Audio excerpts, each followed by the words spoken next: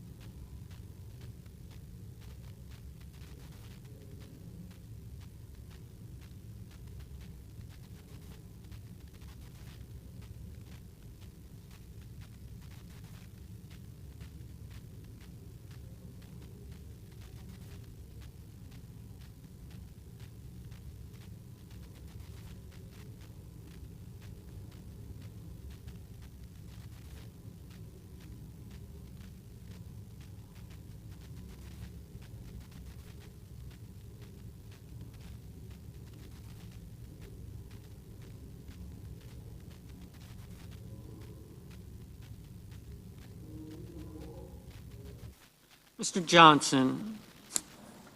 Mr. Johnson. Aye. Ms. Lummis. Ms. Lummis. Aye. Mr. Scott. Mr. Scott of Florida. Aye. Mr. Lee. Aye. Mr. Lee. Aye.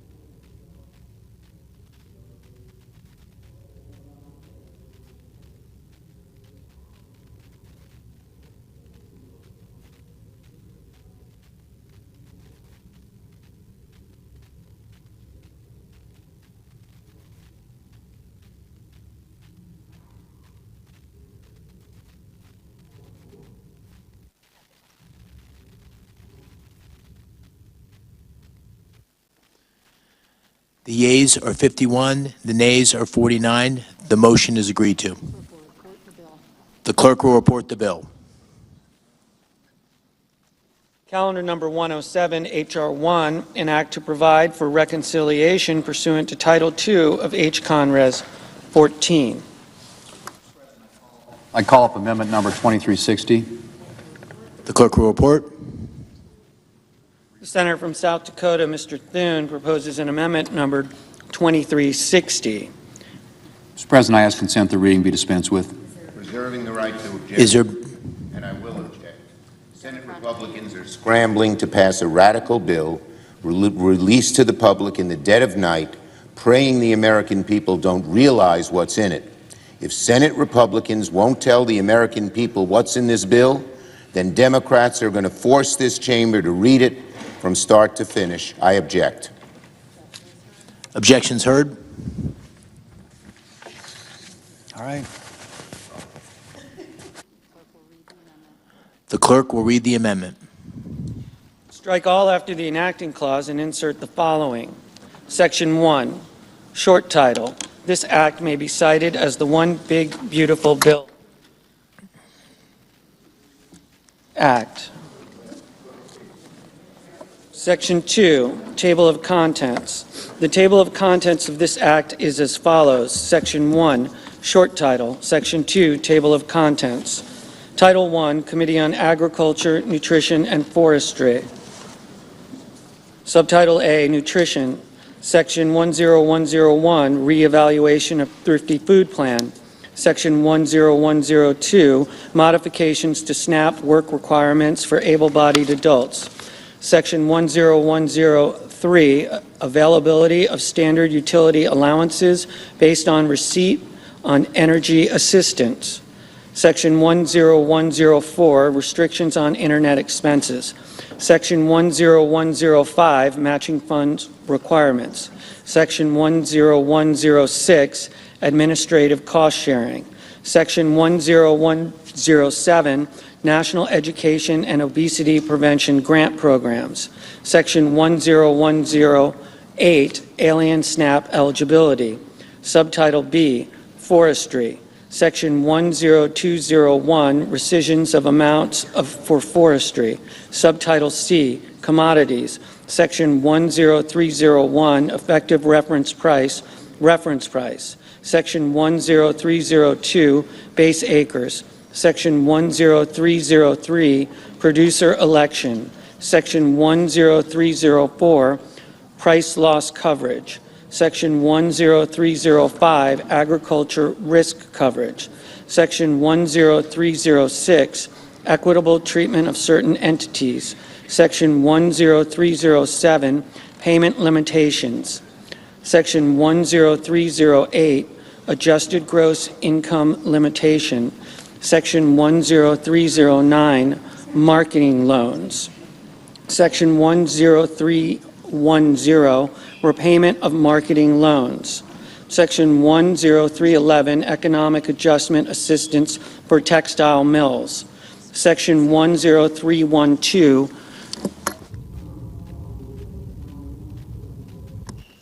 Sugar Price Updates. Section 10313, Dairy Policy Updates. Section 10314, Implementation. Subtitle D, Disaster Assistance Programs. Section 10401, Supplemental Agriculture Disaster Assistance. Subtitle E, Crop Insurance. Section 10501, Beginning Farmer and Rancher Benefit. Section 10502, Area-Based Crop Insurance Coverage and Affordability. Section 10503, Administrative and Operative Expense Adjustments. Section 10504, Premium Support. Section 10505, Program Compliance and Integrity. Section 10506, Reviews, Compliance and Integrity. Section 10507, Poultry Insurance Pilot Program. Subtitle F, Additional Investments in Rural America. Section 10601, Conservation.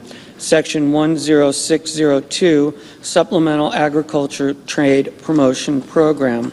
Section 10603, Nutrition. Section 10604, Research.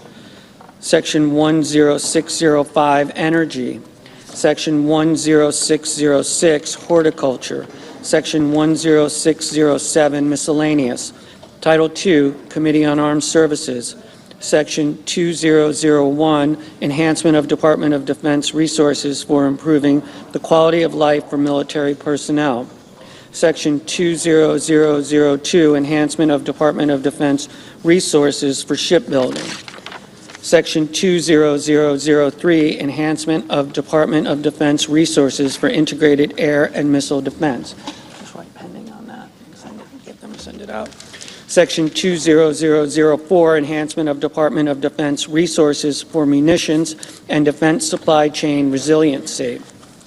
Section 20005, Enhancement of Department of Defense Resources for Scaling Low-Cost Weapons into Production. Section 20006, Enhancement of Department of Defense Resources for Improving the Efficiency and Cybersecurity of the Department of Defense. Section 20007, Enhancement of Department of Defense Resources for Air Superiority. Section 20008, Enhancement of Resources for Nuclear Forces.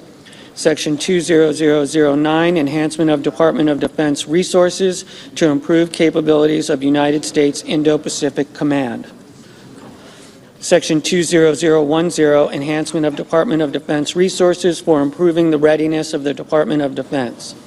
Section 20011, improving Department of Defense border support and counter-drug missions. Section 20012, Department of Defense oversight. Section 20013, military construction projects authorized. Section 20014, multi-year operational plan. Title III, Committee on Banking, Housing, and Urban Affairs. Section 30001, funding cap for the Bureau of Consumer Financial Protection.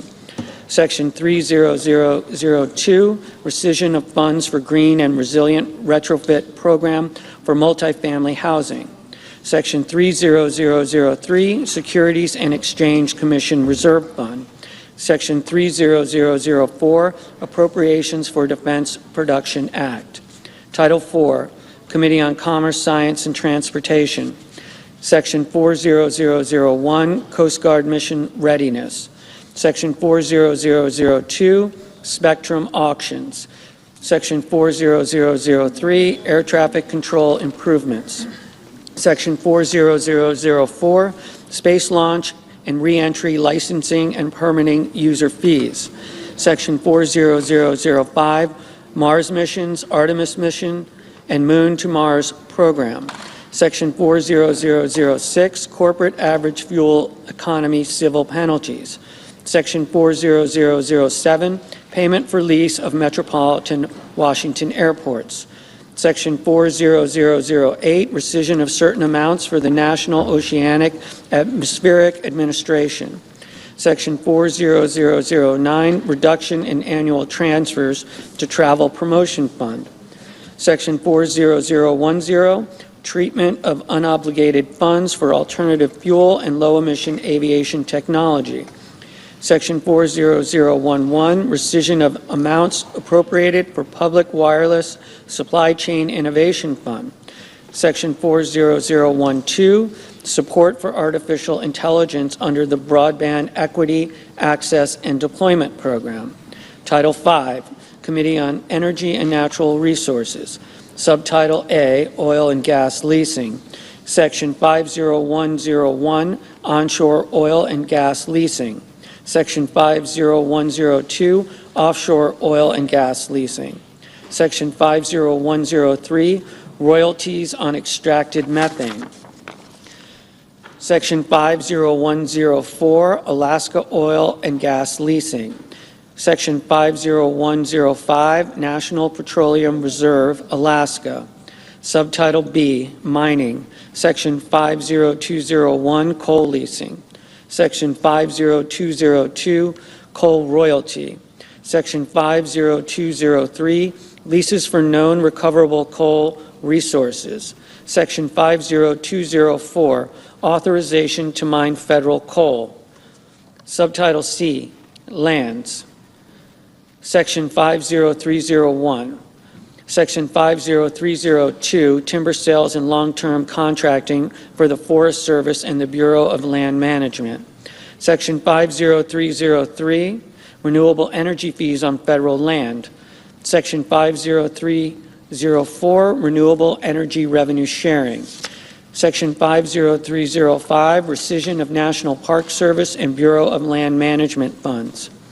Section 50306, Celebrating America's 250th Anniversary. Subtitle D, Strategic Petroleum Reserve. Section 50401, Strategic Petroleum Reserve. Section 50402, Repeals Rescissions. Section 50403, Energy Dominance Financing. Section 50404, Transformational Artificial Intelligence Models. Subtitle E, Water. Section 50501, Water Conveyance and Surface Water Storage Enhancement. Title VI, Committee on Environment and Public Works. Section 60001, Rescission of Funding for Clean Heavy-Duty Vehicles. Section 60002, Repeal of Greenhouse Gas Reduction Fund. Section 60003, Rescission of Funding for Diesel Emission Reductions. Section 60004, Rescission of Funding to Address Air Pollution. Section 60005, Rescission of Funding to Address Air Pollution at Schools. Section 60006, rescission of funding for low emissions electricity program. Section 60007, rescission of funding for Section 211O of the Clean Air Act. Section 60008, rescission of funding for implementation of the American Innovation and Manufacturing Act. Section 60009, rescission of funding for enforcement, technology, and public information. Section 60010, rescission of funding for greenhouse gas corporate reporting. Section 60011, rescission of funding for environmental product declaration assistance. Section 60012, rescission of funding for methane emissions and waste reduction incentive program for petroleum and natural gas systems. Section 60013, rescission of funding for greenhouse gas, air pollution plans, and implementation grants. Section 60014, rescission of funding for Environmental Protection Agency efficient, accurate, and timely reviews. Section 60015, rescission of funding for low embodied carbon labeling for construction materials. Section 60016, rescission of funding for environmental and climate justice block grants. Section 60017, rescission of funding for ESA recovery plans. Section 60018, rescission of funding for environmental and climate data collection. Section 60019, rescission of neighborhood access and equity grant program. Section 60020, rescission of funding for federal building assistance. Section 60021, rescission of funding for low-carbon materials for federal buildings. Section 60022, rescission of funding for GSA emerging and sustainable technologies. Section 60023, rescission of environmental review implementation funds. Section 60024, rescission of low-carbon transportation materials grants. Section 60025, John F. Kennedy Center for Performing Arts. Section 60026, project sponsor opt-in fees for environmental services. Title VII, Finance. Subtitle A, Tax. Section 70001, references to the Internal Revenue Code of 1986, etc. Chapter 1, providing permanent tax relief for middle-class families and workers. Section 70101, extension and enhancement of reduced rates. Section 70102, extension and enhancement of increased standard deduction. Section 70103, termination of deduction of personal exemptions other than temporary senior deduction. Section 70104, extension and enhancements of increased child tax credit. Section 70105, extension and enhancement of deduction for qualified business income. Section 70106, extension and enhancement of increased estate and gift tax exemption amounts. Section 70107, extension of increased alternative minimum tax exemption amounts and modification of phase-out thresholds. Section 70108, extension and modification of limitation on deduction for qualified residence interest. Section 70109, extension and modification of limitation on casualty loss deduction. Section 70110, termination of miscellaneous itemized deductions other than educator expenses. Section 70111, limitation on tax benefits of itemized deductions. Section 70112, extension and modification of qualified transportation fringe benefits. Section 70113, extension and modification of limitation on deduction and exclusions for moving expenses. Section 70114, extension and modification of limitation on wagering losses. Section 70115, extension and enhancement of increased limitation on contributions to able accounts. Section 70116, extension and enhancement of savers credit allowed for able contributors. Section 70117, extension of rollovers for qualified tuition programs to able accounts permitted. Section 70118, extension of treatment of certain individuals performing services in the Sinai Peninsula and enhancement to include additional areas. Section 70119, extension and modification and exclusion from gross income of student loans discharged on account of death or disability. Section 70120, limitation on individual deductions for certain state and local taxes, etc. Chapter 2, delivering on presidential priorities to provide new middle-class tax relief. Section 70201, no tax on tips. Section 70202, no tax on overtime. Section 70203, no tax on car loan investment. Section 70204, Trump accounts and contribution pilot program. Chapter 3, establishing certainty and competitiveness for American job creators. Subtitle A, permanent U.S. business tax reform and boosting domestic investment. Section 70301, full expensing for certain business property.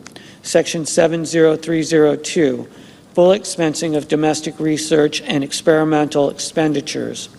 Section 70303, modification of limitation on business interest. Section 70304, extension and enhancement of paid family and medical leave credit. Section 70305, exceptions from limitations on deduction for business meals. Section 70306, increased dollar limitations for expensing of certain depreciable business assets. Section 70307, special depreciation allowance for qualified production property. Section 70308, enhancement of advanced manufacturing investment credit. Section 70309, spaceports are treated like airports under exempt facility bond rules. Subtitle B, permanent America First international tax reforms. Part 1, foreign tax credit. Section 70311, modifications related to foreign tax credit limitation. Section 70312, modifications to determination of deemed paid credit for taxes properly attributable to tested income.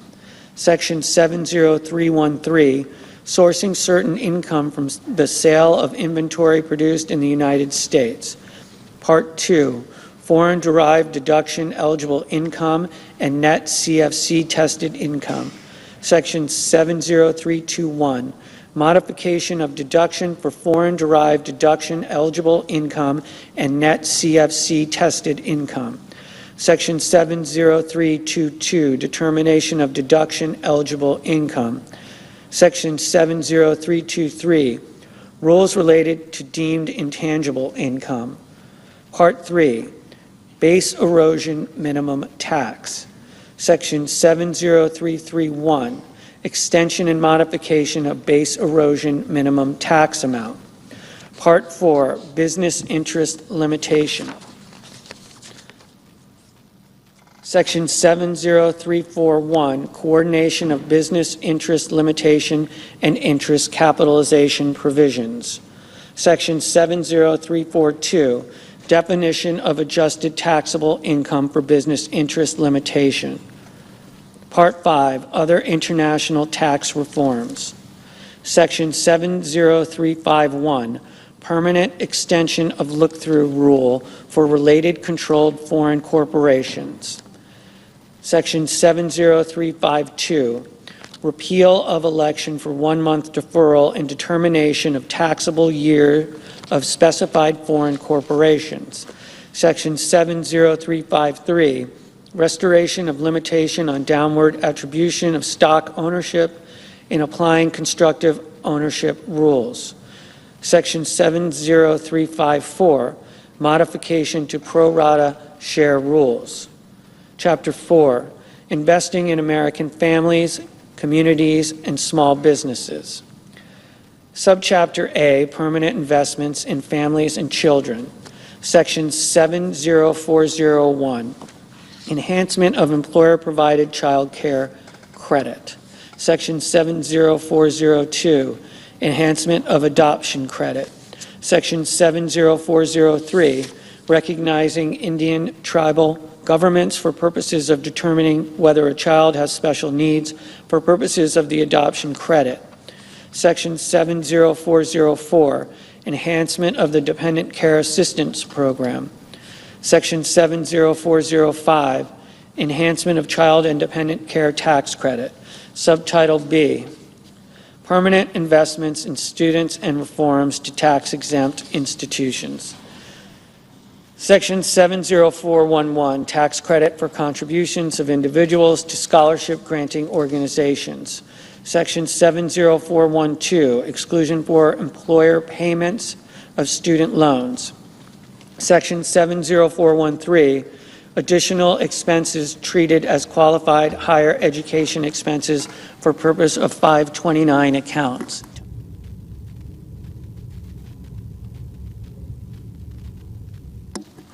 Section 70414, certain post-secondary credentializing expenses treated as qualified higher education expenses for purposes of 529 accounts.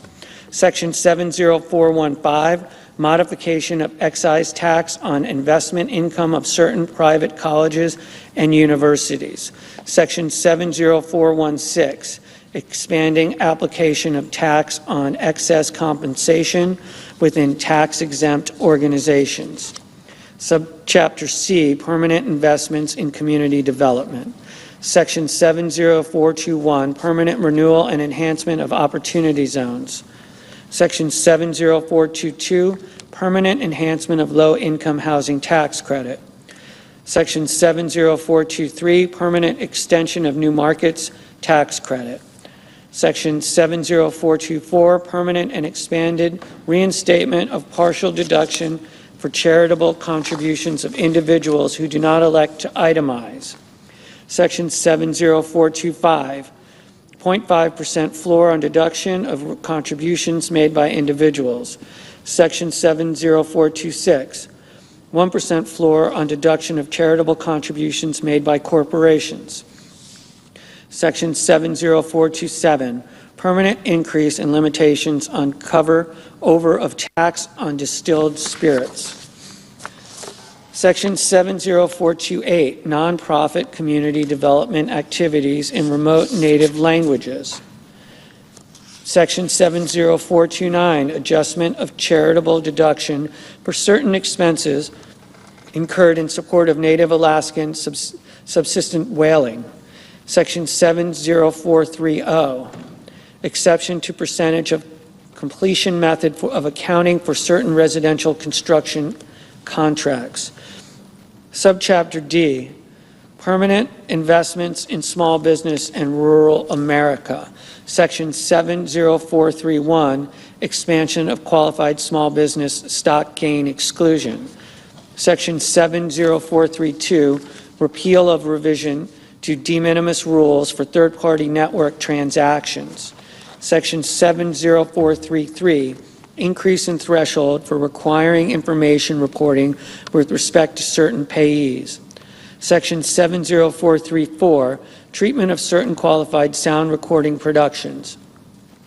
Section 70435, exclusion of interest on loans secured by rural or agricultural real property. Section 70436, reduction of transfer and manufacturing taxes for certain devices.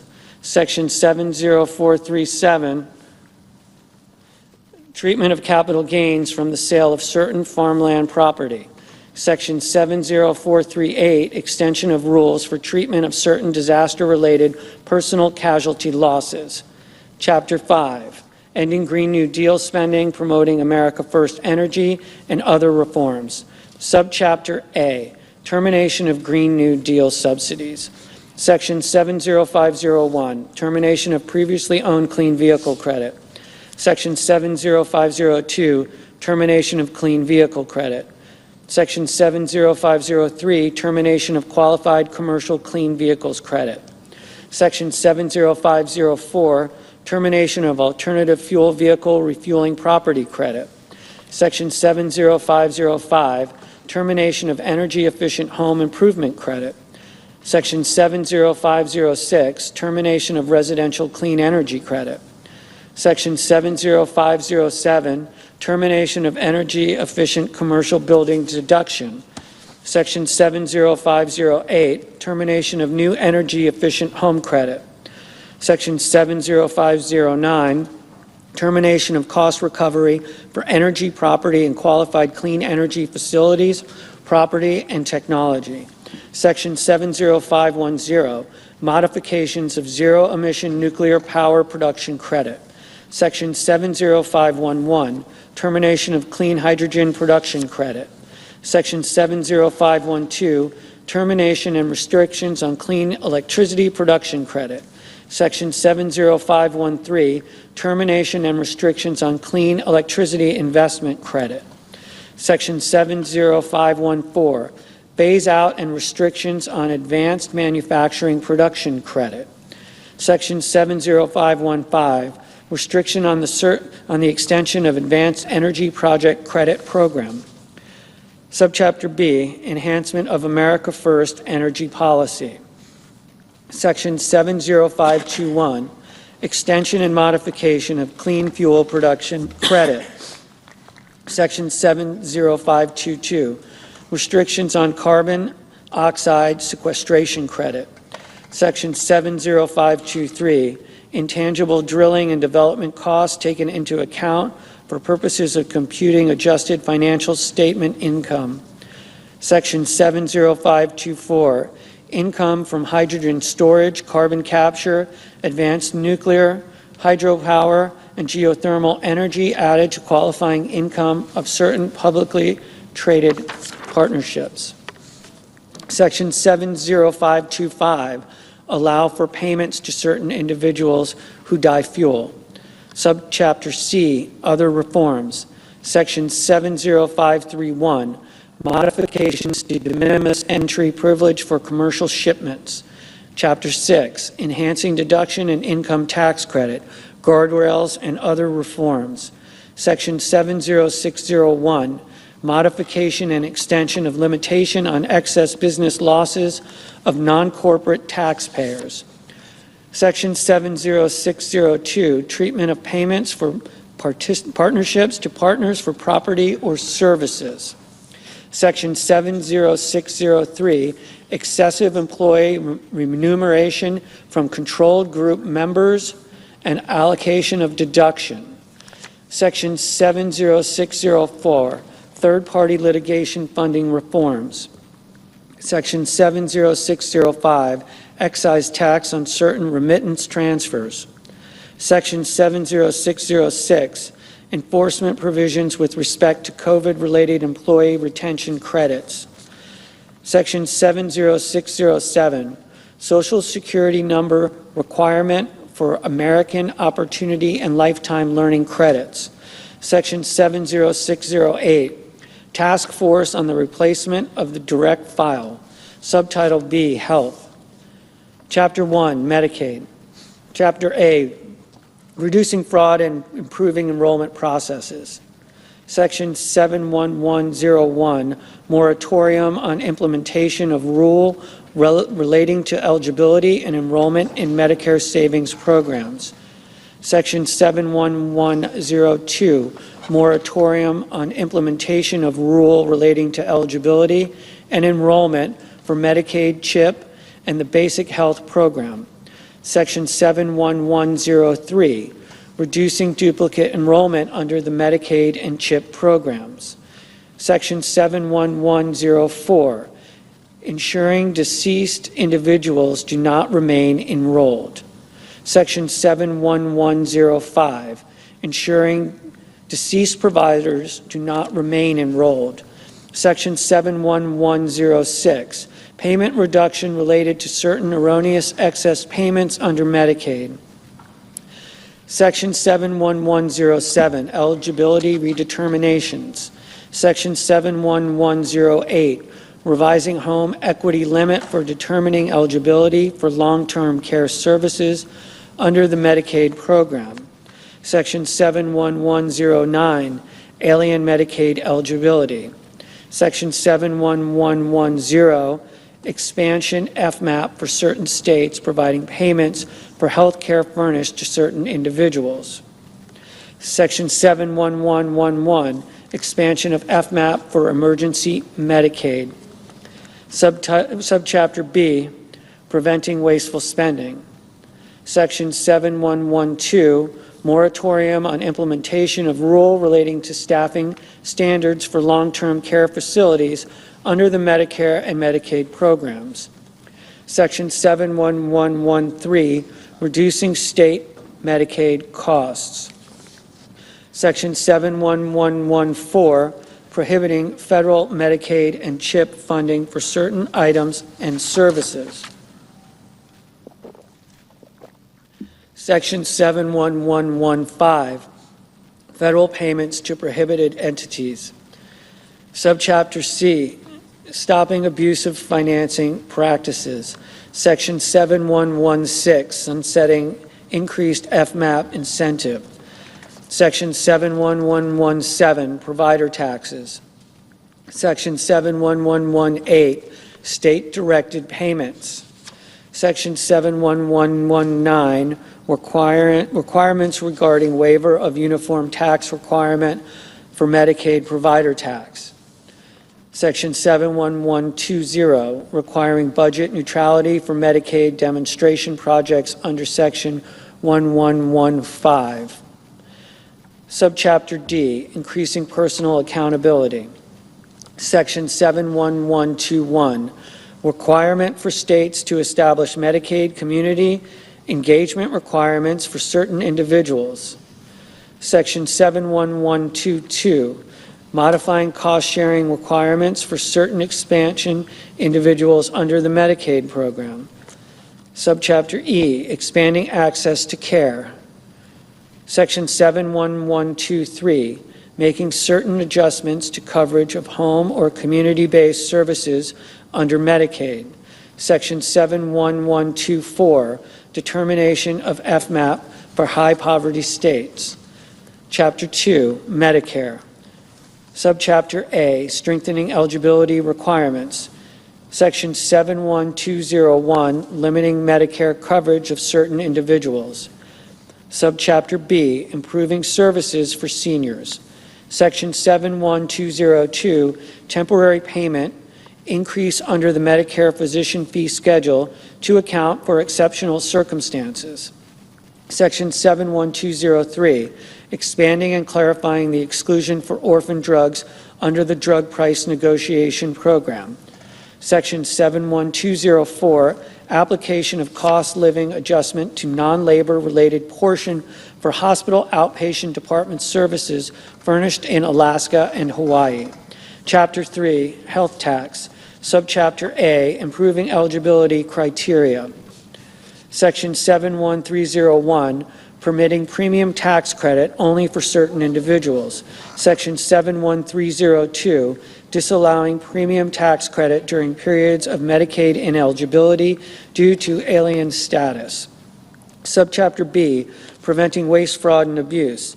Section 71303, requiring verification of eligibility for premium tax credit. Section 71304, disallowing premium tax credit in case of certain coverage enrolled in during special enrollment period. Section 71305, eliminating limitation on recapture of advance payment of premium tax credit. Section 71306, permanent extension of safe harbor for absence of deductible for telehealth services.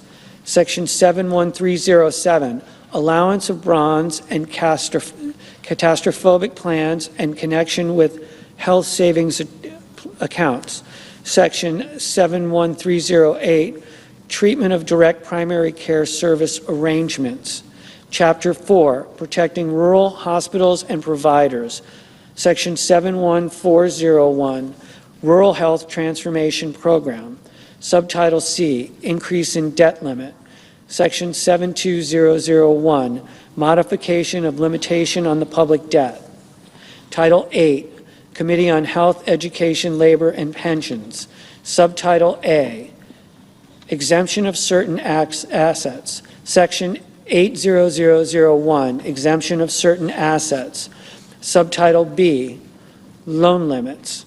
Section 81001, Establishment of Loan Limits for Graduate and Professional Students and Parent Borrowers, Termination of Graduate and Professional Plus Loans.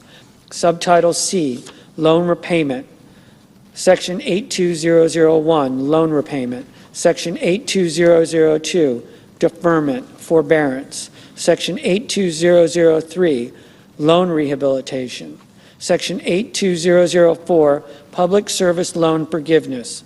Section 82005, Student Loan Servicing. Subtitle D, Pell Grants. Section 83001, Eligibility. Section 83002, Workforce Pell Grants. Section 83003, Pell Shortfall. Section 83004, Federal Pell Grants Exclusion relating to other grant aid. Subtitle E, Accountability. Section 84001, Ineligibility based on low earnings outcomes. Subtitle F, Regulatory Relief. Section 85001, Delay of Rule relating to borrower defense to repayment. Section 85002, Delay of Rule relating to closed school discharges. Subtitle G, Limitation on Authority. Section 86001, Limitation on proposing or issuing regulations and executive actions. Subtitle H, Garden of Heroes. Section 87001, Garden of Heroes.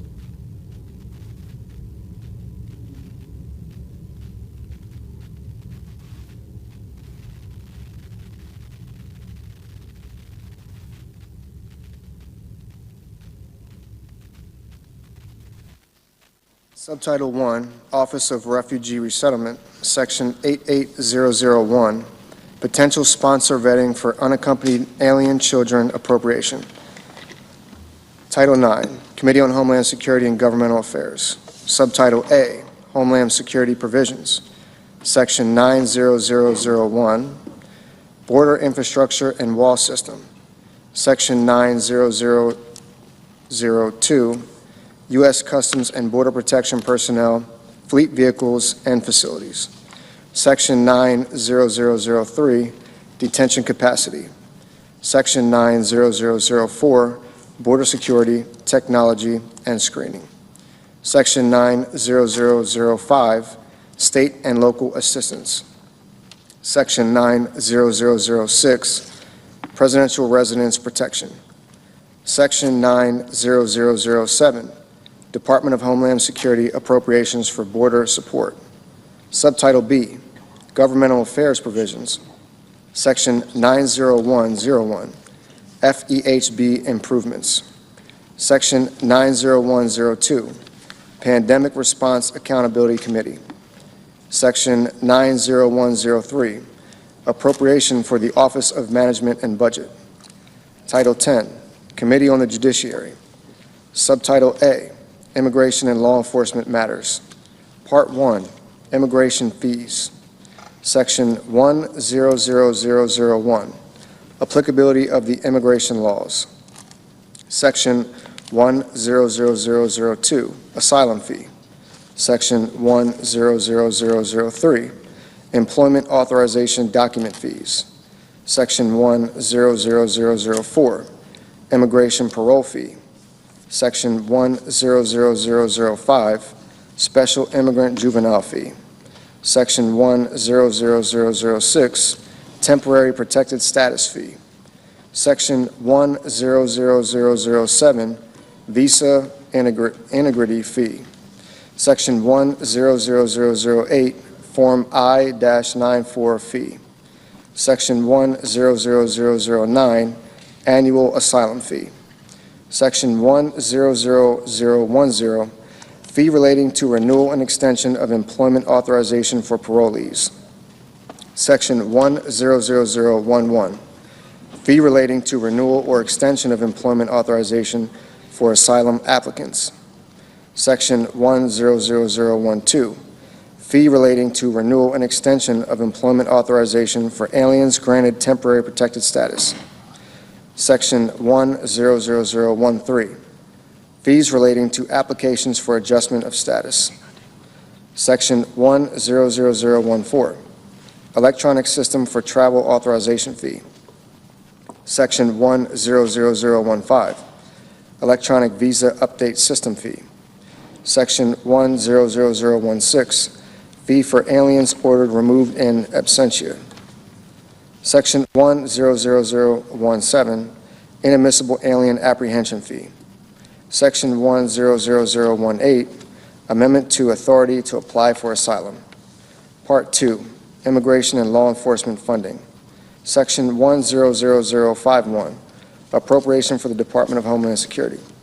Section 10052, appropriation for U.S. Immigration and Customs Enforcement.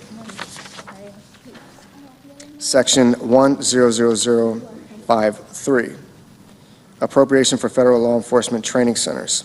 Section 10054, appropriation for the Department of Justice. Section 10055, bridging immigration-related deficits experienced nationwide reimbursement fund. Section 10056, appropriation for the Bureau of Prisons. Section 10057, appropriation for the United States Secret Service. Subtitle B, Judiciary Matters. Section 1000101, appropriation to the Administrative Office of the United States Courts. Section 1000102, appropriation to the Federal Judicial Center. Subtitle C, Radiation Exposure Compensation Matters. Section 1000201, extension of fund. Section 1000202, claims relating to atmospheric testing. Section 1000203, claims relating to uranium mining. Section 1000205, limitations on claims. Title I, Committee on Agriculture, Nutrition, and Forestry. Subtitle A, Nutrition. Section 10101, reevaluation of Thrifty Food Plan. A, in general, Section 3 of the Food and Nutrition Act of 2008, 7 U.S.C. 2012 is amended by striking subsection U and inserting the following. U, Thrifty Food Plan. 1, in general, the term Thrifty Food Plan means a diet required to feed a family of 4 persons consisting of a man and a woman ages 20 through 50, a child ages 6 through 8, and a child ages 9 through 11, using the items and quantities of food described in the report of the Department of Agriculture entitled Thrifty Food Plan 2021. And each successor report updated pursuant to this subsection, subject to the conditions that A, the relevant market baskets of the Thrifty Food Plan shall only be changed pursuant to paragraph 4. B, the cost of the Thrifty Food Plan shall be the basis for uniform allotments for all households regardless of the actual composition of the household. And C, the cost of the Thrifty Food Plan may only be adjusted in accordance with this subsection. 2, household adjustments.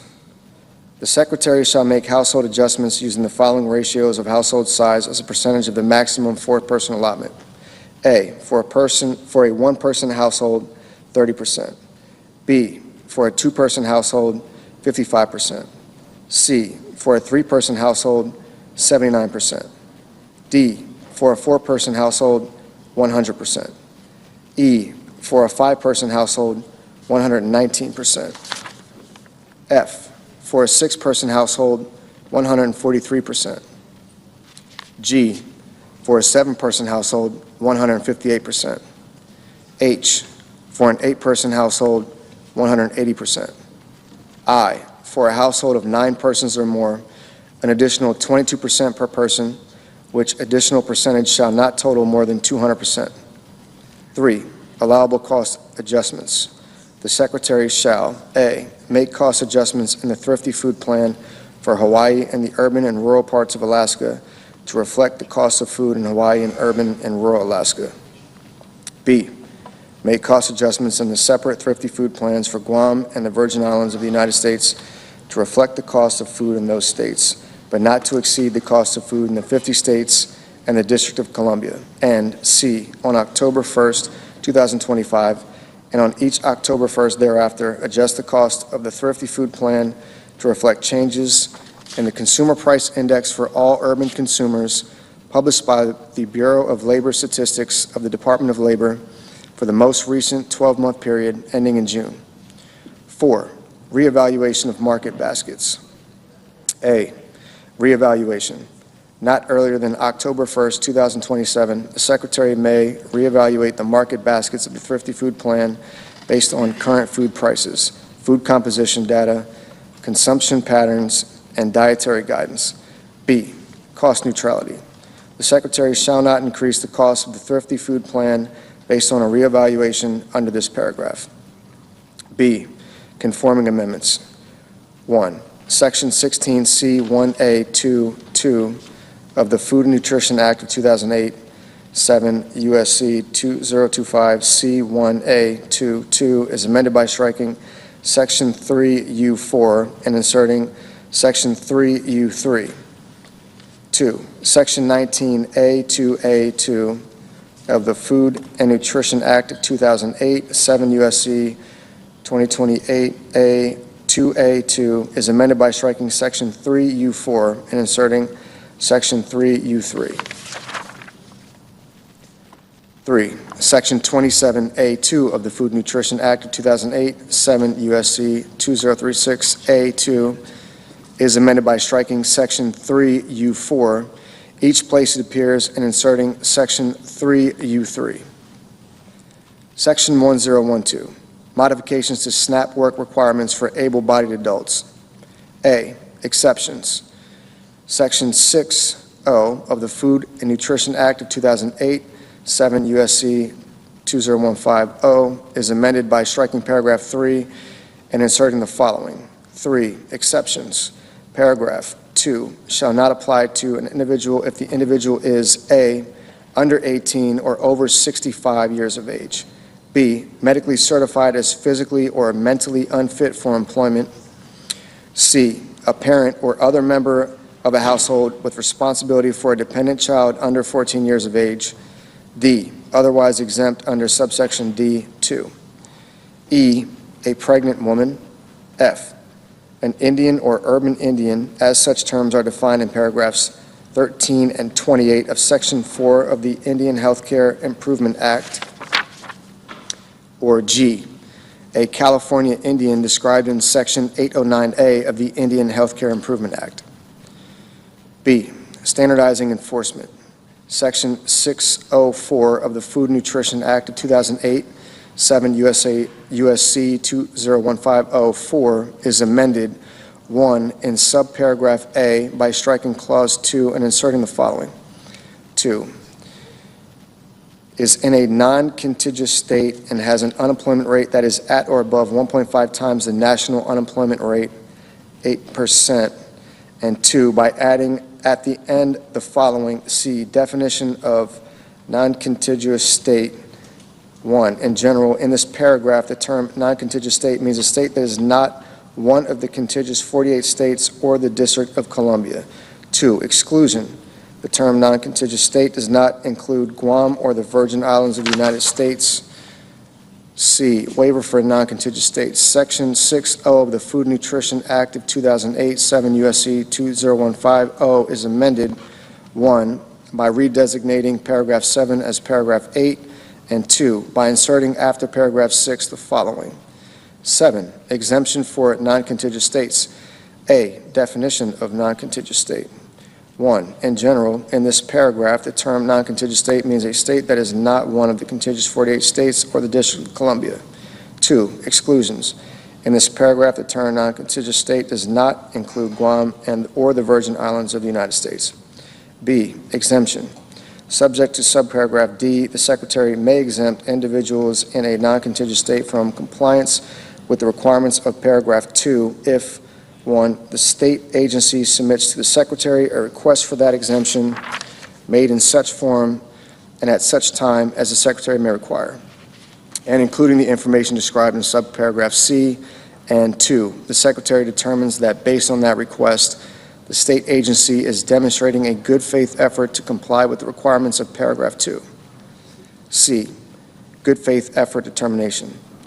In determining whether a state agency is demonstrating a good faith effort or for purposes of subparagraph B2, the Secretary shall consider 1, any action taken by the state agency toward compliance with the requirements of paragraph 2. 2, any significant barriers to or challenges in meeting those requirements, including barriers or challenges relating to funding, design, development, procurement, or installation of necessary systems or resources. 3, the detailed plan and timeline of the state agency for achieving full compliance with those requirements, including any milestones as defined by the Secretary. And 4, any other criteria determined appropriate by the Secretary. D, duration of exemption. 1, in general, an exemption granted under subparagraph B shall expire not later than December 31st, 2028, and may not be renewed beyond that date. 2, early termination. The Secretary may terminate an exemption granted under subparagraph B prior to that expiration date of that exemption if the Secretary determines that the state agency, 1, has failed to comply with the reporting requirements described in subparagraph E, or 2, based on the information provided pursuant to subparagraph E, failed to make continued good faith efforts towards compliance with the requirements of this subsection. E, reporting requirements. A state agency granted an exemption under subparagraph B shall submit to the Secretary 1, quarterly progress reports on the status of the state agency in achieving the milestones toward full compliance described in subparagraph C3, and 2, information on specific risks or newly identified barriers or challenges to full compliance, including the plan of the state agency to mitigate those risks, barriers, or challenges. Section 10103, availability of standard utility allowances based on receipt of energy assistance. A, standard utility allowance. Section 5E 6C 4I of the Food and Nutrition Act of 2008, 7 U.S.C. 2014 E6C 4I is amended by inserting with an elderly or disabled member after households. B, third-party energy assistance payments. Section 5K4 of the Food and Nutrition Act of 2008, 7 U.S.C. 2014 K4 is amended, 1, in subparagraph A, by inserting without an elderly or disabled member before shall be, and 2, in subparagraph B, by inserting with an elderly or disabled member before under a state law.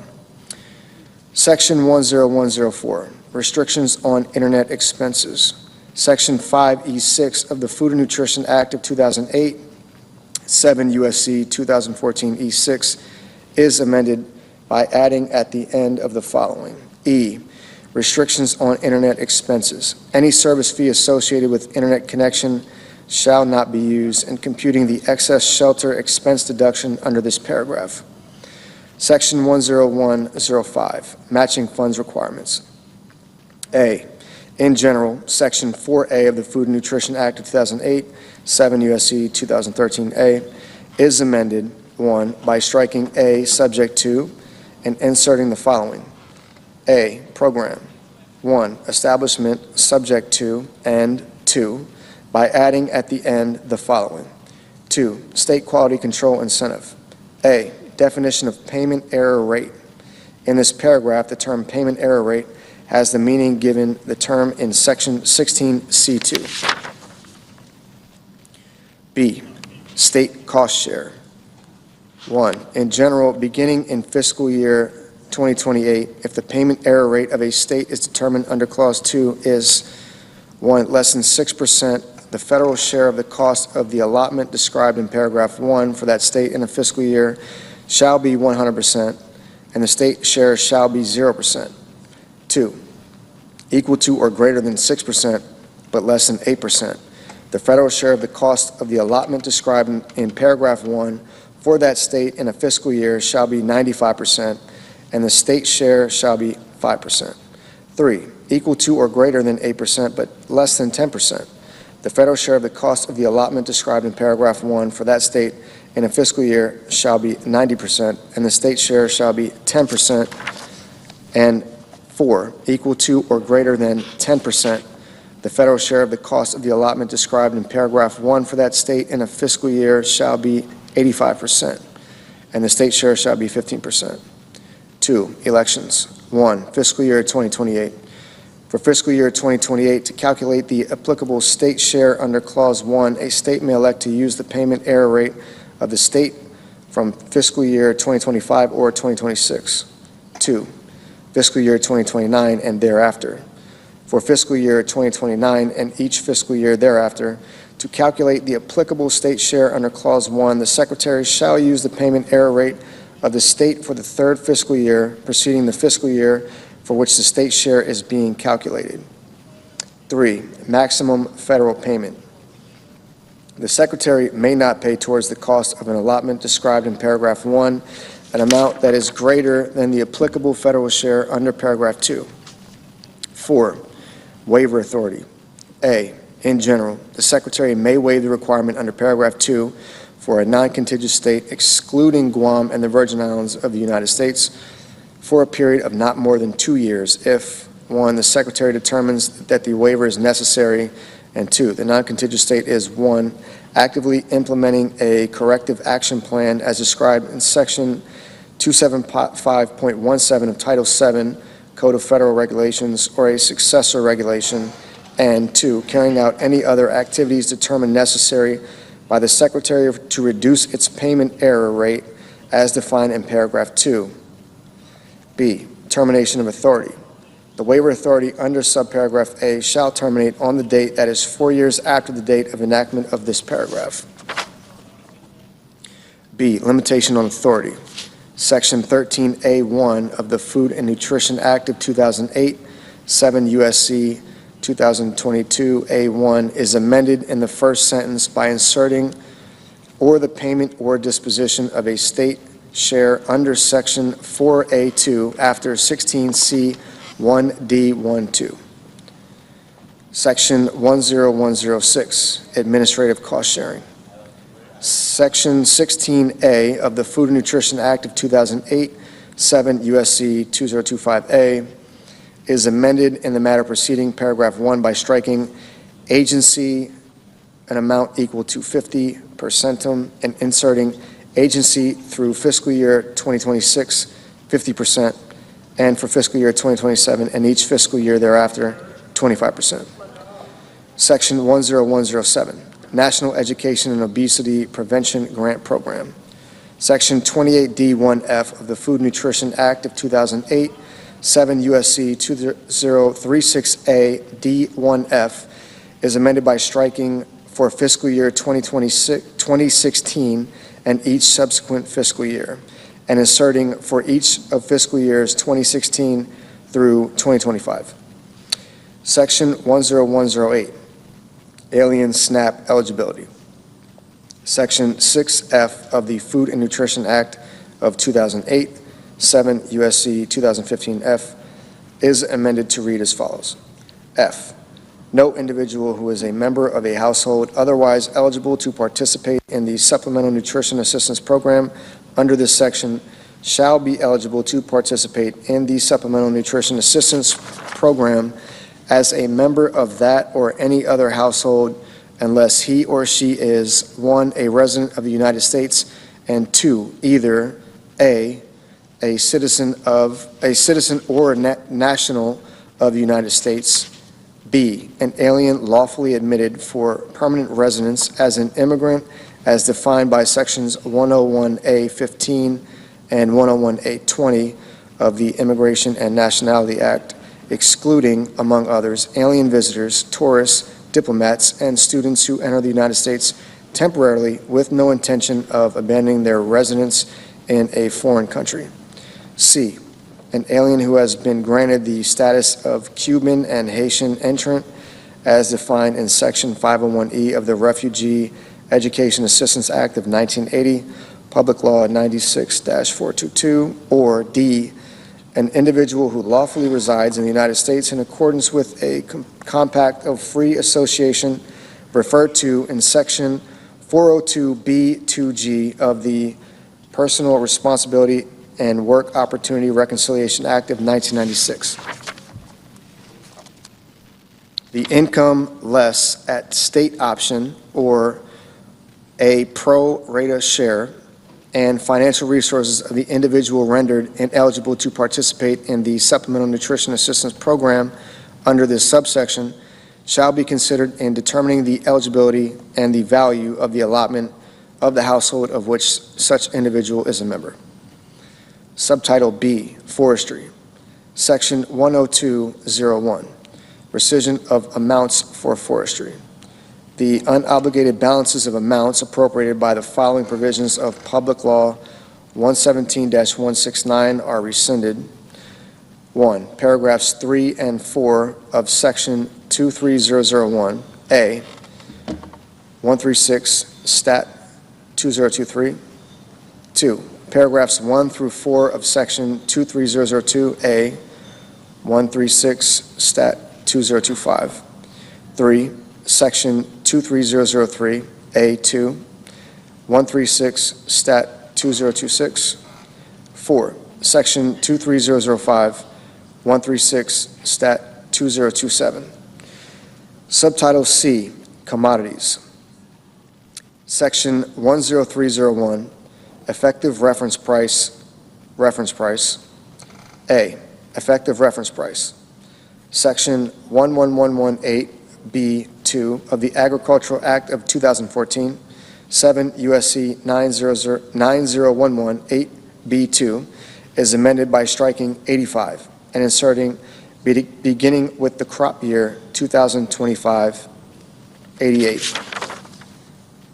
B, Reference Price.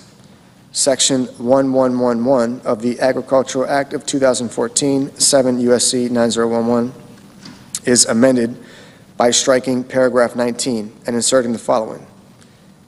19, Reference Price.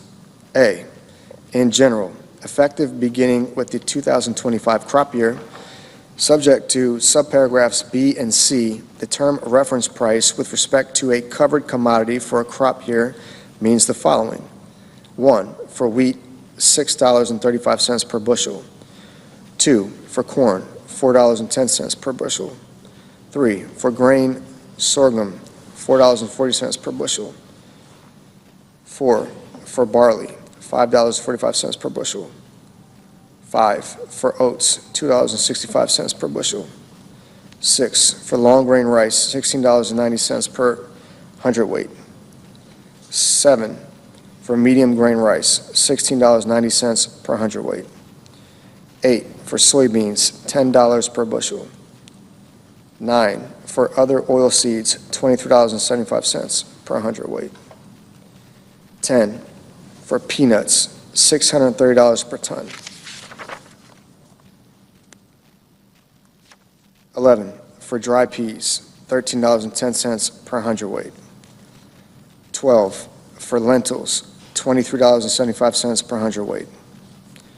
13, for small chickpeas, $22.65 per hundredweight. 14, for large chickpeas, $25.65 per hundredweight. 15, for seed cotton, 42 cents per pound. B, effectiveness. Effective beginning with the 2031 crop year, the reference price is defined in subparagraph A with respect to a covered commodity shall equal the reference price in the previous crop year multiplied by 1.005. C, limitation. In no case shall a reference price for a covered commodity exceed 113% of the reference price for such covered commodity listed in subparagraph A. Section 10302, base acres.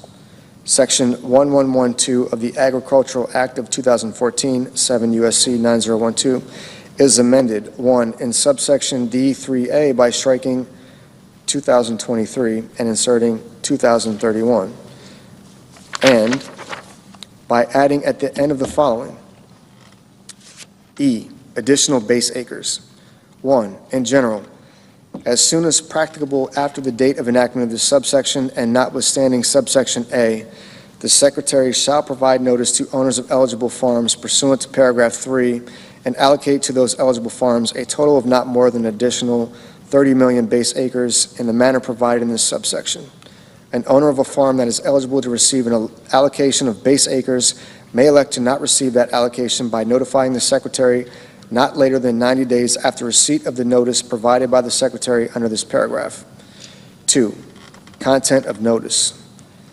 The notice under paragraph 1 shall include the following: A, information that the allocation is occurring; B, information regarding the eligibility of the farm for an allocation of base acres under paragraph 3; C, information regarding how an owner may appeal a determination of ineligibility for an allocation of base acres under paragraph 3.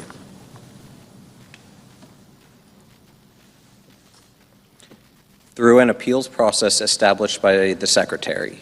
3, eligibility. A, in general, subject to subparagraph D, effective beginning with the 2026 crop year, a farm is eligible to receive an allocation of base acres if, with respect to the farm, the amount described in subparagraph B exceeds the amount described in subparagraph C. B, 5-year average sum. The amount described in this subparagraph with respect to a farm is the sum of I, the 5-year average of I, the acreage planted on the farm to all covered commodities for harvest, grazing, haying, silage, or other similar purposes for the 2019 through 2023 crop years.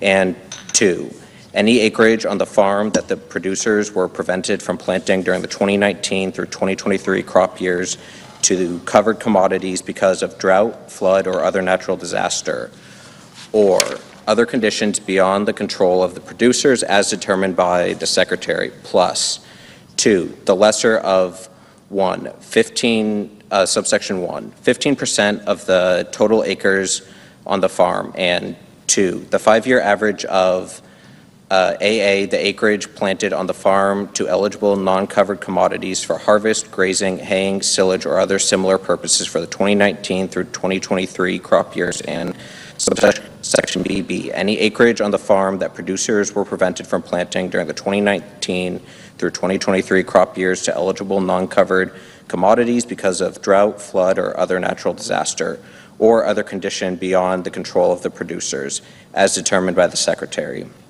C, total number of base acres for covered commodities. The amount described in this subparagraph with respect to a farm is the total number of base acres for covered commodities on the farm, excluding unassigned crop base, as in effect on September 30, 2024. D, effect of no recent plantings of covered commodities in the case of a farm for which the amount determined under Clause I of subparagraph B is equal to 0. That farm shall be ineligible to receive an allocation of base acres under the subsection. E, acreage planted on the farm to eligible non-covered commodities defined in this paragraph. The term acreage planted on the farm to eligible non-covered commodities means acreage planted on a farm to commodities other than covered commodities, trees, bushes, vines, grass, or pasture, including cropland that was idle or fallow, as defined by the Secretary. 4, number of base acres, subject to paragraphs 3 and 8. The number of base acres allocated to an eligible farm shall, subsection A, be equal to the difference obtained by subtracting the amount determined under subparagraph C of paragraph 3 from the amount determined under subparagraph B of that paragraph. And B, include unassigned crop base. 5, allocation of acres. A, allocation. The Secretary shall allocate the number of base acres under paragraph 4 among those covered commodities planted on the farm at any time during the 2019 through 2023 crop years. B, allocation formula. The allocation of additional base acres for covered commodities shall be in proportion to the ratio of subsection I, the 5-year average of I, the acreage planted on the farm to each covered commodity for harvest, grazing, haying, silage, or other similar purposes for the 2019 through 2023 crop years. And 2, any acreage on the farm that producers were prevented from planting during the 2019 through 2023 crop years to that covered commodity because of drought, flood, or other natural disaster, or other condition beyond the control of the producers as determined by the Secretary to the 5-year average determined under paragraph 3BI. Inclusion of all 5 years in average. For the purpose of determining a 5-year acreage average under subparagraph B for a farm, the Secretary shall not exclude any crop year in which a covered commodity was not planted. D. Treatment of multiple planting or prevented planting. For the purpose of determining under subparagraph B the acreage on a farm that producers planted or were prevented from planting during the 2019 through 2023 crop years to covered commodities, if the acreage that was planted or prevented from being planted was devoted to other covered commodity in the same crop year, other than a covered commodity produced under an established practice of double cropping, the owner may elect the covered commodity to be used for that year in determining the 5-year average, but may not include both the initial covered commodity and the subsequent covered commodity. E. Limitation. The allocation of additional base acres among covered commodities on a farm under this paragraph may not result in a total number of base acres for the farm in excess of the number of acres on the farm. 6. Reduction by the Secretary. In carrying out this subsection, if the total number of eligible acres allocated to base acres across all farms in the United States under this subsection would exceed 30 million acres, the Secretary shall apply an across-the-board prorated reduction to the number of eligible acres to ensure the number of allocated base acres under this subsection is equal to 30 million acres. 7. Payment yield. Beginning with crop year 2026, for the purpose of making price loss coverage payments under Section 1116, the Secretary shall establish payment yields to base acres allocated under this subsection equal to A. The payment yield established on the farm for applicable covered commodity, and B. If no such payment yield for the applicable covered commodity exists, a payment yield equal to the average payment yield for the covered commodity for the county in which the farm is situated, or to determine pursuant to Section 1113C. 8. Treatment of new owners. In the case of a farm for which the owner on the date of enactment of this subsection was not the owner for the 2019 through 2023 crop years, the Secretary shall use the planting history of the prior owner or owners of that farm for the purposes of determining A. Eligibility under paragraph 3, B. Eligibility acres under paragraph 4, and C. The allocation of acres under paragraph 5. Section 10303, Producer Election. A. In General Section 1115 of the Agricultural Act of 2014, 7 U.S.C. 9015, is amended 1. In subsection A, in the matter preceding paragraph 1, by striking 2023 and inserting 2031.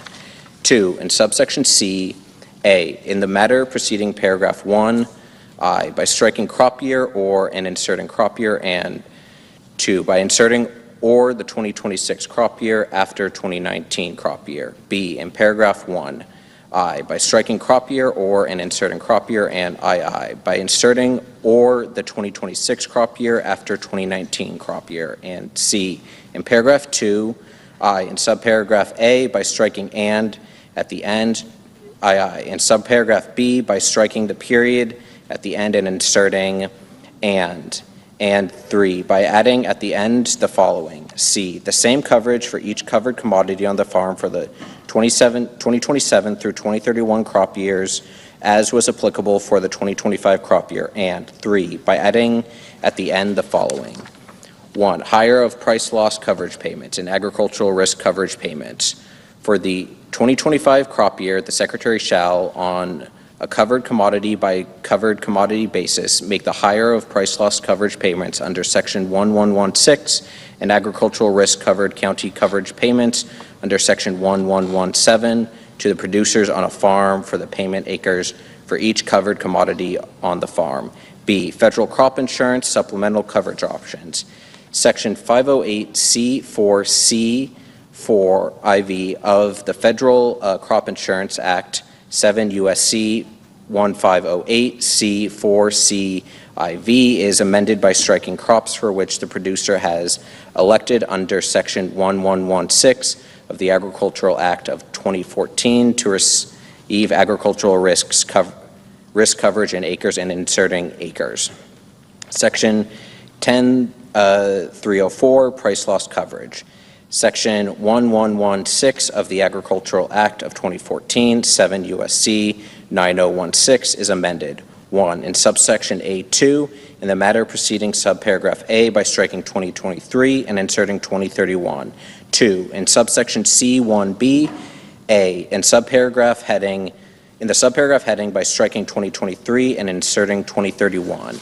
And B, in the matter preceding clause I by striking 2023 and inserting 2031. 3. In subsection D, in the matter preceding paragraph 1 by striking 2025 and inserting 2031, and 4. In subsection G, A, by striking subparagraph F of section 1111.19 and inserting paragraph 19A VI of section 1111, and B, by striking 2012 through 2016, each place it appears, and inserting 2017 through 2021.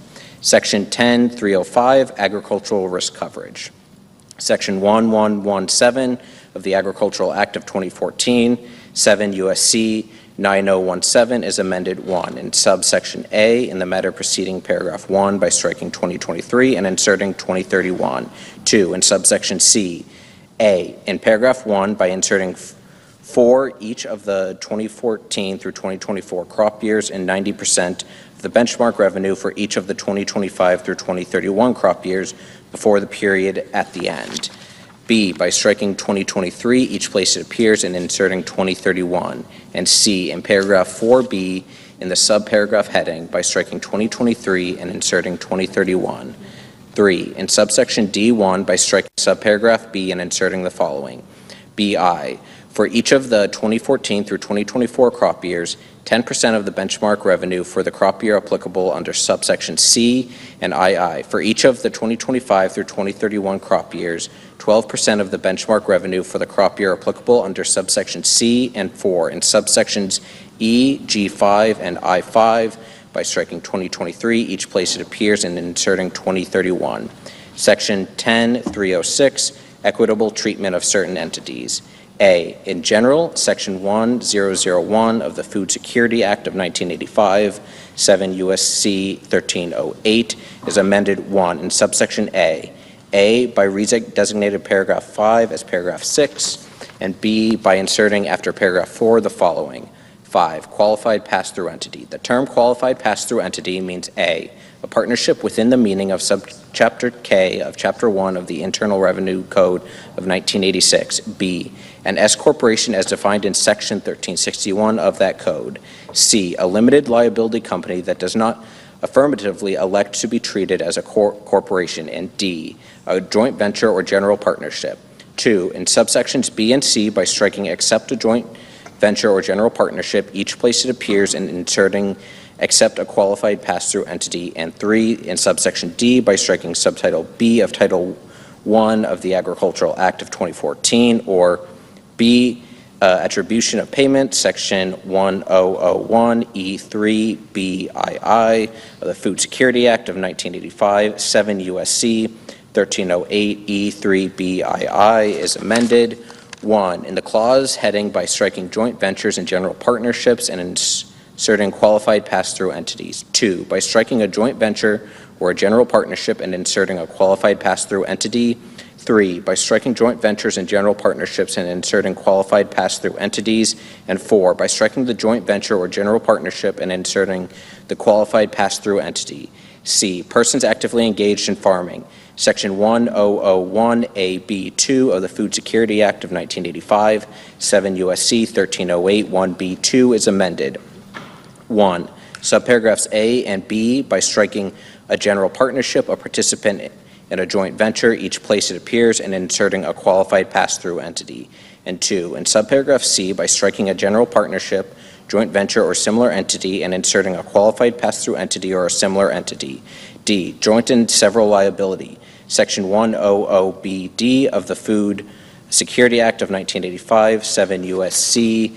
1308-2D is amended by striking partnerships and joint ventures and inserting qualified pass-through entities.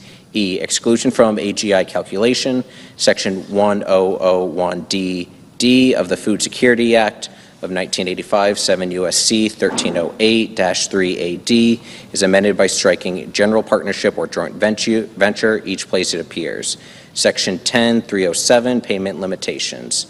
Section 1001 of the Food Security Act of 1985, 7 U.S.C. 1308 is amended 1. In subsection B, A, by striking the and inserting subject to subsection I, the, and B, by striking $125,000 and inserting $155,000. And 2, in subsection C, A, by striking the and inserting subject to subsection I, the, and B, by striking $125,000 and inserting $155,000. And 3, by adding at the end the following.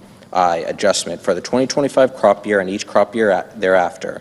The Secretary shall annually adjust the amounts described in subsections B and C for inflation based on the Consumer Price Index for all urban consumers published by the Bureau of Labor Statistics of the Department of Labor. Section 10308, adjusted gross income limitation. Section 1001DB of the Food Security Act of 1985, 7 U.S.C. 1308-3AB is amended 1. In paragraph 1 by striking paragraph 3 and inserting paragraphs 3 and 4. And 2, by adding at the end the following. 4, exception for certain operations. A, definitions. In this paragraph, I, accepts payment or benefit. The term accepted payment or benefit means I, a payment or benefit under Subtitle E of Title I of the Agricultural Act of 2014, 7 U.S.C. 908, at sequence to a payment or benefit under Section 196 of the Federal Agricultural Improvement and Reform Act of 1996, 7 U.S.C. 7333, and 3, a payment or benefit described in paragraph 2C received on or after October 1st, 2024. II, farming, ranching, or silviculture activities. The term farming, ranching, or silviculture activities include agritourism, direct-to-consumer marketing of agricultural products, the sale of agricultural equipment owned by the person or legal entity, and other agricultural-related activities as determined by the Secretary. B, exception. In the case of an accepted payment or benefit, the limitation established by paragraph 1 shall not apply to a person or legal entity during a crop, fiscal, or program year as appropriate, if greater than or equal to 75% of the average gross income of the person or legal entity derives from farming, ranching, or silviculture activities. Section 10309, marketing loans. A, availability of non-recourse marketing assistance loans for loan commodities. Section 1201B1 of the Agricultural Act of 2014, 7 U.S.C. 9031B1 is amended by striking 2023 and inserting 2031. B, loan rates for non-recourse marketing assistance loans. Section 1202 of the Agricultural Act of 2014, 7 U.S.C. 9032 is amended 1 in subsection B. A, in the subsection heading by striking 2023 and inserting 2025, and B, in the matter preceding paragraph 1 by striking 2023 and inserting 2025. 2, by redesignating subsection C and D as subsections D and E respectively. 3, by inserting after subsection B the following. C, 2026 through 2031 crop years. For the purposes of each of the 2026 through 2031 crop years, the loan rate for a marketing assistance loan under Section 1201 for a loan commodity shall be equal to the following. 1, in the case of wheat, $3.72 per bushel. In the case of corn, $2.42 per bushel. In the case of grain sorghum, $2.42 per bushel. 4, in the case of barley, $2.75 per bushel. 5, in the case of oats, $2.20 per bushel. 6, in the case of upland cotton, 55 cents per pound. 7, in the case of extra long staple cotton, $1 per pound. In the case of long grain rice, $7.70 per hundredweight. 9, in the case of medium grain rice, $7.70 per hundredweight. 10, in the case of soybeans, $6.82 per bushel.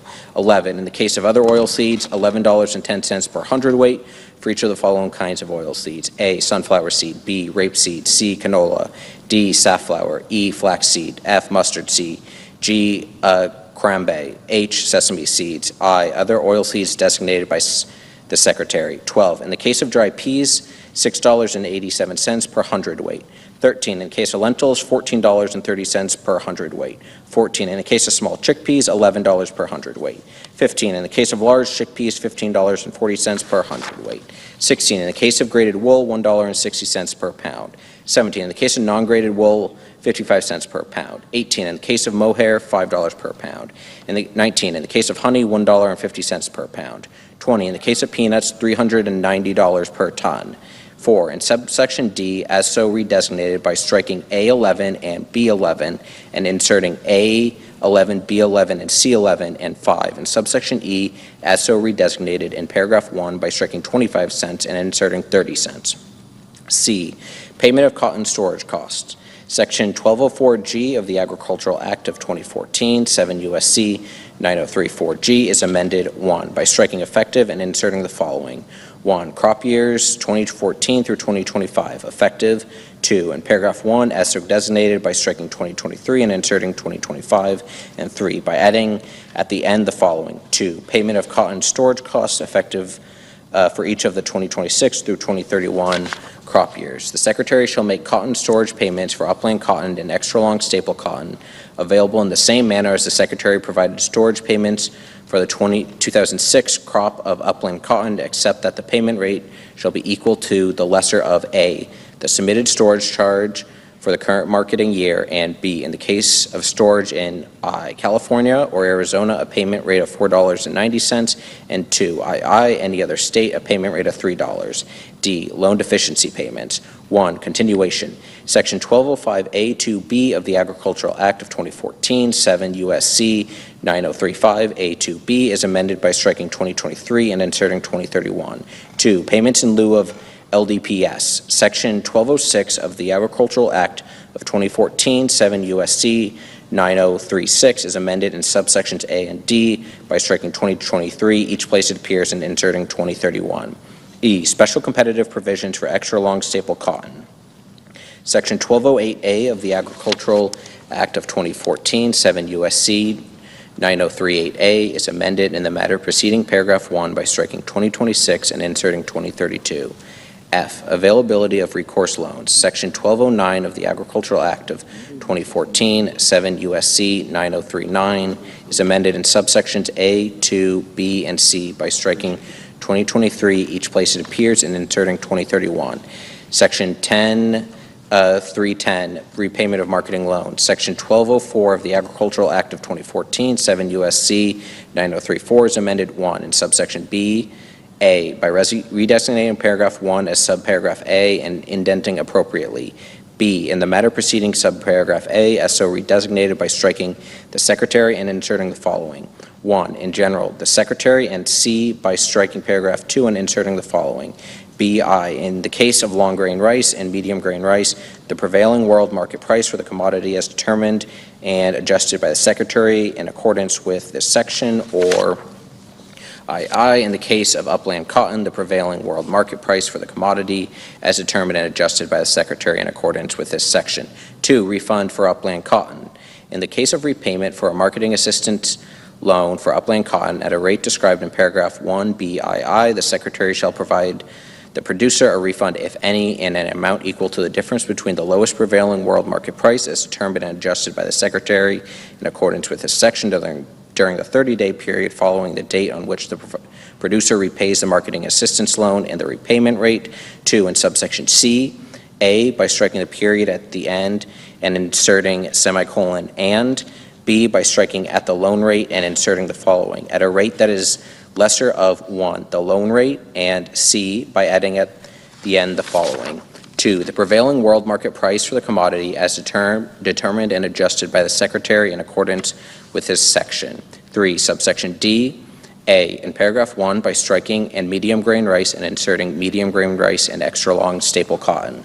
B, by redesignating paragraphs 1 and 2 as subparagraphs A and B respectively and indenting appropriately. C, in the matter preceding subparagraph A as so redesignated by striking for purposes and inserting the following. 1, in general, for purposes, and D, by adding at the end the following. 2, upland cotton. In the case of upland cotton, for any period when price quotations for middling M 3/32-inch cotton are available, the formula under paragraph 1A shall be based on the average of the 3 lowest price growths that are quoted. And 4, in subsection E, A, in the subsection heading by inserting extra long staple cotton and upland cotton. B, in paragraph 2I, in the paragraph heading by inserting upland before cotton, and 2 in subparagraph and II in subparagraph B in the matter preceding clause I by striking 2024 and inserting 2032. C, by redesignating paragraph 3 as paragraph 4, and D, by inserting after paragraph 2 the following. 3, extra long staple cotton. The prevailing world market price for extra long staple cotton determined under subsection D, A, shall be adjusted to United States quality and location with the adjustment to include the average cost to market the commodity, including average transportation cost as determined by the Secretary, and B, may be further adjusted during the period beginning on the date of enactment of the Act entitled An Act to Provide for Reconciliation pursuant to Title II of H. Conres 14, 119th Congress, and ending on July 31st, 2032. If the Secretary determines the adjustment is necessary, I, to minimize potential loan forfeitures, I, to minimize the accumulation of stocks of extra long staple cotton by the federal government, I, to ensure that extra long staple cotton produced in the United States can be marketed freely and competitively, and IV, to ensure an appropriate transition between current crop and forward crop price quotations, except that the Secretary may use forward crop price quotations prior to July 31st of a marketing year only if I, there are insufficient current crop price quotations, and I, the forward crop price quotation is the lowest such quotation available.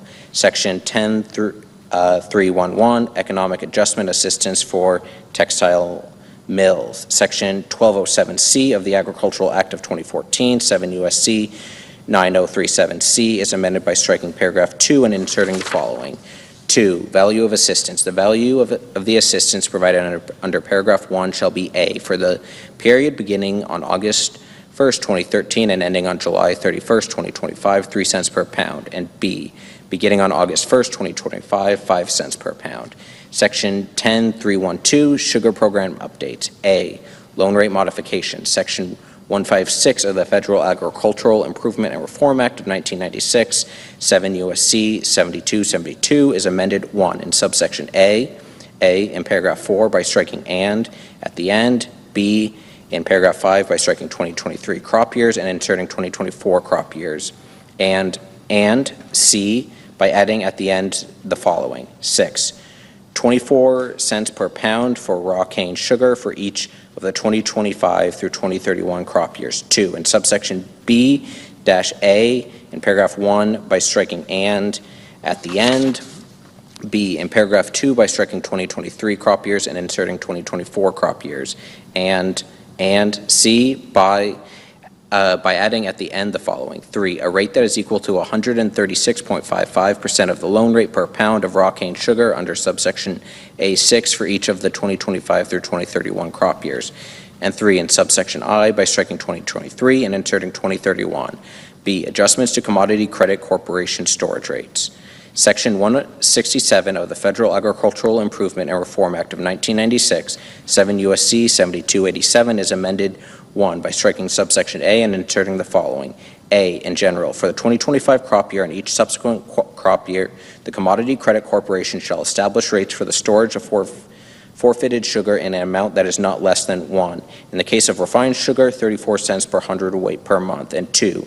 In the case of raw cane sugar, 27 cents per hundredweight per month, and 2. In subsection B, A in the subsection heading by striking subsequent and inserting prior, and B by striking and subsequent and inserting through 2024. C, modernization beet sugar allotments.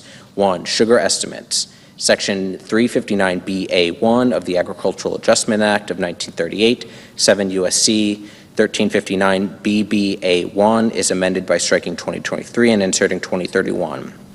2. Allocation to the processors. Section 359CG2 of the Agricultural Adjustment Act of 1938, 7 U.S.C. 1359CCG2 is amended A by striking in the case and inserting the following. A, in general, except as provided in subparagraph B in the case, and B by adding at the end the following. B, exception. If the Secretary makes an upward adjustment of paragraph 1A in adjusting allocations among beet sugar processors, the Secretary shall give priority to beet sugar processors with available sugar. 3, timing of reassignment. Section 359EB2 of the Agricultural Adjustment Act of 1938, 7 U.S.C. 1359EEB2 is amended A by redesignating subparagraphs A through C as clauses I through III, respectively, and indenting appropriately. B, in the matter preceding clauses I as so redesignated by striking if the Secretary and inserting the following. A, in general, if the Secretary, and C by adding at the end the following. B, timing. In carrying out subparagraph A, the Secretary shall I make an initial determination based on the World Agricultural Supply and Demand estimates approved by the World Agricultural Outlook Board for January that shall be applicable to the crop year for which allotments are required, and II provide for an initial reassignment under subparagraph AI not later than 30 days after the date on which the World Agricultural Supply and Demand estimates described in Clause I is released. D, reallocations of tariff rate quota shortfall. Section 359K of the Agricultural Adjustment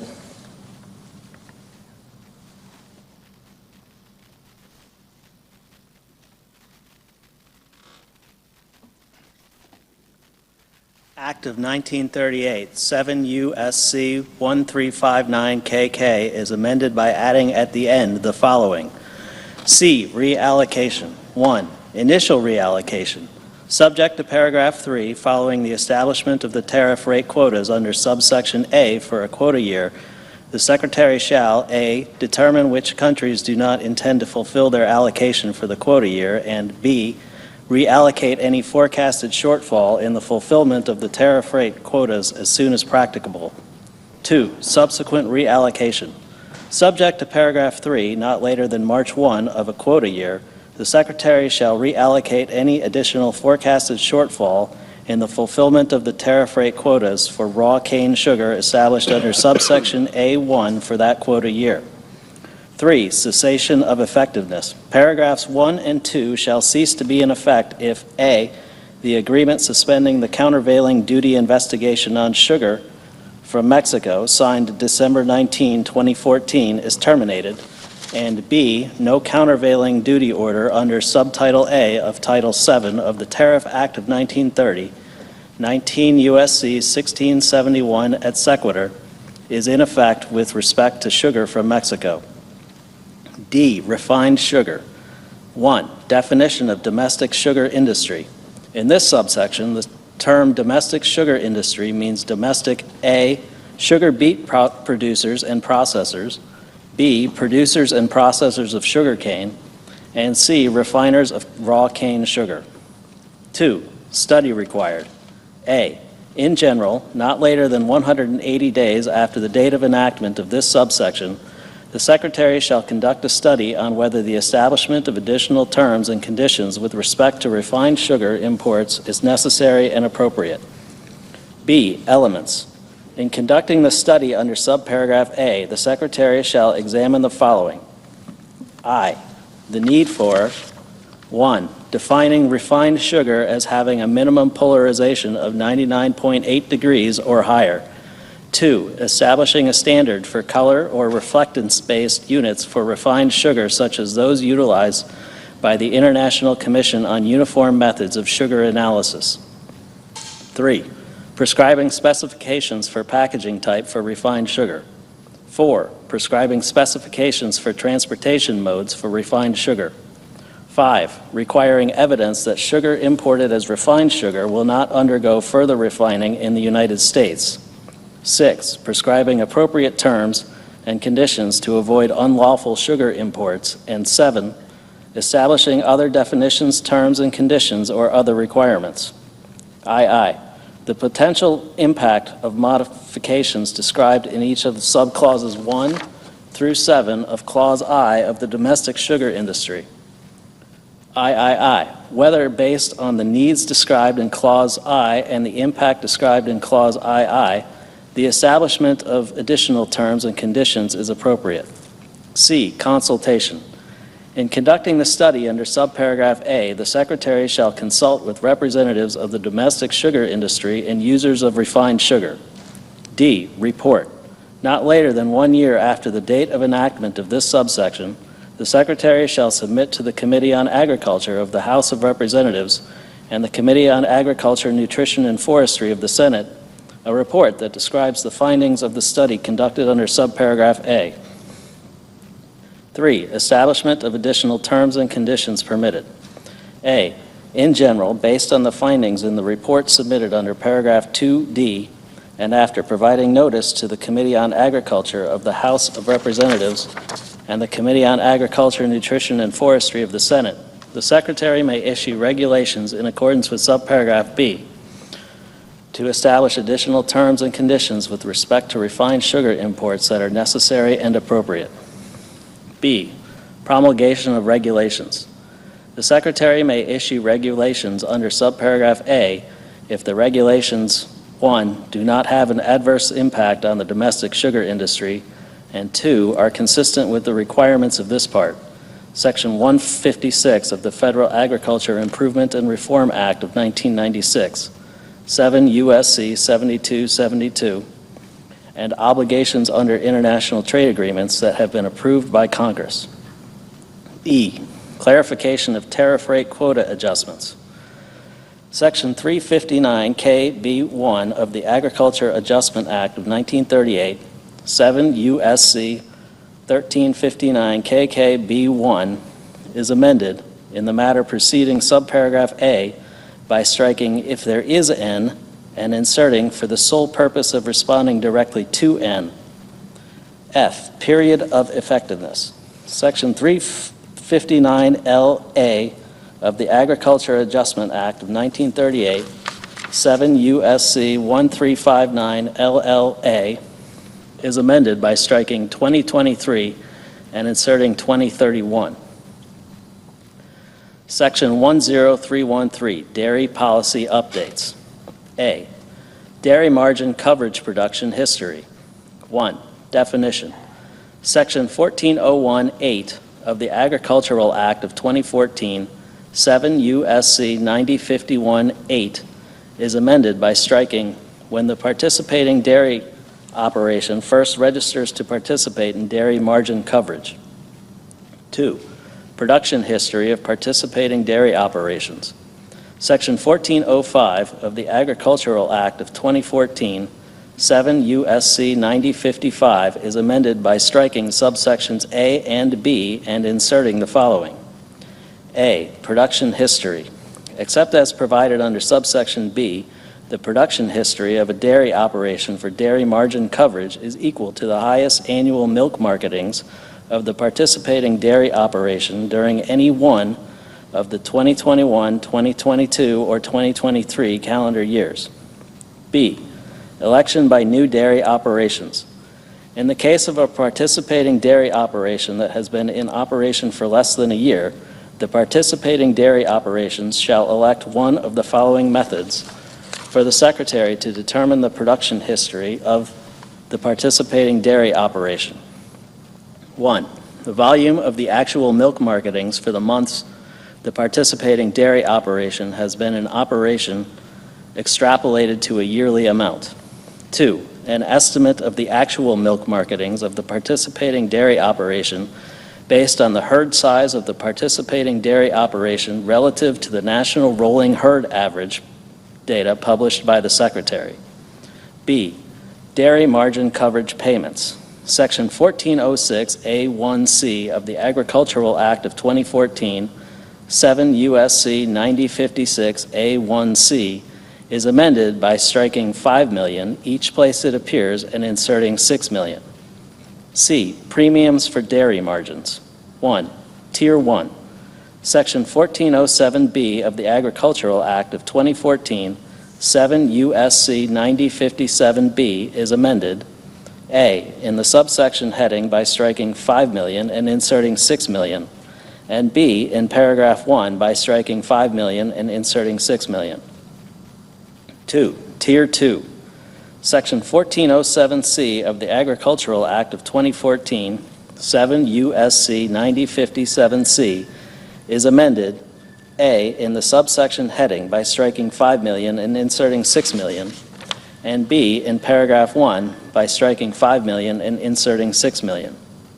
3. Premium discounts.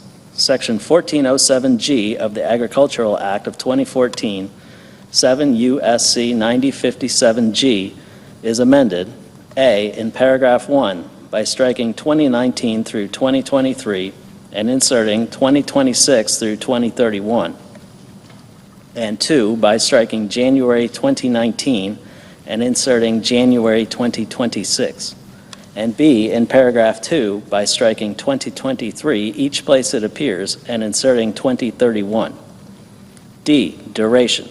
Section 1409 of the Agricultural Act of 2014, 7 U.S.C. 9059, is amended by striking 2025 and inserting 2031. Section 10314, implementation. Section 1614C of the Agricultural Act of 2014, 7 U.S.C. 9097C, is amended by adding at the end the following. 5. Further funding.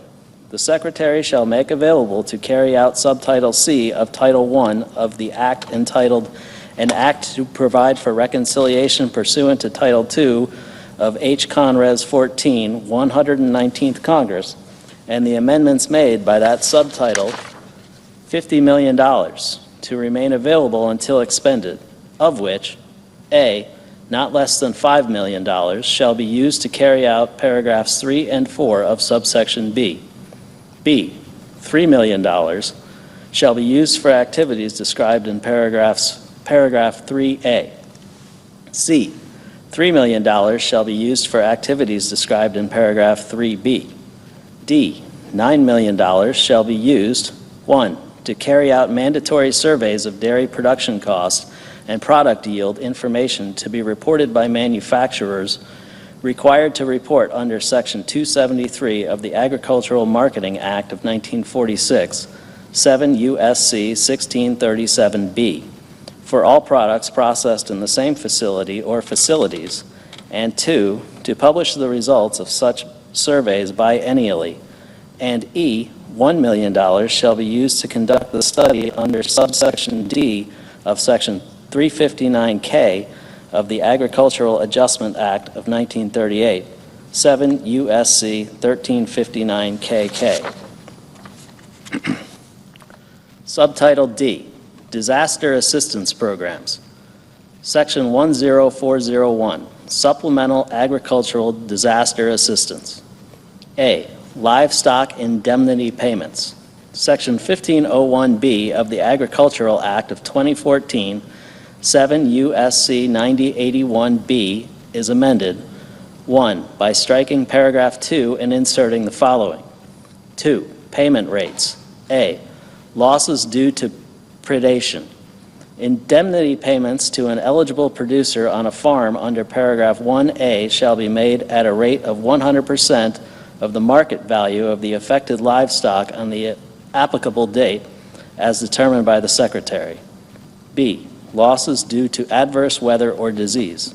Indemnity payments to an eligible producer on a farm under subparagraph B or C of paragraph 1 shall be made at a rate of 75% of the market value of the affected livestock on the applicable date as determined by the Secretary. C, determination of market value. In determining the market value described in subparagraphs A and B, the Secretary may consider the ability of eligible producers to document regional price premiums for affected livestock that exceed the national average market price for those livestock. D, applicable date defined. In this paragraph, the term applicable date means, with respect to livestock, as applicable, 1, the day before the date of death of the livestock, or 2, the day before the date of the event that caused the harm of the livestock to the livestock that resulted in a reduced sale price. And 2, by adding at the end the following. 5, additional payment for unborn livestock. A, in general, in the case of unborn livestock death losses incurred on or after January 1, 2024, the Secretary shall make an additional payment to eligible producers on farms that have incurred such losses in excess of the normal mortality due to a condition specified in paragraph 1.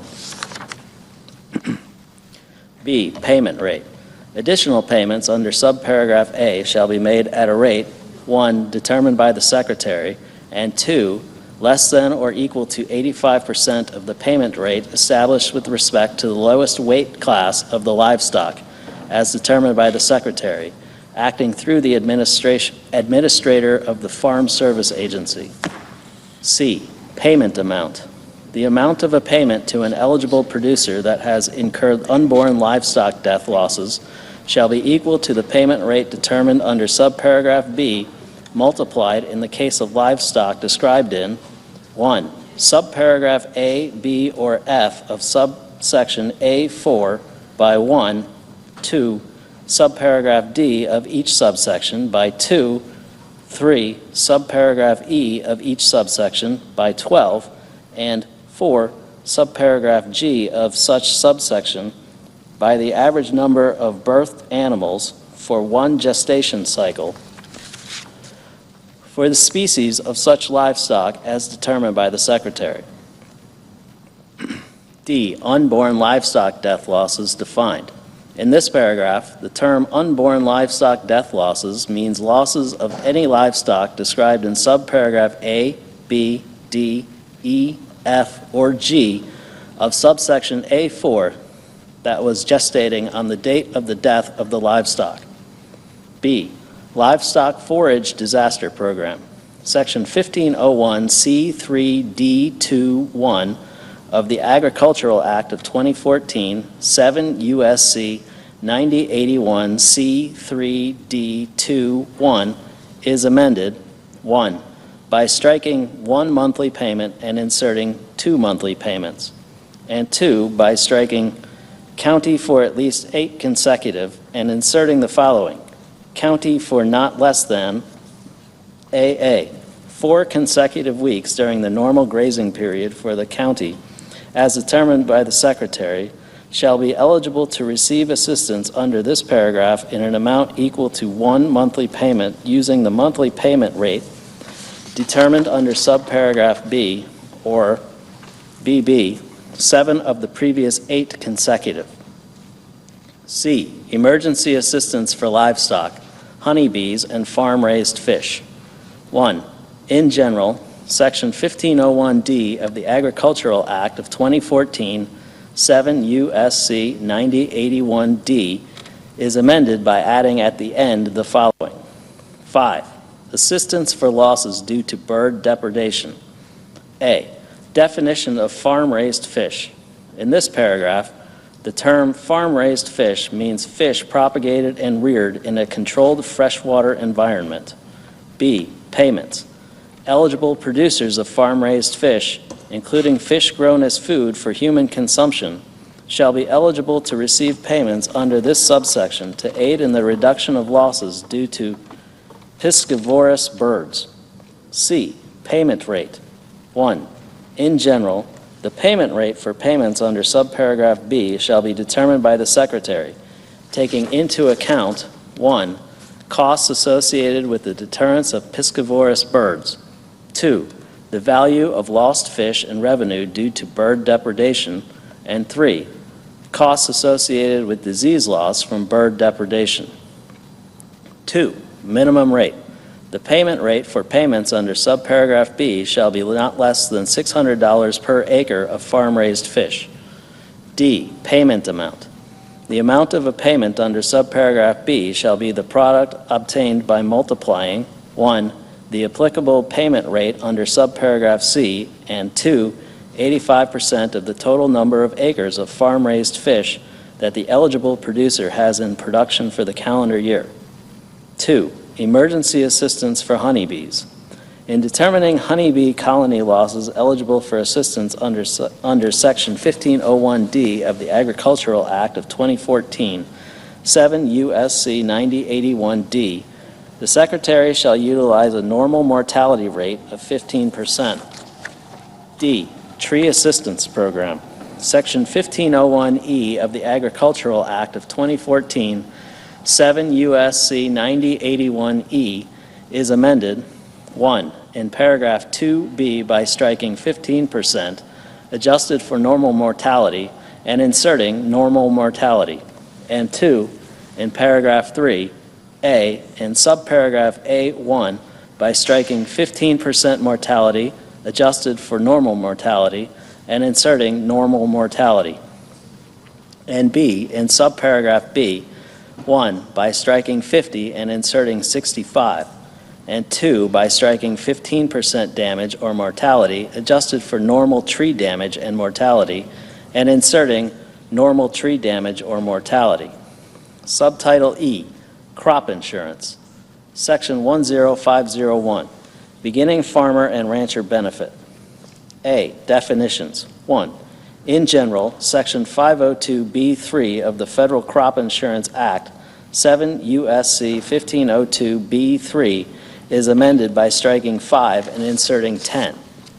2. Conforming amendment. Section 522C7 of the Federal Crop Insurance Act, 7 U.S.C. 1522C7, is amended by striking subparagraph F. B. Increase in assistance. Section 508E of the Federal Crop Insurance Act, 7 U.S.C. 1508E, is amended by adding at the end the following. 9. Additional support. A.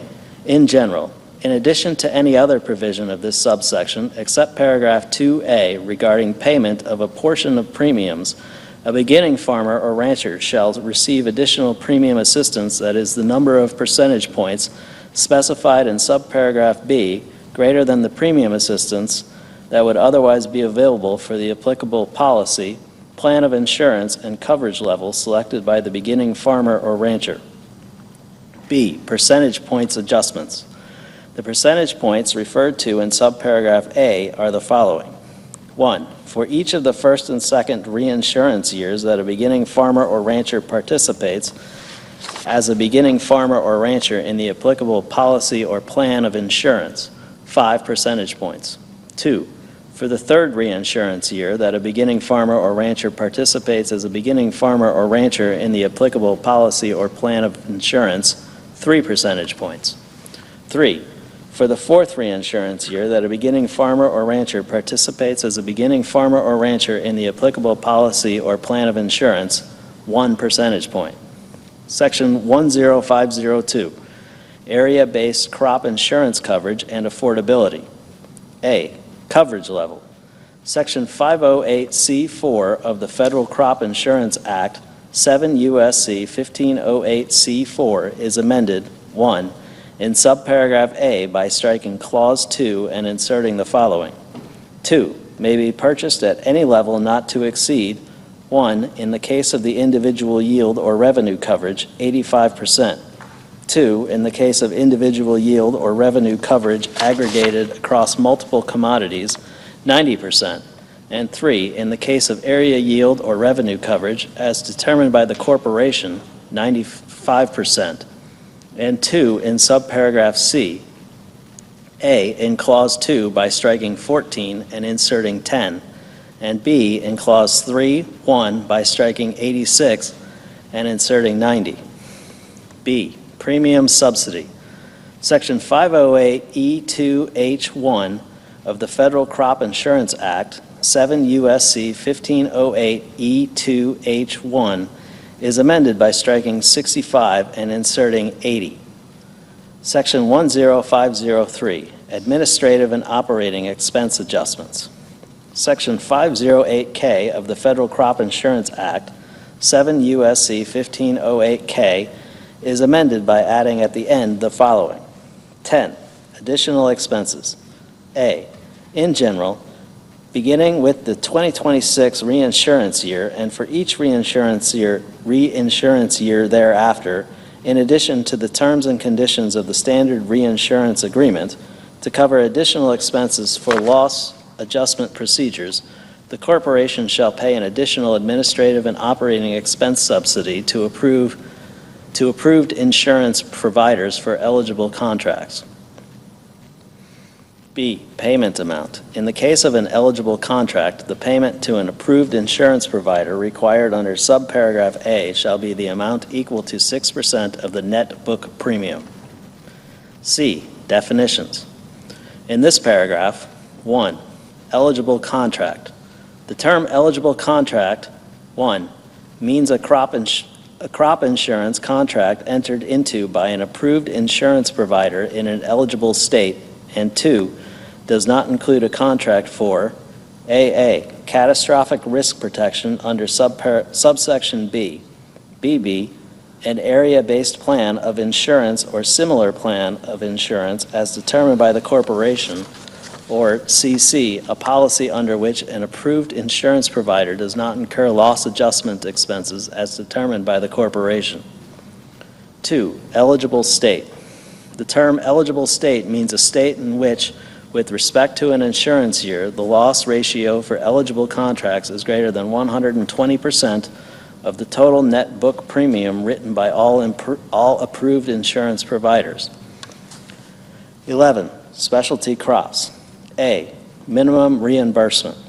Beginning with the 2026 reinsurance year and for each reinsurance year thereafter, the rate of reimbursement to approved insurance providers and agents for administrative and operating expenses with respect to crop insurance contracts covering agricultural commodities described in Section 101 of the Specialty Crops Competitiveness Act of 2004, 7 U.S.C. 1621 Note, Public Law 108-465, shall be equal to or greater than the percentage that is the greater of the following. 1, 17% of the premium used to define loss ratio. 2, the percent of the premium used to define loss ratio that is otherwise applicable for the reinsurance year under the terms of the standard reinsurance agreement in effect for the reinsurance year. B, other contracts. In carrying out subparagraph A, the corporation shall not reduce, with respect to any reinsurance year, the amount or the rate of reimbursement to approved insurance providers and agents under the standard reinsurance agreement described in Clause 2 of such subparagraph for administrative and operating expenses with respect to contracts covering agricultural commodities that are not subject to such subparagraph. C, administration. The requirements of this paragraph and the adjustments made pursuant to this paragraph shall not be considered a renegotiation under paragraph 8A.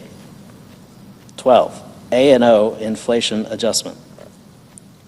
In general, subject to subparagraph B, beginning with the 2026 reinsurance year and for each reinsurance year thereafter, the corporation shall increase the total administrative and operating expense reimbursements otherwise required under the standard reinsurance agreement in effect for the reinsurance year in order to account for inflation in a manner consistent with the increases provided with respect to the 2011 through 2015 reinsurance years under the enclosure included in Risk Management Agency Bulletin numbered MGR 10007 and dated June 30, 2010. B, special rule for 2026 reinsurance year. The increase under subparagraph A for the 2026 reinsurance year shall not exceed the percentage change for the preceding reinsurance year included in the Consumer Price Index for all urban consumers published by the Bureau of Labor Statistics and the Department of Labor. C, administration. An increase under subparagraph A, 1, shall apply with respect to all contracts covering agricultural commodities that were subject to an increase during the period of the 2011 through 2015 reinsurance years under the enclosure referred to in that subparagraph, and 2, shall not be considered a renegotiation under paragraph 8A. Section 10504, premium support. Section 508E2 of the Federal Crop Insurance Act, 7 U.S.C. 1508E2 is amended, 1, in subparagraph C1 by striking 64 and inserting 69, 2, in subparagraph D1 by striking 59 and inserting 64, 3, in subparagraph E1 by striking 55 and inserting 60, 4, in subparagraph F1 by striking 48 and inserting 51, and 5, in subparagraph G1 by striking 38 and inserting 41. Section 10505, Program Compliance and Integrity. Section 515L2 of the Federal Crop Insurance Act, 7 U.S.C. 1515L2, is amended by striking "than" and all that follows through the period at the end and inserting the following: "than A, $4 million for each of fiscal years 2009 through 2025, and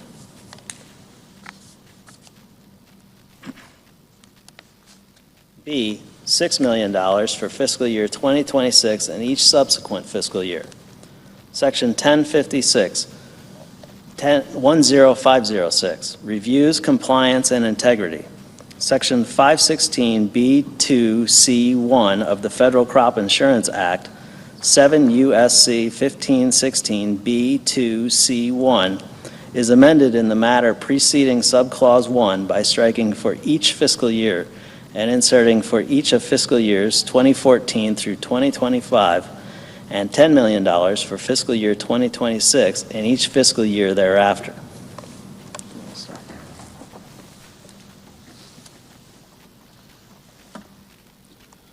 Section 10507, Poultry Insurance Pilot Program. Section 523 of the Federal Crop Insurance Act, 7 U.S.C. 1523, is amended by adding at the end the following: J, Poultry Insurance Pilot Program. 1, in general, notwithstanding subsection A2, the corporation shall establish a pilot program under which contract poultry growers, including growers of broilers and laying hens, may elect to receive index-based insurance from extreme weather-related risk resulting in increased utility costs, including costs of natural gas, propane, electricity, water, and other appropriate costs, as determined by the corporation, associated with poultry production. 2, stakeholder engagement. The corporation shall engage with poultry industry stakeholders in establishing the pilot program under paragraph 1. 3, location. The pilot program established under paragraph 1 shall be conducted in a sufficient number of counties to provide a comprehensive evaluation of the feasibility, effectiveness, and demand among producers in the top poultry producing states as determined by the corporation. 4, approval of policy or plan, notwithstanding section 5081. The board shall approve a policy or plan of insurance based on the pilot program under paragraph 1. A, in accordance with section 508H, and B, not later than 2 years after the date of enactment of this subsection. Subtitle F, Additional Investments in Rural America, section 10601, Conservation.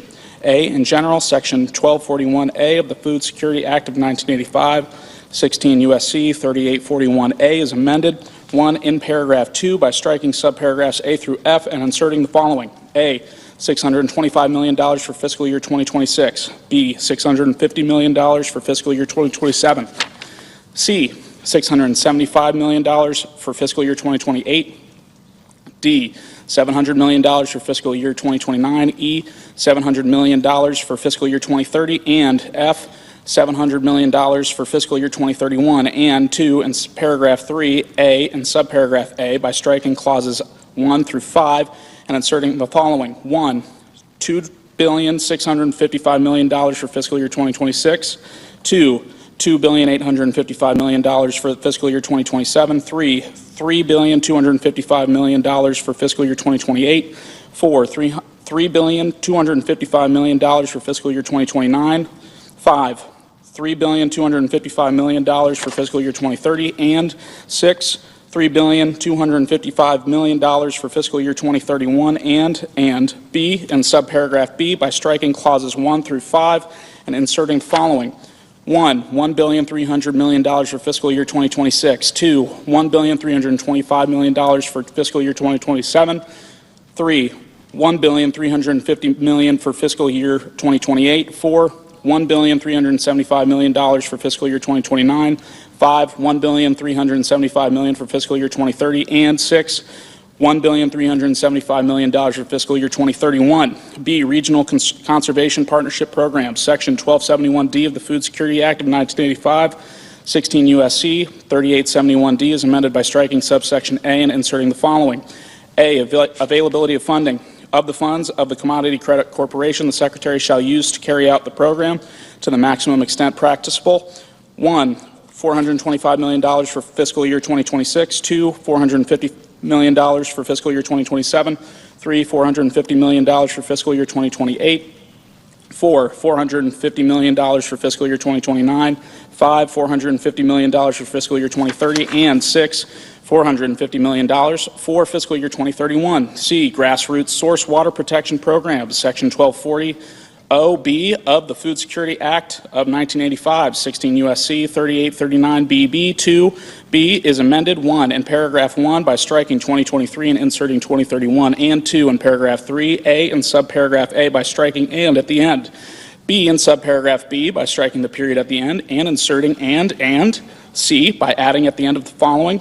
C, $1 million beginning in fiscal year 2026 to remain available until expended. D, voluntary public access and habitat incentive programs, Section 1240 RF1 of the Food Security Act of 1985, 16 U.S.C. 3839 BB. 5F1 is amended, 1, by striking 2023 and inserting 2023, and 2, by inserting and $70 million for the period of fiscal years 2025 through 2031 before the period at the end.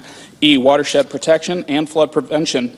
Section 15 of the Watershed Protection and Flood Prevention Act, 16 U.S.C. 1012A is amended by striking $50 million for fiscal year 2019 and each fiscal year thereafter, and inserting $150 million for fiscal year 2026 and each fiscal year thereafter to remain available until expended. F, Feral Swine Eradication and Control Pilot Program, Section 2408 G1 of the Agricultural Improvement Act of 2018, 7 U.S.C. 8351, note, Public Law 115-334 is amended, 1, by striking 2023 and inserting 2023, and 2, by inserting and $105 million for the period of fiscal years 2025 through 2031 before the period at the end. G, rescission.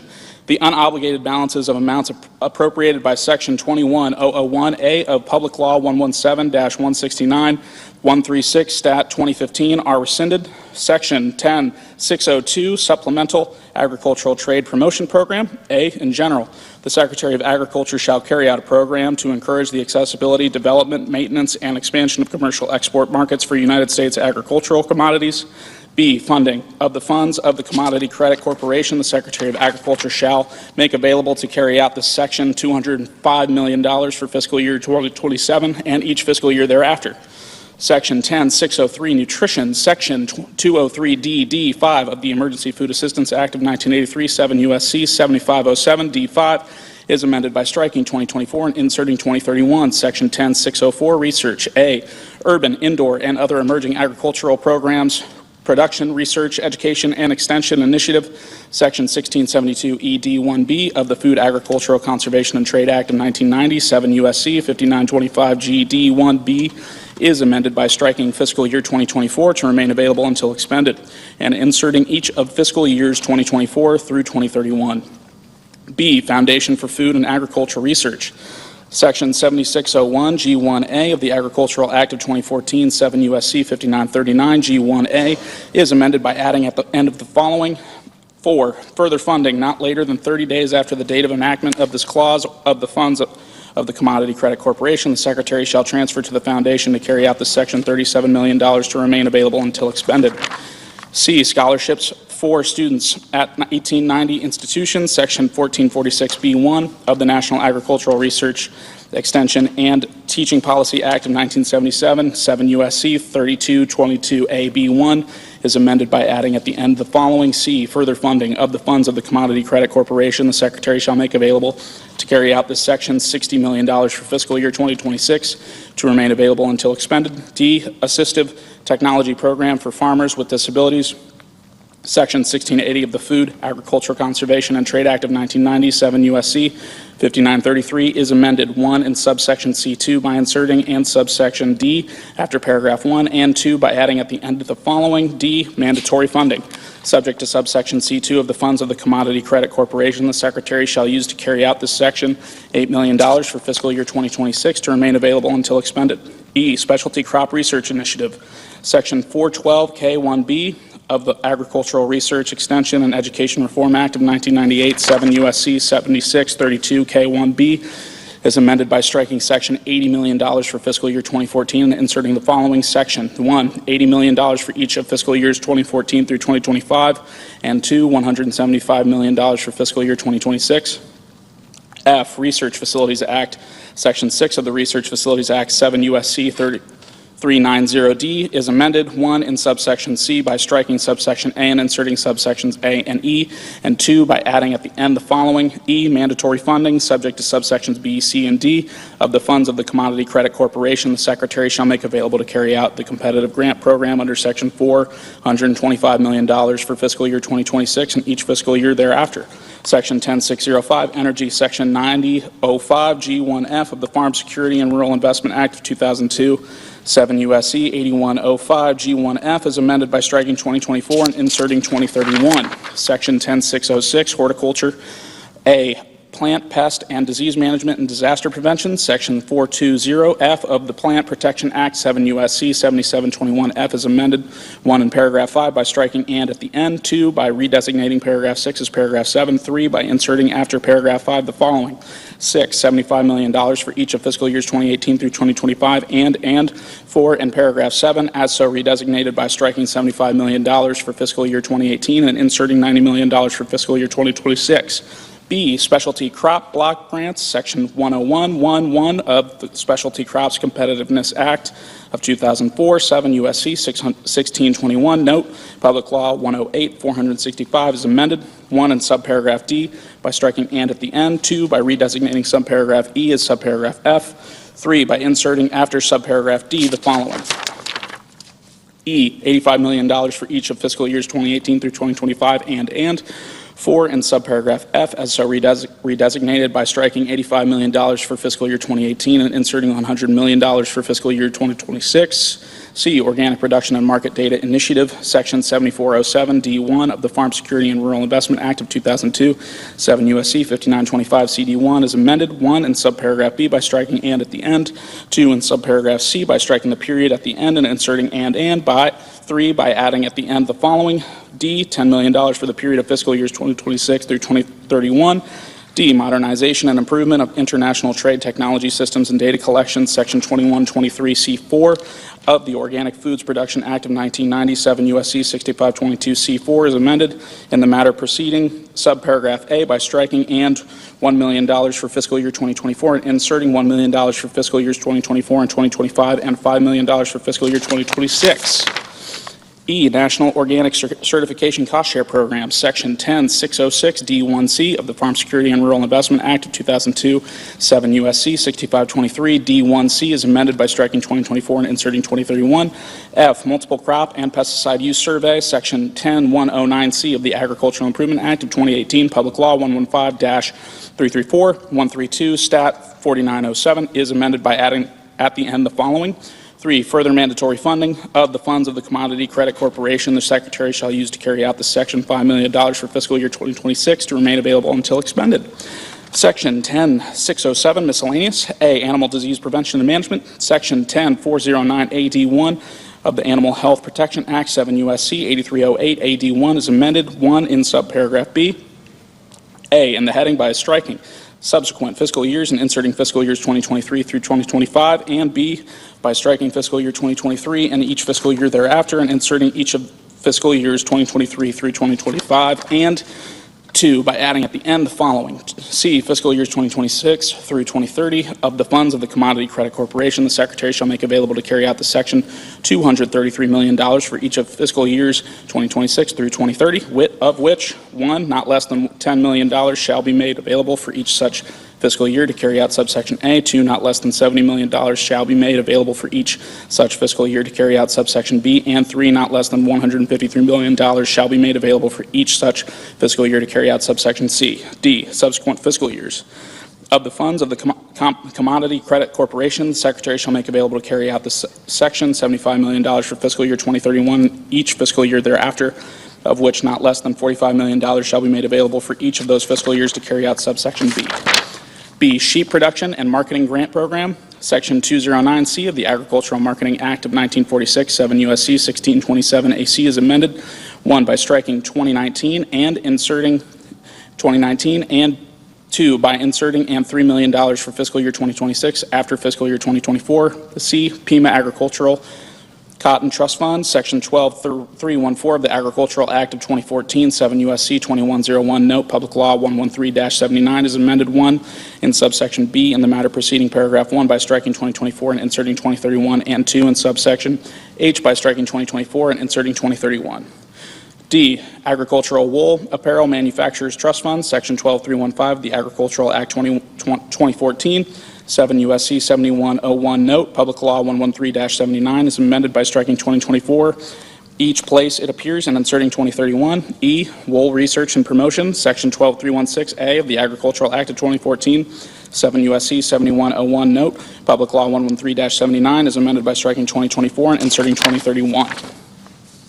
F, Emergency Citrus Disease Research and Development Trust Fund, Section 12605D of the Agricultural Improvement Act of 2018, 7 U.S.C. 7632, Note, Public Law 115-334 is amended by striking 2024 and inserting 2031. Title II, Committee on Armed Services, Section 20001, Enhancement of Department of Defense Resources for Improving the Quality of Life for Military Personnel. A, appropriations. In addition to amounts otherwise available, there are appropriated to the Secretary of Defense for fiscal year 2025 out of any money in the Treasury not otherwise appropriated to remain available until September 30th, 2029. 1, $230,480,000 for restoration and modernization costs under the Marine Corps Barracks 2030 Initiative. 2, $119 million for base operating support costs under the Marine Corps. 3, $1 billion for Army, Navy, Air Force, and Space Force sustainment, restoration, and modernization of military unaccompanied housing. $2 billion for the Defense Health Program. 5, $2,900 million to supplement the basic allowance for housing payable to members of the Army, Air Force, Navy, Marine Corps, and Space Force, notwithstanding Section 403 of Title 37 United States Code. 6, $50 million for bonuses, special pays, and incentive pays for members of the Army, Air Force, Navy, Marine Corps, and Space Force pursuant to Titles 10 and 37 United States Code. 7, $10 million for the defense activity for non-traditional education, supports online academic skills course program for members of the Army, Air Force, Navy, Marine Corps, and Space Force. 8, $100 million for tuition assistance for members of the Army, Air Force, Navy, Marine Corps, and Space Force pursuant to Title 10 United States Code. 9, $100 million for child care fee assistance for members of the Army, Air Force, Navy, Marine Corps, and Space Force under Part 2 of Chapter 88 of Title 10 United States Code. 10, $590 million to increase the temporary lodging expense allowance under Chapter 8 of Title 37 United States Code to 21 days. 11, $100 million for Department of Defense impact aid payments to local educational agencies under Section 2008 of Title 10 United States Code. 12, $10 million for military spouse professional licensure under Section 1784 of Title 10 United States Code. 13, $6 million for Armed Forces Retirement Home Facilities. 14, $100 million for the Defense Community Infrastructure Program. 15, $100 million for Defense Advanced Research Projects Agencies, DARPA, Casualty Care Research, and 16, $62 million for modernization of Department of Defense Child Care Center staffing.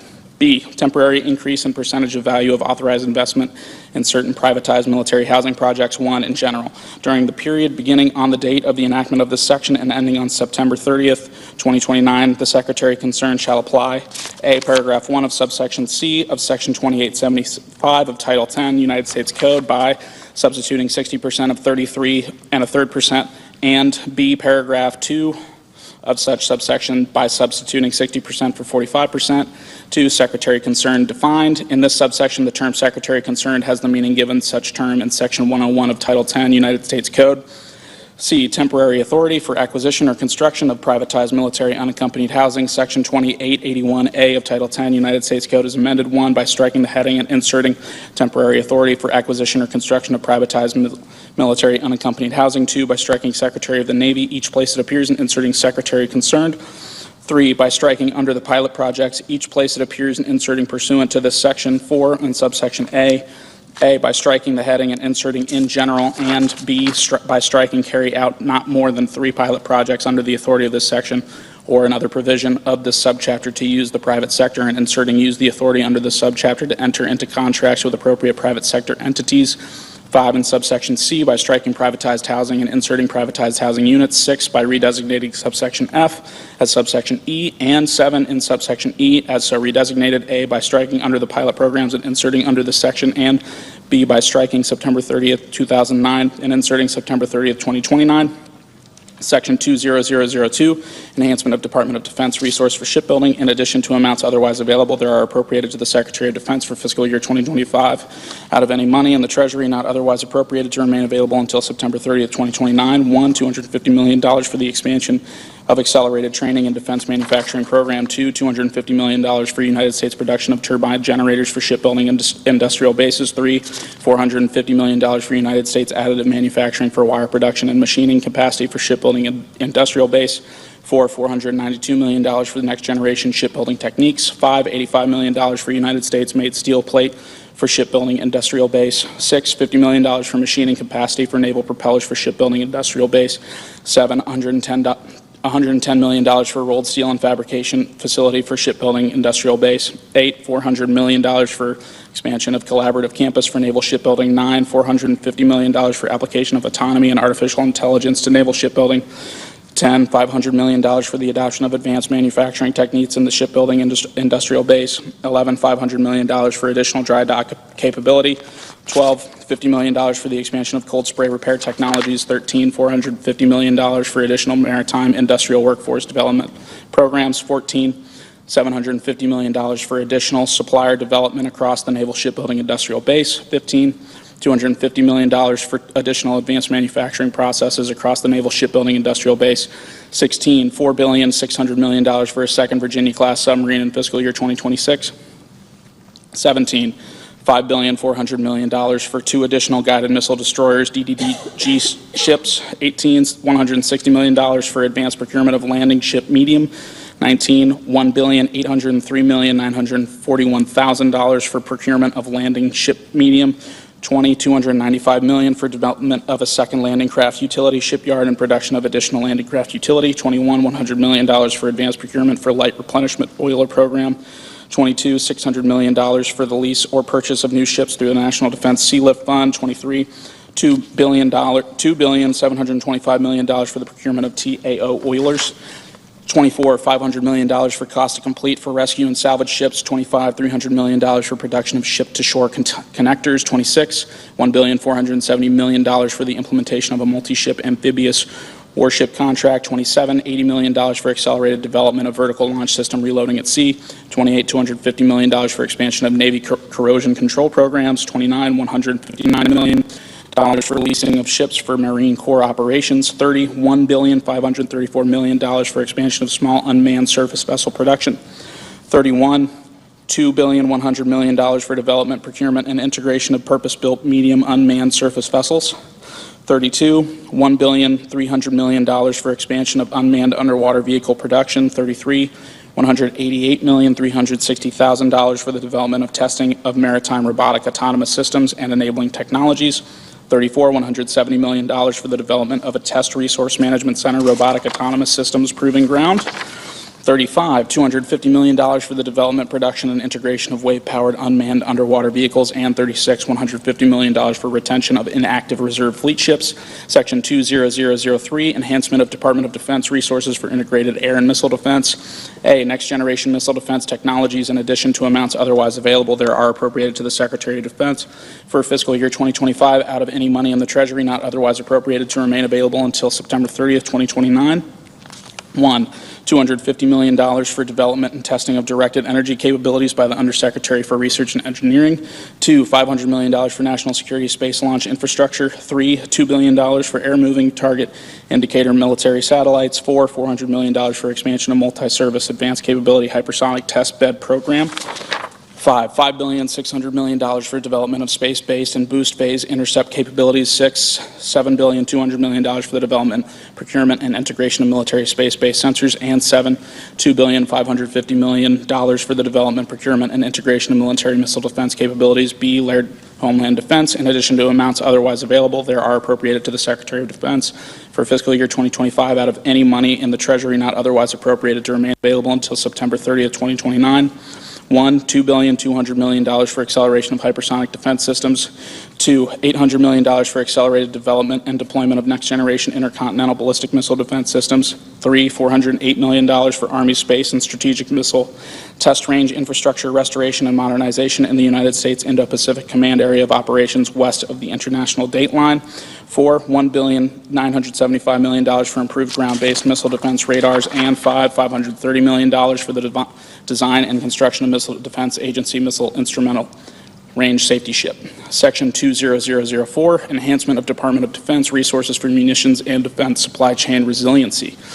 A, appropriations. In addition to amounts otherwise available, there are appropriated to the Secretary of Defense for fiscal year 2025 out of any money in the Treasury not otherwise appropriated to remain available until September 30th, 2029. One, $400 million for the development, production, and integration of Navy and Air Force long-range anti-ship missiles. Two, $380 million for production capacity expansion for Navy and Air Force long-range anti-ship missiles. Three, $490 million for the development, production, and integration of Navy and Air Force long-range air-to-surface missiles. Four, $94 million for the development, production, and integration of alternative Navy and Air Force long-range air-to-surface missiles. Five, $630 million for the development, production, and integration of long-range Navy air defense and anti-ship missiles. Six, $688 million for the development, production, and integration of long-range multi-service cruise missiles. Seven, $250 million for the production, capacity expansion, and supplier base strengthening of long-range multi-service cruise missiles. Eight, $70 million for the development, production, and integration of short-range Navy and Marine Corps anti-ship missiles. Nine, $100 million for the development of an anti-ship seeker for short-range Army ballistic missiles. 10, $175 million for production capacity expansion for next-generation Army medium-range ballistic missiles. 11, $50 million for the mitigation of diminishing manufacturing sources for medium-range air-to-air missiles. 12, $250 million for the procurement of medium-range air-to-air missiles. 13, $225 million for the expansion of production capacity for medium-range air-to-air missiles. 14, $50 million for the development of second sources for components of short-range air-to-air missiles. 15, $325 million for production capacity improvements for air-launched anti-radiation missiles.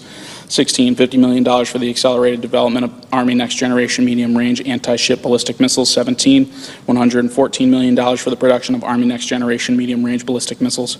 18, $300 million for the production of Army medium-range ballistic missiles. 19, $85 million for the accelerated development of Army long-range ballistic missiles.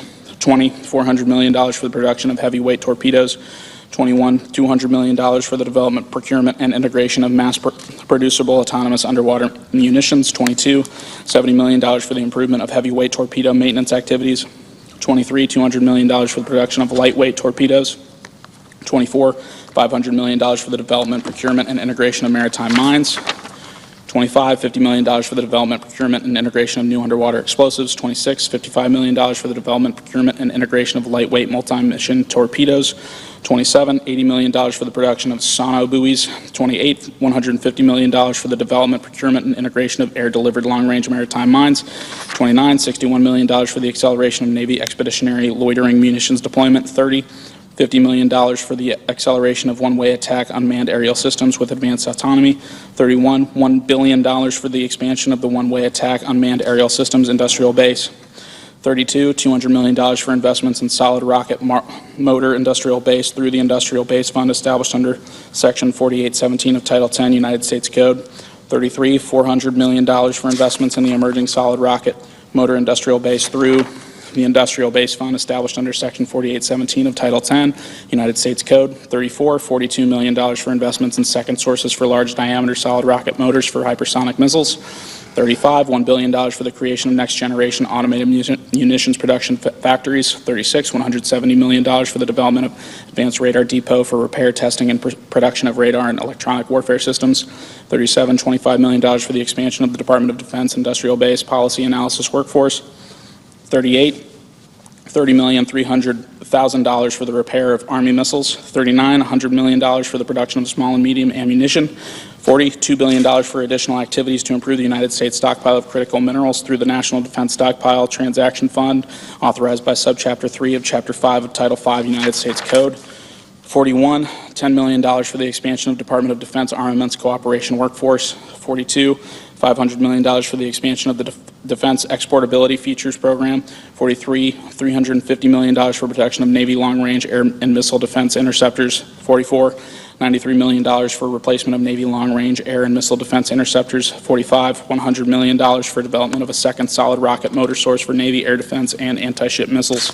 46, $65 million for expansion of production capacity of Missile Defense Agency long-range anti-ballistic missiles. 47, $225 million for expansion of production capacity for Navy air defense and anti-ship missiles.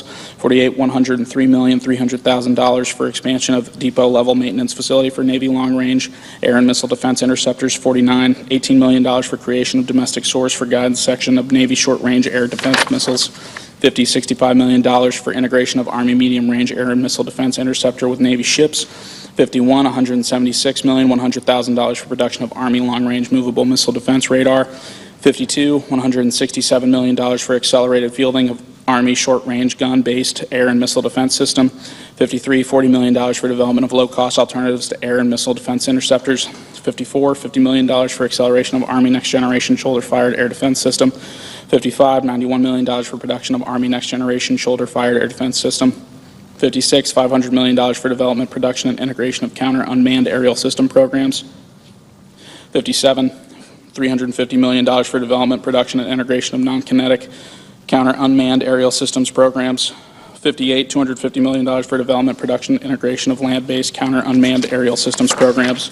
59, $200 million for development, production, and integration of ship-based counter-unmanned aerial systems programs. 60, $400 million for acceleration of hypersonic strike programs. 61, $167 million for procurement of additional launchers for Army medium-range air and missile defense interceptors.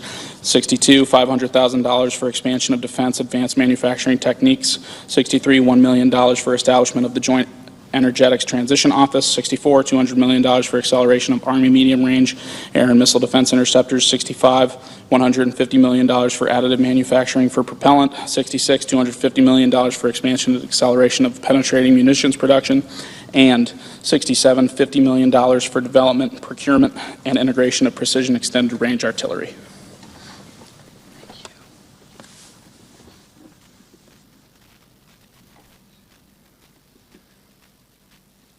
B, appropriation. In addition to amounts otherwise available, there is appropriated to the Secretary of Defense for fiscal year 2025 out of any money in the Treasury not otherwise appropriated to remain available until September 30th, 2029, $3.3 billion for grants and purchase commitments made pursuant to the Industrial Base Fund established under Section 4817 of Title 10, United States Code.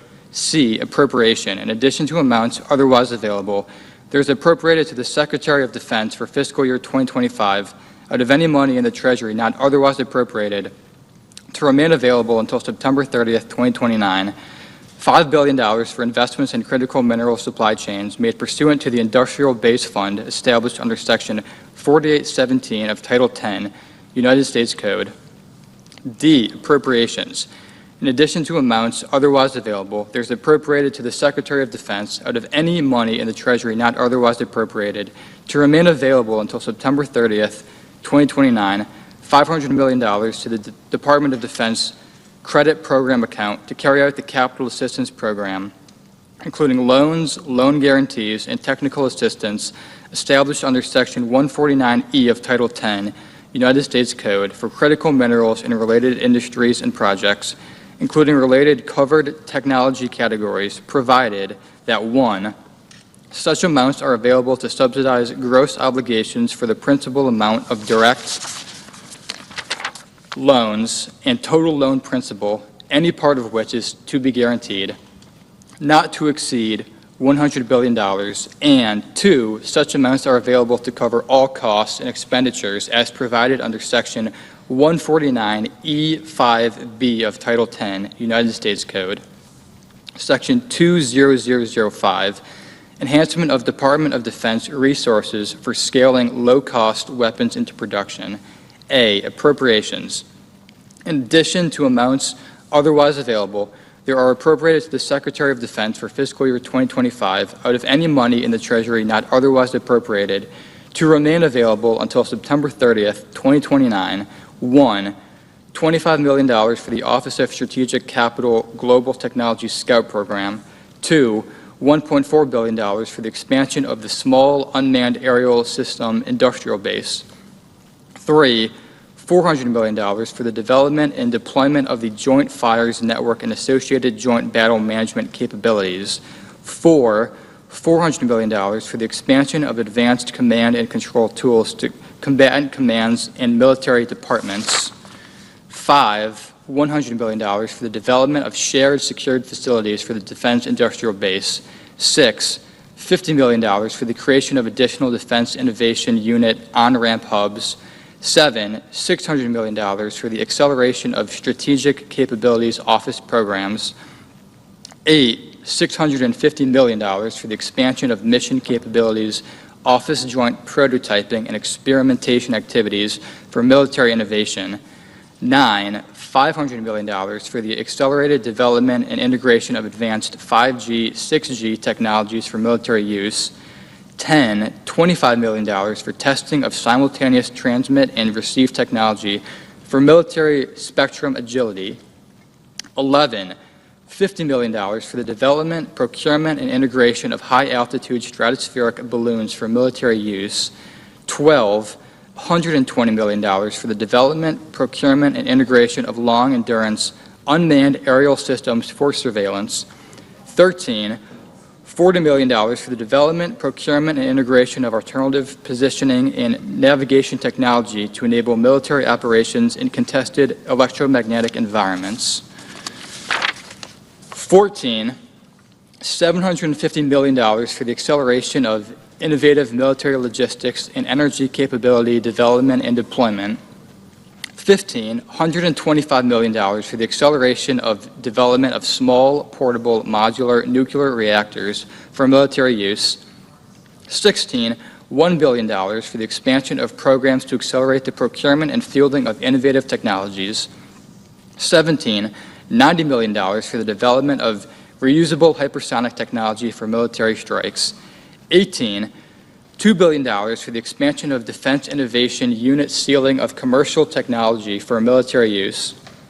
19, $500 million to prevent delays in delivery of attributable autonomous military capabilities.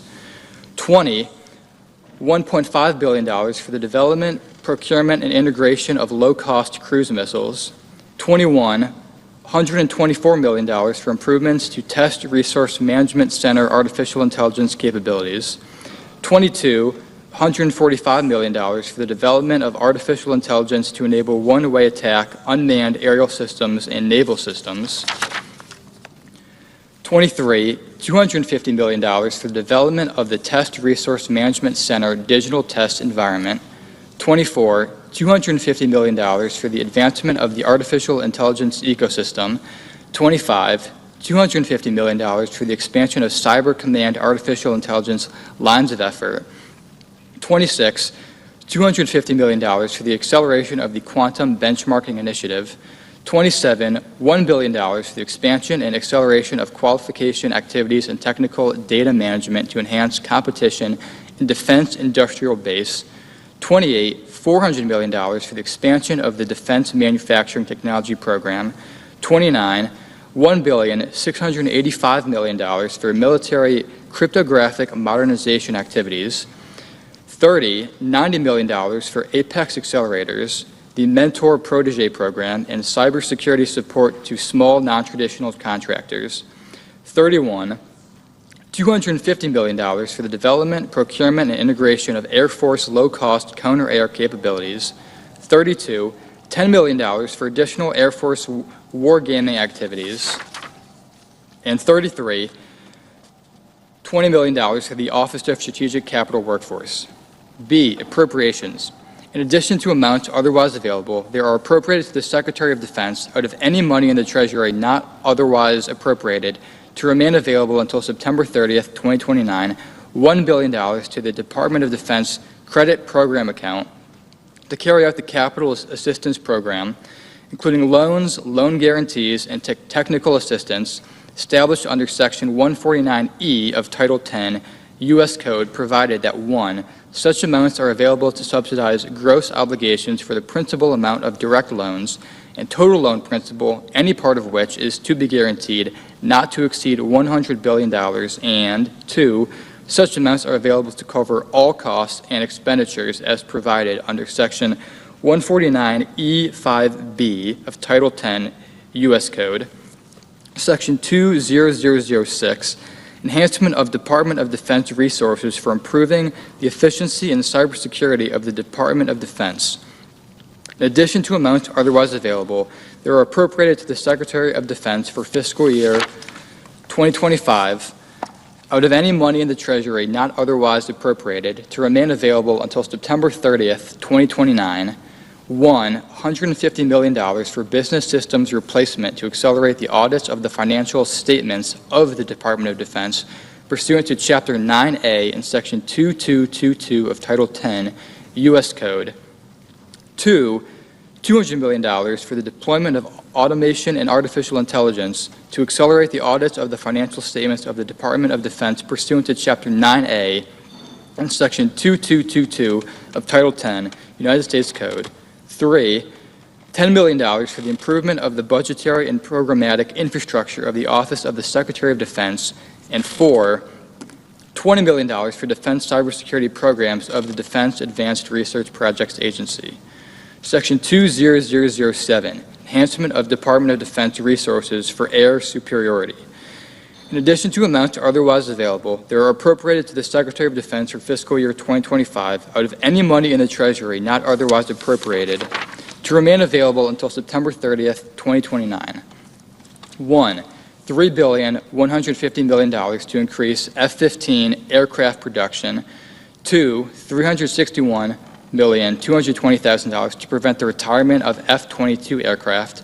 3, $127,460,000 to prevent the retirement of F-15E aircraft. 4, $187 million to accelerate installation of F-16 electronic warfare capability. 5, $116 million for C-17A mobility aircraft connectivity.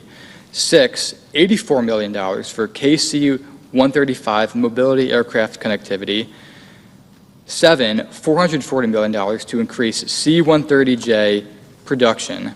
8, $474 million to increase EA-37B production. 9, $678 million to accelerate the Collaborative Combat Aircraft Program. 10, $400 million to accelerate production of the F-47 aircraft. 11, $750 million to accelerate the F/A-XX aircraft. 12, $100 million for production of advanced aerial sensors. 13, $160 million to accelerate V-22 reliability and safety improvements. 14, $100 million to accelerate production of MQ-25 aircraft. 15, $270 million for development, procurement, and integration of Marine Corps unmanned combat aircraft. 16, $96 million for the procurement and integration of infrared search and track pods. 17, $50 million for the procurement and integration of additional F-15EX fuel tanks. 18, $600 million for the development, procurement, and integration of Air Force long-range strike aircraft. 19, $500 million for the development, procurement, and integration of Navy long-range strike aircraft. Section 20008, enhancement of resources for nuclear forces. A, DoD appropriations. In addition to amounts otherwise available, they are appropriated to the Secretary of Defense for fiscal year 2025 out of any money in the Treasury not otherwise appropriated to remain available until September 30th, 2029. 1, $2.5 billion for risk reduction activities for the Sentinel Intercontinental Ballistic Missile Program. 2, $4.5 billion only for expansion of production capability of B-21 long-range bomber aircraft and the purchase of aircraft only available through the expansion of production capabilities. 3, $500 million for improvements to the Minuteman III Intercontinental Ballistic Missile System. 4, $100 million for capability enhancements to intercontinental ballistic missile reentry vehicles. 5, $148 million for the expansion of D5 missile motor production. 6, $400 million to accelerate the development of Trident D5 LE-2 submarine-launched ballistic missiles. 7, $2 billion to accelerate the development, procurement, and integration of the nuclear-armed sea-launched cruise missile. 8, $62 million to convert Ohio-class submarine tubes to accept additional missiles not to be obligated before March 1st, 2026. 9, $168 million to accelerate the production of the Survivable Airborne Operations Center program. 10, $65 million to accelerate the modernization of nuclear command, control, and communications. 11, $210,300,000 for the increased production of MH-139 helicopters. And 12, $150 million to accelerate the development, procurement, and integration of military nuclear weapons delivery programs. B, NNSA appropriations. In addition to amounts otherwise available, they are appropriated to the Administrator of the National Nuclear Security Administration for fiscal year 2025 out of any money in the Treasury not otherwise appropriated to remain available until September 30th, 2029. 1, $200 million to perform National Nuclear Security Administration Phase 1 studies pursuant to Section 3211 of the National Nuclear Security Administration Act, 50 U.S.C. 2401. 2, $540 million to address deferred maintenance and repair needs of the National Nuclear Security Administration pursuant to Section 3211 of the National Nuclear Security Administration Act, 50 U.S.C. 2401. 3, $1 billion to accelerate the construction of National Nuclear Security Administration facilities pursuant to Section 3211 of the National Nuclear Security Administration Act, 50 U.S.C. 2401. 4, $400 million to accelerate the development, procurement, and integration of the warhead for the nuclear-armed sea-launched cruise missile pursuant to Section 3211 of the National Nuclear Security Administration Act, 50 U.S.C. 2401. 5, $750 million to accelerate primary capability modernization pursuant to Section 3211 of the National Nuclear Security Administration Act, 50 U.S.C. 2401. 6, $750 million to accelerate secondary capability modernization pursuant to Section 3211 of the National Nuclear Security Administration Act, 50 U.S.C. 2401. 7, $120 million to accelerate domestic uranium enrichment centrifuge deployment for defense purposes pursuant to Section 3211 of the National Nuclear Security Administration Act, 50 U.S.C. 2401.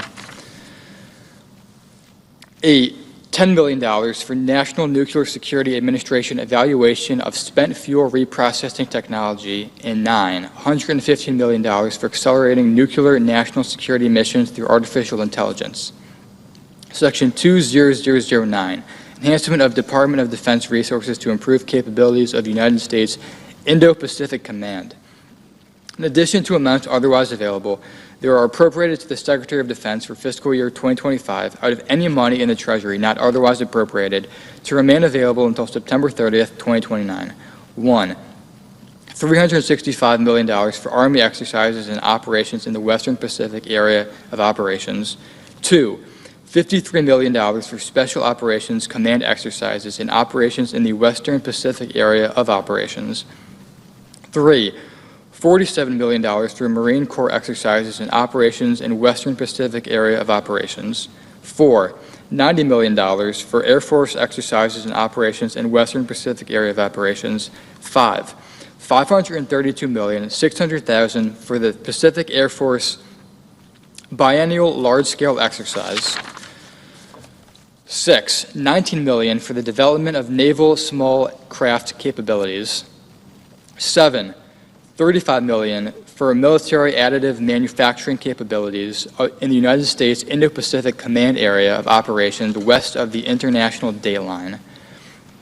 8, $450 million for the development of airfields within the area of operations of the United States Indo-Pacific Command. 9, $1,100 million for development of infrastructure within the area of operations of United States Indo-Pacific Command. 10, $124 million for mission networks for United States Indo-Pacific Command. 11, $100 million for the Air Force regionally based cluster preposition base kits. 12, $115 million for exploration and development of existing Arctic infrastructure. 13, $90 million for the accelerated development of non-kinetic capabilities. 14, $20 million for United States Indo-Pacific Command military exercises.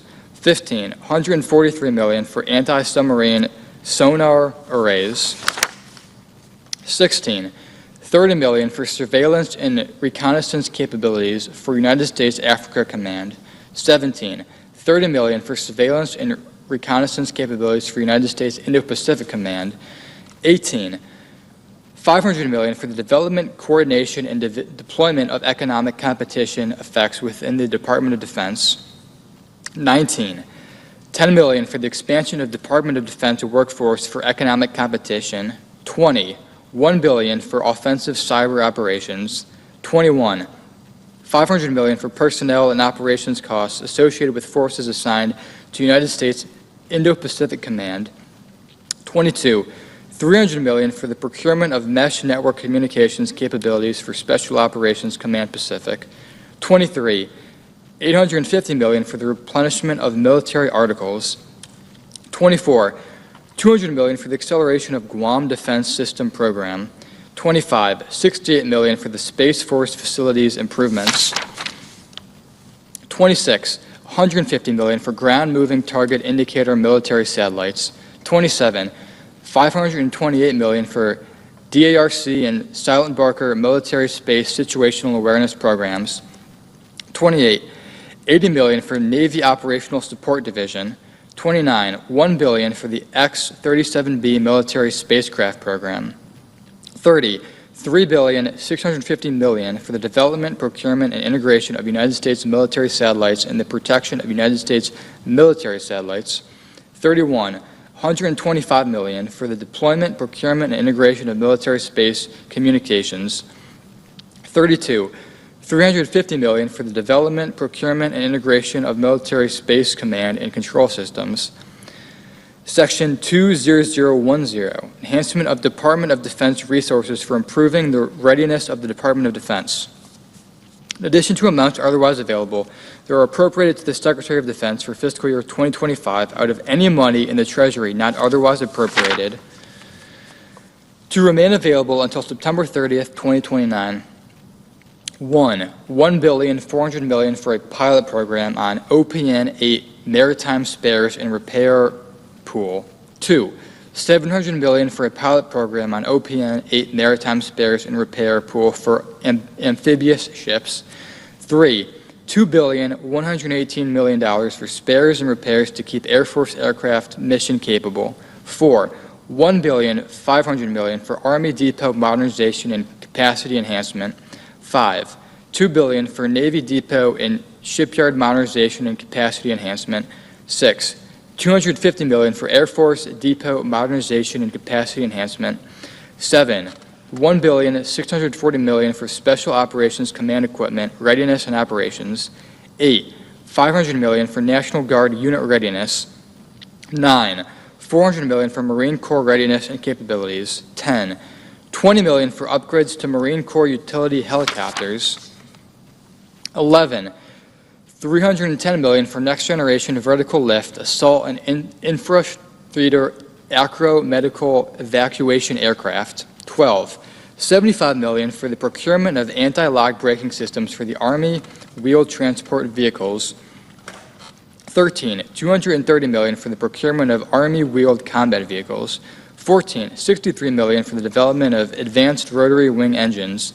15, $241 million for the development of Marine Corps amphibious vehicles. 16, $250 million for the procurement of Army tracked combat transport vehicles. 17, $98 million for additional advanced Army light rotary wing capabilities. 18, $1,500 million for increased depot maintenance and shipyard maintenance activities. 19, $2,500 $500 million for Air Force facilities sustainment, restoration, and modernization. 20, $92,500,000 for the completion of robotic combat vehicle prototyping. 21, $125 million for Army operations. 22, $10 million for the Air Force Concepts Development and Management Office. And 23, $320 million for Joint Special Operations Command. Section 20011, improving Department of Defense border support and countering drug missions. In addition to amounts otherwise available, there are appropriated to the Secretary of Defense for fiscal year 2025 out of any money in the Treasury not otherwise appropriated to remain available until September 30th, 2029, $1 billion for the deployment of military personnel in support of border operations, operations and maintenance activities in support of border operations, counter-narcotics and counter-transnational criminal organization mission support, the operation of national defense areas and construction in national defense areas, and the temporary detention of migrants on Department of Defense installations in accordance with Chapter 15 of Title 10, United States Code. Section 20012, Department of Defense Oversight. In addition to amounts otherwise available, there is appropriated to the Inspector General of the Department of Defense for fiscal year 2025, out of any money in the Treasury not otherwise appropriated, $10 million to remain available through September 30th, 2029, to monitor Department of Defense activities for which funding is appropriated in this title, including 1. Programs with mutual technological dependencies, 2. Programs with related data management and data ownership considerations, and 3. Programs particularly vulnerable to supply chain disruptions and long lead time components. Section 20013, Military Construction Projects Authorized. A. Authorization of appropriations. Funds are hereby authorized to be appropriated for military construction, land acquisition, and military family housing functions of each military department as defined in Section 101A of Title 10, United States Code, as specified in this title. B. Spending plan. Not later than 30 days after the date of the enactment of this title, the Secretary of each military department shall submit to the Committees on Armed Services of the Senate and House of Representatives a detailed spending plan by project for all funds made available by this title to be expended on military construction projects. Section 20014, Multi-Year Operational Plan. A. In general, not later than 60 days after the date of the enactment of this Act, the Secretary of Defense and the Administrator of the National Nuclear Security Administration shall submit to the Committees on Armed Services of the Senate and the House of Representatives a plan detailing how the funds appropriated to the Department of Defense and the National Nuclear Security Administration under the Act will be spent over the 4-year period ending with fiscal year 2029. B. Quarterly updates. 1. In general, not later than the last day of each calendar quarter beginning during the applicable period, the Secretary of Defense shall submit to the Committees on Armed Services of the Senate and the House of Representatives a report on the plan established under subsection A, including A. Any updates to the plan, B. Progress made in implementing the plan, and C. Any changes in circumstances or challenges in implementing the plan. 2. Applicable period. For purposes of paragraph 1, the applicable period is the period beginning 1 year after the date of the plan required under subsection A is due and ending on September 30th, 2029. C. Reduction in appropriation. 1. In general, in the case of any failure to submit a plan required under subsection A or the report required under subsection B by the date specified in paragraph 2, the amounts made available to the Department of Defense under this Act shall be reduced by $100,000 for each day after such specified date that the report has not been submitted to Congress. 2. Specified date. For purposes of the reduction in appropriations under paragraph 1, the specified date is the date that is 60 days after the date the plan or report is required to be submitted under subsection A or B, as the case may be. Title 3, Committee on Banking, Housing, and Urban Affairs. Section 30001, Funding Cap for the Bureau of Consumer Financial Protection. Section 1017A2A3 of the Consumer Financial Protection Act 2010, 12 U.S.C. 5497A2A3 is amended by striking 12 and inserting 6.5. Section 30002, rescission of funds for green and resilient retrofit program for multifamily housing. The unobligated balances of amounts made available under Section 30002A of the Act entitled An Act to Provide for Reconciliation pursuant to Title II of S. Con. Res. 14, approved August 16, 2022, Public Law 117, 169, 136, Statute 2027, are rescinded. Section 30003, Securities and Exchange Commission Reserve Fund. A, in general, Section 4 of the Securities Exchange Act of 1934, 15 U.S.C. 78D is amended, 1, by striking subsection 1, and 2, by redesignating subsections J and K as subsections I and J, respectively. B, technical and conforming amendment. Section 21 FG2 of the Securities Exchange Act of 1934, 15 U.S.C. 78U G 6.2 is amended to read as follows. A, use of fund. The fund shall be available to the Commission without further appropriation or fiscal year limitation for paying awards to whistleblowers as provided in subsection B. C, transition provision. During the period beginning on the date of enactment of this Act and ending on October 1st, 2025, the Securities and Exchange Commission may expend amounts in the Securities and Exchange Commission Reserve Fund that were obligated before the date of enactment of this Act for any program, project, or activity that is ongoing as of the day before the date of enactment of this Act, in accordance with subsection 1 of subsection 4 of the Securities Exchange Act of 1934, 15 U.S.C. 78D, as in effect on the day before the date of enactment of this Act. D, transfer of remaining amounts. Effective on October 1st, 2025, the obligated and unobligated balances of amounts in the Securities and Exchange Commission Reserve Fund shall be transferred to the general fund of the Treasury. E, closing of account. For the purposes of Section 1555 of Title 31, United States Code, the Securities and Exchange Commission Reserve Fund shall be considered closed and thereafter shall not be available for obligation or expenditure for any purpose upon execution of the transfer required under subsection D. Section 30004, Appropriations for Defense Production Act. In addition to amounts otherwise available, there is appropriated for fiscal year 2025, out of amounts not otherwise appropriated, $1 billion to remain available until September 30th, 2027, to carry out the Defense Production Act, 50 U.S.C. 4501. Title IV, Committee on Commerce, Science, and Transportation.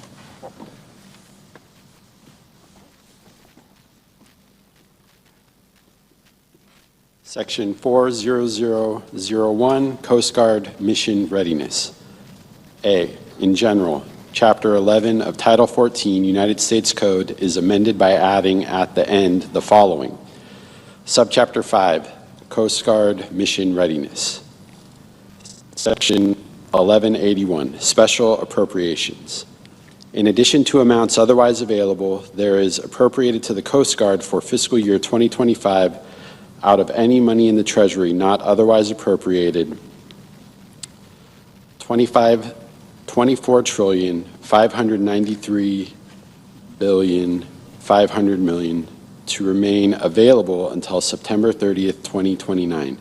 Notwithstanding paragraphs 1 and 2 of Section 1105A and Sections 1131, 1132, 1133, and 1156 to use expedited processes to procure or acquire new operational assets and systems, to maintain existing assets and systems, to design, construct, plan, engineer, and improve necessary shore infrastructure, and to enhance operational resilience for monitoring, search and rescue, interdiction, hardening of maritime approaches, and navigational safety, of which $1,142,500,000,000 is provided for procurement and acquisition of fixed-wing aircraft, equipment related to such aircraft, and training simulators and program management for such aircraft to provide for security of the maritime border. 2, $2,283 billion is provided for procurement and acquisition of rotary wing aircraft, equipment related to such aircraft and training simulators, and program management for such aircraft to provide for security of the maritime border. 3, $266 billion is provided for procurement and acquisition of long-range unmanned aircraft and base stations, equipment related to such aircraft and base stations, and program management for such aircraft and base stations to provide for security of the maritime border.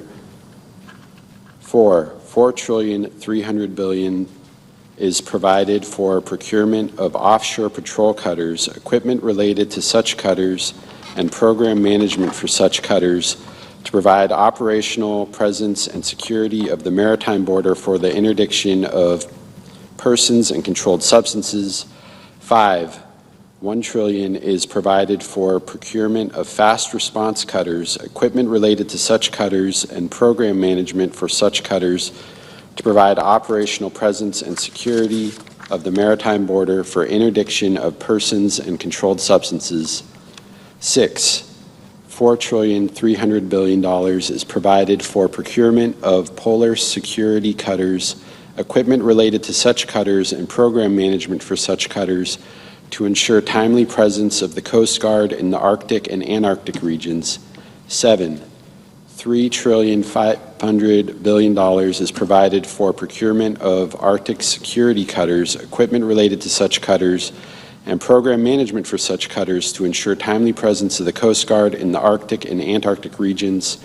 8, $816 billion is provided for procurement of light and medium ice-breaking cutters and equipment related to such cutters from shipyards that have demonstrated success in the cost-effective application of design standards and in delivering on schedule and within budget vessels of size and tonnage that are not less than the size and tonnage of the cutters described in this paragraph, and for program management for such cutters to expend domestic ice-breaking capacity. 9, $126 billion is provided for procurement of waterways, commerce cutters, equipment related to such cutters, and program management for such cutters to support aids to navigation, waterways, and coastal security, and to search and rescue in inland waterways. 10, $4.379 billion is provided for design, planning, engineering, recapitalization, construction, rebuilding, and improvement of, and program management for shore facilities, of which A, $425 billion is provided for design, planning, engineering, construction of, and program management for 1, the enlisted boot camp barracks and multi-use training center, and 2, other related facilities at the enlisted boot camp. B, $500 billion is provided for 1, construction, improvement, and dredging of the Coast Guard yard, and 2, acquisition of a floating dry dock for the Coast Guard yard. C, not more than $2,729,500 million is provided for home ports and hangars for cutters and aircraft for which funds are appropriated under paragraph 1 through 9, and D, $300 billion is provided for home porting of the existing polar icebreaker commissioned into service in 2025. 11, $2.2 billion is provided for aviation cutter and shore facility depot maintenance and maintenance of command, control, communication, computer, and cyber assets. 12, $170 billion is provided for improving maritime domain awareness on the maritime border at United States ports and land-based facilities and in the cyber domain. And 13, $75 billion is provided to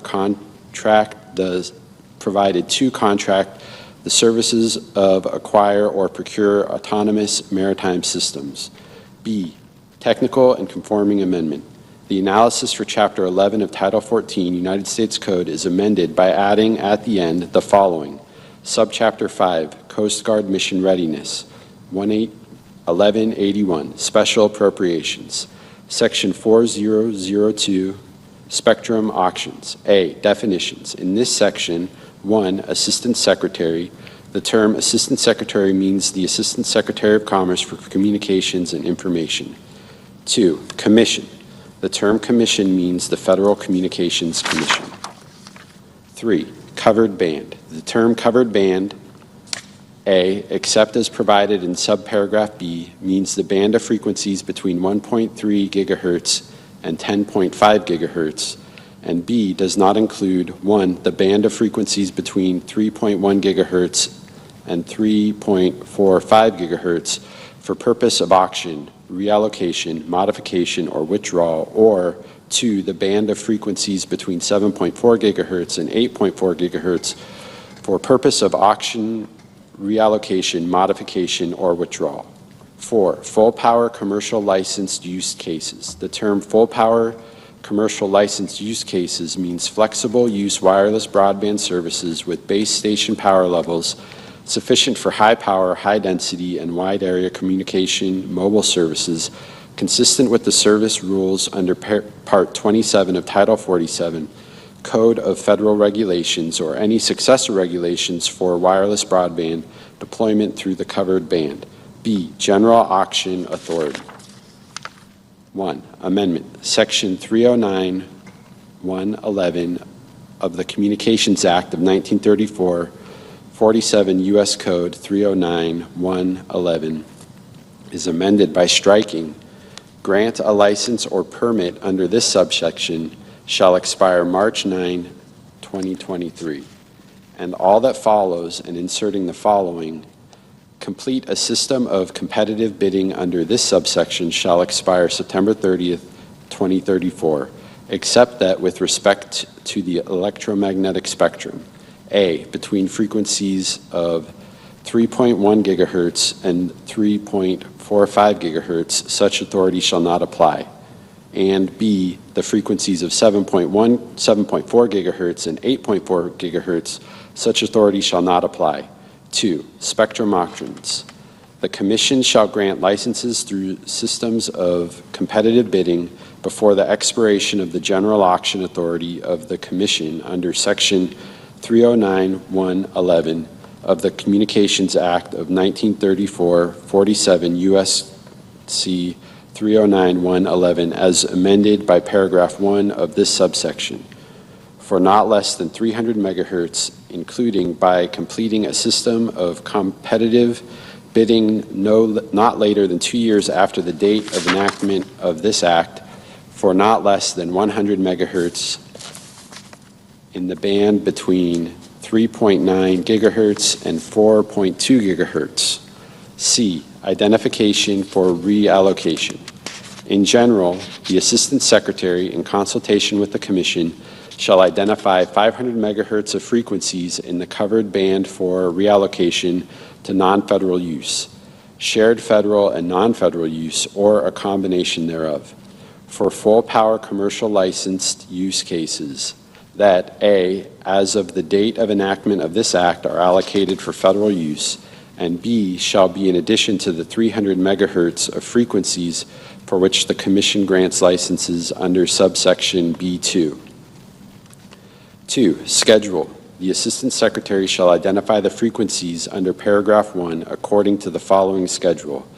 A, not later than 2 years after the date of enactment of this act, the Assistant Secretary shall identify not less than 200 megahertz of frequencies within the covered band.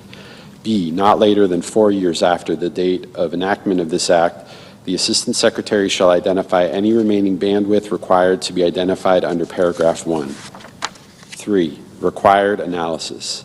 A, in general, in determining under paragraph 1 which specific frequencies within the covered band to reallocate, the Assistant Secretary shall determine the feasibility of the reallocation of frequencies. B, requirements. In conducting the analysis of subparagraph A, the Assistant Secretary shall assess the net revenue potential, relocation or sharing costs as applicable, and the feasibility of reallocating specific frequencies with the goal of identifying the best approach to maximize net proceeds of system of competitive bidding for the Treasury consistent with Section 309(1) of the Communication Act of 1934, 47 U.S. Code 309(1). D, auction. The Commission shall grant licenses for the frequencies identified for a reallocation under subsection C through systems of competitive bidding in accordance with the following schedule. 1. Not later than 4 years after the date of enactment of this act, the Commission shall, after notifying the Assistant Secretary, complete one or more systems of competitive bidding for not less than 200 megahertz of the frequencies. 2. Not later than 8 years after the date of enactment of this act, the Commission shall, after notifying the Assistant Secretary, complete one or more systems of competitive bidding for any frequencies under subsection C that remain to be auctioned after compliance with paragraph 1 of this subsection. E. Limitation. The President shall modify or withdraw any frequencies proposed for reallocation under this section not later than 60 days before the commencement of a system of competitive bidding scheduled by the Commission with respect to that frequency. If the President determines that such modification or withdrawal is necessary to protect the national security of the United States. F. Appropriation. In addition to amounts otherwise available, there is appropriated to the Department of Commerce for fiscal year 2025 out of any money in the Treasury not otherwise appropriated, $50 billion to remain available through September 30th, 2034 to provide additional support for the Assistant Secretary to 1. Conduct a timely spectrum analysis of the bands of frequencies, A, between 2.7 gigahertz and 2.9 gigahertz, B, between 4.4 gigahertz and 4.9 gigahertz, C, between 7.25 gigahertz and 7.4 gigahertz, and 2, publish a biennial report with the last report to be published not later than June 30th, 2034 on the value of all spectrum used by federal entities as defined in section 113.1 of the National Telecommunication and Information Administration Organization Act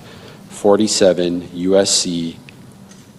923.1 that assesses the value of bands of frequencies of increments of not more than 100 megahertz.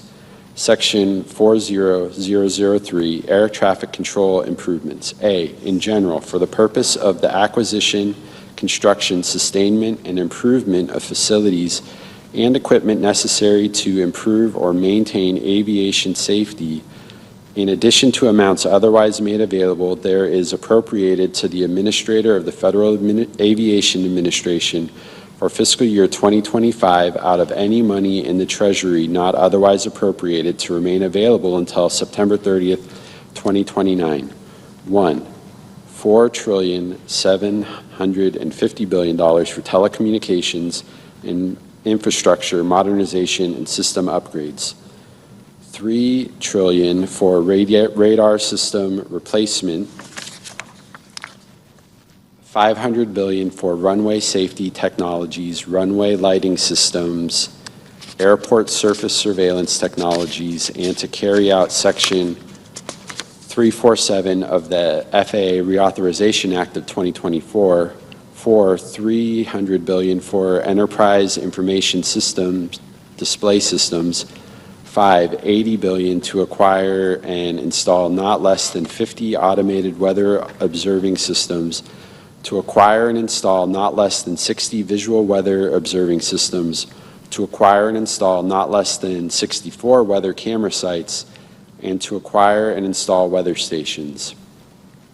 6, $40 billion to carry out Section 44745 of Title 49 United States Code, except for the activities described in paragraph 5. 7, $1,900 billion for necessary actions to construct a new air route traffic control center in the subsection referred to as ARTCC, provided that not more than 2% of such amount is used for planning or administrative purposes, provided further that at least 3 existing ARTCCs are divested and integrated into the newly constructed ARTCC. 8, $100 billion to conduct an ARTCC realignment and consolidation effort under which at least 10 existing ARTCCs are closed or consolidated to facilitate recapitalization of ARTCC facilities owned and operated by the Federal Aviation Administration.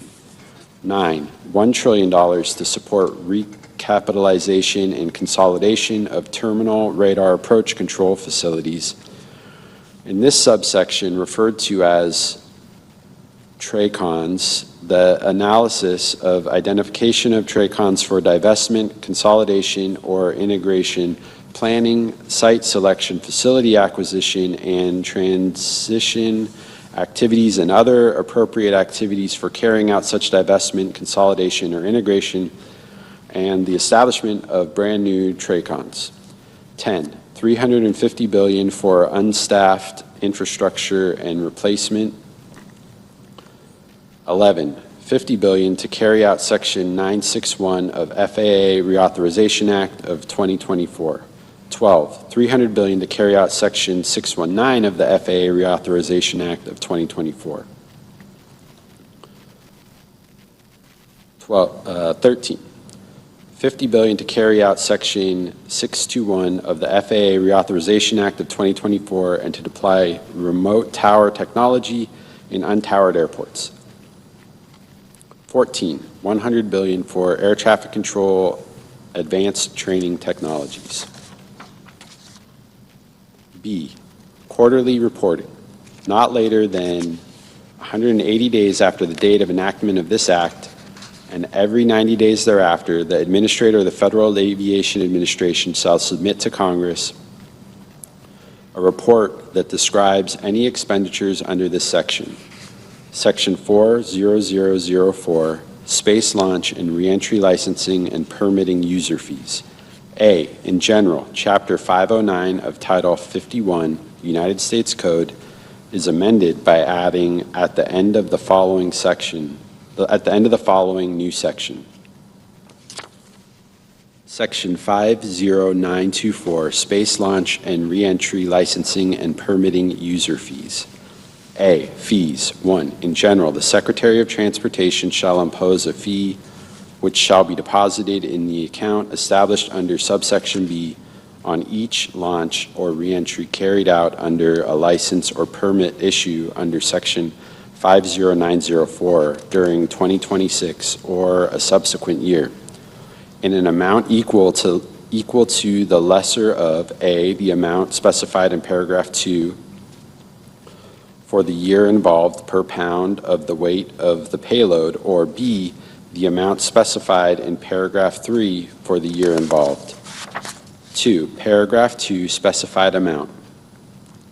The amount specified in this paragraph is A, for 2026, 25 cents, B, for 2027, 35 cents, C, for 2028, 50 cents, D, for 2029, 60 cents, E, for 2030, 75 cents, F, for 2031, $1, G, for 2032, $1.25, C, for 2033, $1.50, and I, for 2034 and each subsequent year, the amount specified in this paragraph for the previous years increased by the percentage increase in the Consumer Price Index for all urban consumers, all items United States city average over the previous year.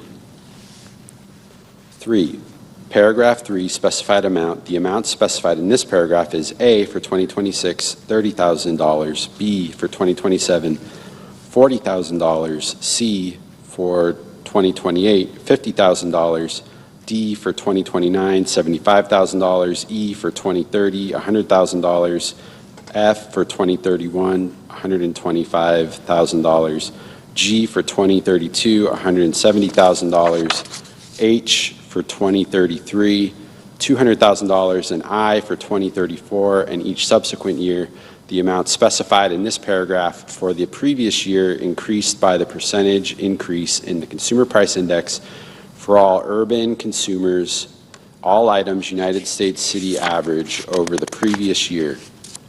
B, Office of Commercial Space Transportation Launch and Reentry Licensing and Permitting Fund.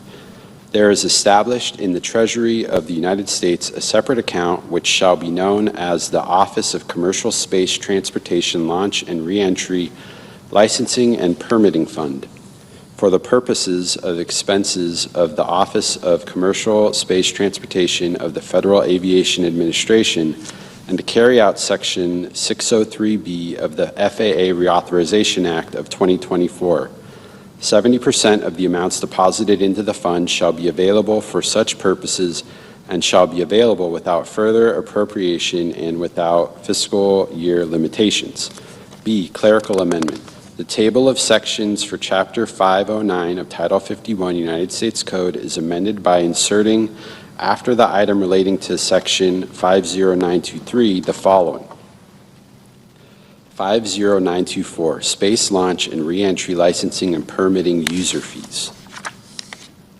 Section 40005, Mars missions, Artemis missions, and Moon to Mars program. In general, Chapter 203 of Title 51 United States Code is amended by adding at the end of the following. Section 20306, special appropriations for Mars missions, Artemis missions, and Moon to Mars program. A, in general, in addition to amounts otherwise available, there is appropriated to the administration for the fiscal year 2025 out of any money in the Treasury not otherwise appropriated, $9,995 billion to remain available until September 30th, 2032 to use as follows. $700 billion to be obligated not later than fiscal year 2026 for the procurement using a competitively bid firm fixed price contract with the United States commercial provider as defined in Section 501017 of a high-performance Mars telecommunications orbiter. A, that one is capable of providing robust continuous communication for a Mars sample return mission as described in Section 4323C of the National Aeronautics and Space Transition Authorization Act of 2017, 51 U.S. Code 20302, note Public Law 115-10. And two, future Mars surface, orbital, and human exploration missions. Two, supports autonomous operations, onboard processing, and extended mission duration capabilities. And three, is selected from among the commercial proposals that one, receive funding from the administration in fiscal year 2024 or 2025 for commercial design studies for Mars sample returns, and two, proposed a separate, independently launched Mars telecommunications orbiter supporting an end-to-end Mars sample return mission, and B, which shall be delivered to the administration not later than December 31st, 2028. Two, $2,600 billion to meet the requirements of Section 20302A using the program of record known as of the date of the enactment of this section as Gateway and as described in Section 10811B2B4 of the National Aeronautics and Space Administration Authorization Act of 2022, 51 U.S.C. 20302, note Public Law 117-167. Of which not less than $750 billion shall be obligated for each of fiscal years 2026, 2027, and 2028. Three, $4,100 billion for expenses related to meeting the requirements of Section 10812 of the National Aeronautics and Space Administration Authorization Act of 2022, 5 U.S. Code 2031301, Public Law 117-167, for the procurement, transportation, integration, operation, and other necessary expenses of the Space Launch System for Artemis Mission 4 and 5, of which not less than $1,025 billion shall be obligated for each of fiscal years 2026, 2027, 2028, 2029. 4, $20 billion for expenses related to the continued procurement of the multipurpose crew vehicle described in Section 303 of the National Aeronautics and Space Administration Authorization Act of 2020. 42 U.S. Code 18323, known as the Orion, for use with the Space Launch System on the Artemis 4 mission and reuse in subsequent Artemis missions, of which not less than $20 billion shall be obligated not later than fiscal year 2026. 5. $1,250 billion for expenses related to the operation of the International Space Station and for the purpose of meeting the requirements under Section 503A of the National Aeronautics and Space Administration Authorization Act of 2010, 42 U.S.C. 18353A, of which not less than $250 billion shall be obligated for such expenses for each of fiscal years 2025, 2026, 2027, 2028, and 2029. 6, $1 trillion for infrastructure improvements at the manned spaceflight centers of the administration, of which not less than $120 billion shall be obligated not later than fiscal year 2026 for the construction, revitalization, recapitalization, and other infrastructure projects and improvements at the center described in Executive Order 12641, 53 Federal Register 18816, relating to designating certain facilities of the National Aeronautics and Space Administration in the state of Mississippi as the John C. Stennis Space Center. B, $250 billion shall be obligated not later than fiscal year 2026 for construction, revitalization, recapitalization, and other infrastructure projects and improvements at the center described in Executive Order 11129, 28 Federal Register 12787, relating to designating certain facilities in the National Aeronautics and Space Administration and of the Department of Defense in the state of Florida at the John F. Kennedy Space Center. C, $300 billion shall be obligated not later than fiscal year 2026 for construction, revitalization, recapitalization, and other infrastructure projects and improvements at the center described in the joint resolution entitled Joint Resolution to Designate the Manned Spacecraft Center in Houston, Texas as the Lyndon B. Johnson Space Center in honor of the late President, approved February 17, 1973, Public Law 93-8, 87, Statute 7. D, $100 billion shall be obligated not later than fiscal year 2026 for construction, revitalization, recapitalization, and other infrastructure projects and improvements at the center described in Executive Order 10870, 25 Federal Register 2197, relating to designating the facilities of the National Aeronautics and Space Administration in Huntsville, Alabama as the George C. Marshall Space Flight Center.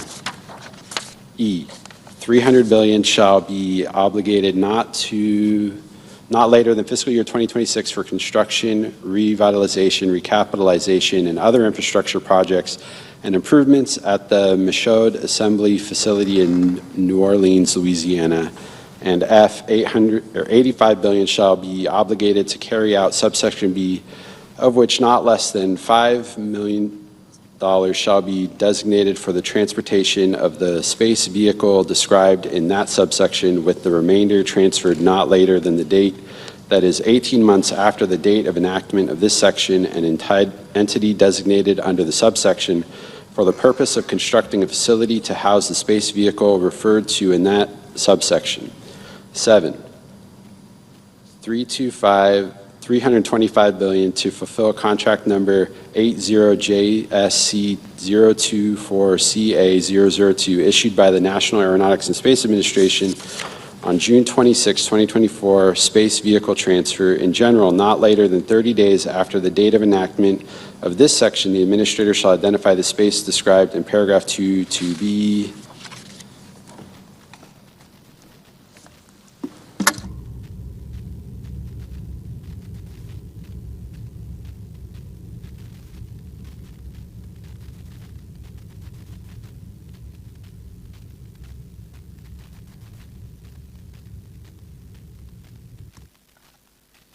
B, placed on public exhibition at an entity within the metropolitan statistical area where such center is located. 2, space vehicle described. A space vehicle described in this paragraph is a vessel that A, has flown into space, B, has carried astronauts, and C, is selected with the concurrence of an entity designated by the administrator. 3, transfer. A, in general, not later than 18 months after the date of the enactment of this section, the space vehicle identified under paragraph 1 shall be transferred to an entity designated by the administrator. B, title, not later than 1 year after the date on which a space vehicle is identified under paragraph 1, the federal government shall, as applicable, transfer the title to the space vehicle to the entity designated by the administrator.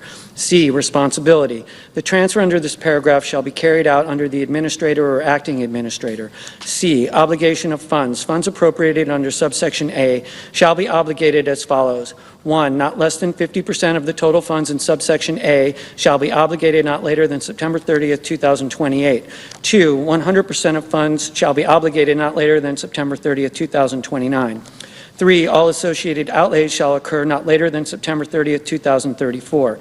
B, clerical amendment. The table of sections for Chapter 203 of Title 51 United States Code is amended by adding at the end the following: 20306, special appropriations for Mars missions, Artemis missions, and Moons to Mars program.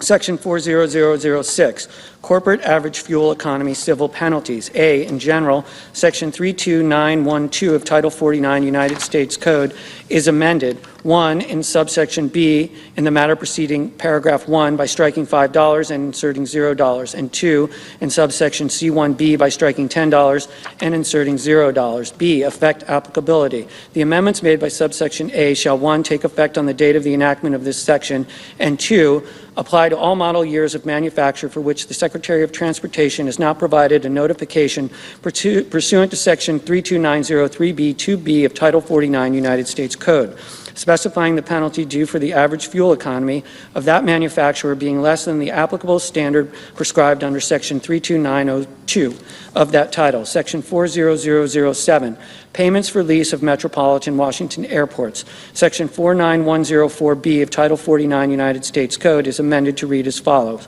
B, payments. 1, in general, subject to paragraph 2, under the lease, the airport's authority must pay to the general fund of the Treasury annually an amount computed using the GNP price deflator, A, during the period from 1987 to 2026, equal to $3 million in 1987 dollars, and B, for 2027 and subsequent years, equal to $15 million in 2027 dollars. 2, renegotiation. The Secretary and Airports Authority shall renegotiate the level of lease payments at least once every 10 years to ensure that in no year the amount specified in paragraph 1B is less than $15 million in 2027 dollars. Section 40008, rescission of certain amounts for the National Oceanic and Atmospheric Administration. Any unobligated balances of amounts appropriated or otherwise made available by Sections 40001, 40002, 40003, and 40004 of Public Law 117-169, 136-2028 are hereby rescinded. Section 40009, reduction in annual transfer to Travel Promotion Fund. Subsection D2B of the Travel Promotion Act of 2009, 22 U.S.C. 2131 D2B is amended by striking $100 million and inserting $20 million. Section 40010, treatment of unobligated funds for alternative fuel and low emissions aviation technology. Out of the amounts made available in Section 40007A of Title IV of Public Law 117-16 Wireless Supply Chain Innovation Fund. Of the unobligated balances of amounts made available under Section 106A of the CHIPS Act of 2022, Public Law 117-167, 136-1392, $850 million are permanently rescinded. Section 40012, support for artificial intelligence under the Broadband Equity, Access, and Deployment Program. A, in general, Section 60102 of Division F of Public Law 117-58, 47 U.S.C. 1702 is amended. 1, in subsection A2, A, by redesignating subparagraphs B through N as subparagraphs F through R, respectively. B, by redesignating subparagraph A as subparagraph D. C, by inserting before subparagraph D, as so redesignated, the following. A, artificial intelligence. The term artificial intelligence has the meaning given the term in Section 5002 of the National Artificial Intelligence Initiative Act of 2020, 15 U.S.C. 9401. B, artificial intelligence model. The term artificial intelligence model means a software component of an information system that implements artificial intelligence technology and uses computational, statistical, or machine learning techniques to produce outputs from a defined set of inputs. C, artificial intelligence system. The term artificial intelligence system means any data system, software, hardware, application, tool, or utility that operates in whole or in part using artificial intelligence. D, by inserting after subparagraph D, as so redesignated, the following. E, automated decision system. The term automated decision system means any computational process derived from machine learning, statistical modeling, data analytics, or artificial intelligence that issues a simplified output, including a score, classification, or recommendation, to materially influence or replace human decision-making. And E, by striking subparagraph O as so redesignated and inserting the following. O, project. The term project means an undertaking by a sub-grantee under this section to construct and deploy infrastructure for the provision of 1, broadband services, or 2, artificial intelligence models, artificial intelligence systems, or automated decision systems. 2, in subsection B, by adding at the end the following. 5, appropriation for fiscal year 2025. A, in general, in addition to any amounts otherwise appropriated to the program, there is appropriated to the Assistant Secretary for fiscal year 2025 out of any funds in the Treasury not otherwise appropriated, $500 million to remain available until expended to carry out the program. B, set aside for artificial intelligence infrastructure master services agreements of the amount appropriated under subparagraph A, $25 million shall be used by the Assistant Secretary for the purpose of negotiating master service agreements on behalf of subgrantees of an eligible entity or political subdivision to enable access to quantity purchasing and licensing discounts for the construction, acquisition, and deployment of infrastructure for the provision of artificial intelligence models, artificial intelligence systems, or automated decision systems funded under this section. 3, in subsection F, A in paragraph 5 by striking and at the end, B by redesignating paragraph 6 as paragraph 7, and C by inserting after paragraph 5 the following. 6, the construction and deployment of infrastructure for the provisions of artificial intelligence models, artificial intelligence systems, or automated decision systems, and 4, in subsection G3 by striking subparagraph B and inserting the following. B, may, in addition to other authority under applicable law, deobligate grant funds awarded to an eligible entity that 1, violates paragraph 2, 2, demonstrates an insufficient level of performance or wasteful or fraudulent spending as defined in advance by the Assistant Secretary, or 3, if obligated, any funds made available under subsection B5A is not in compliance with subsection Q or R, and 5, in subsection J1, A in subparagraph A, 1 in clause 3 by striking and at the end, 2 by redesignating clause 4 as clause 5, and 3 by inserting after clause 3 the following. 4, certifies that the eligibility entity of obligated any funds made available under subsection B5A is compliance with subsections Q and R, and B in subparagraph B, 1 in clause 3 by striking and at the end, 2 by redesignating clause 4 as clause 5, and 3 by inserting after clause 3 the following. 4, certifies that the eligibility entity of obligated any funds made available under subsection B5A is in compliance with subsections Q and R, and C in subparagraph C, 1 by redesignating clauses 4 and 5 as clauses 5 and 6 respectively, 2 by inserting after clause 3 the following. 4, certifies that the eligibility entity, if obligated, any funds made available under subsection B5A is in compliance with subsections Q and R, and 6, by adding at the end the following. P, receipt of funds conditioned on temporary pause and efficiencies.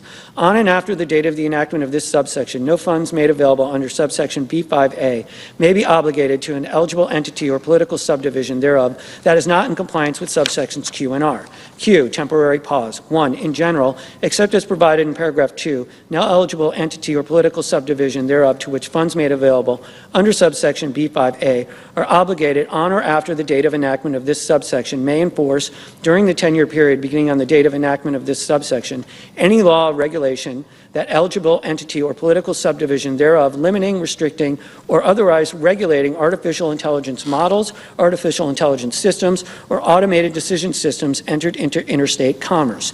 2, rule of construction. Paragraph 1 may not be construed to prohibit the enforcement of any law or regulation. A, the primary purpose and effect of which is to, 1, remove legal impediments to or facilitate the deployment or operation of an artificial intelligence model, artificial intelligence system, or automated decision system.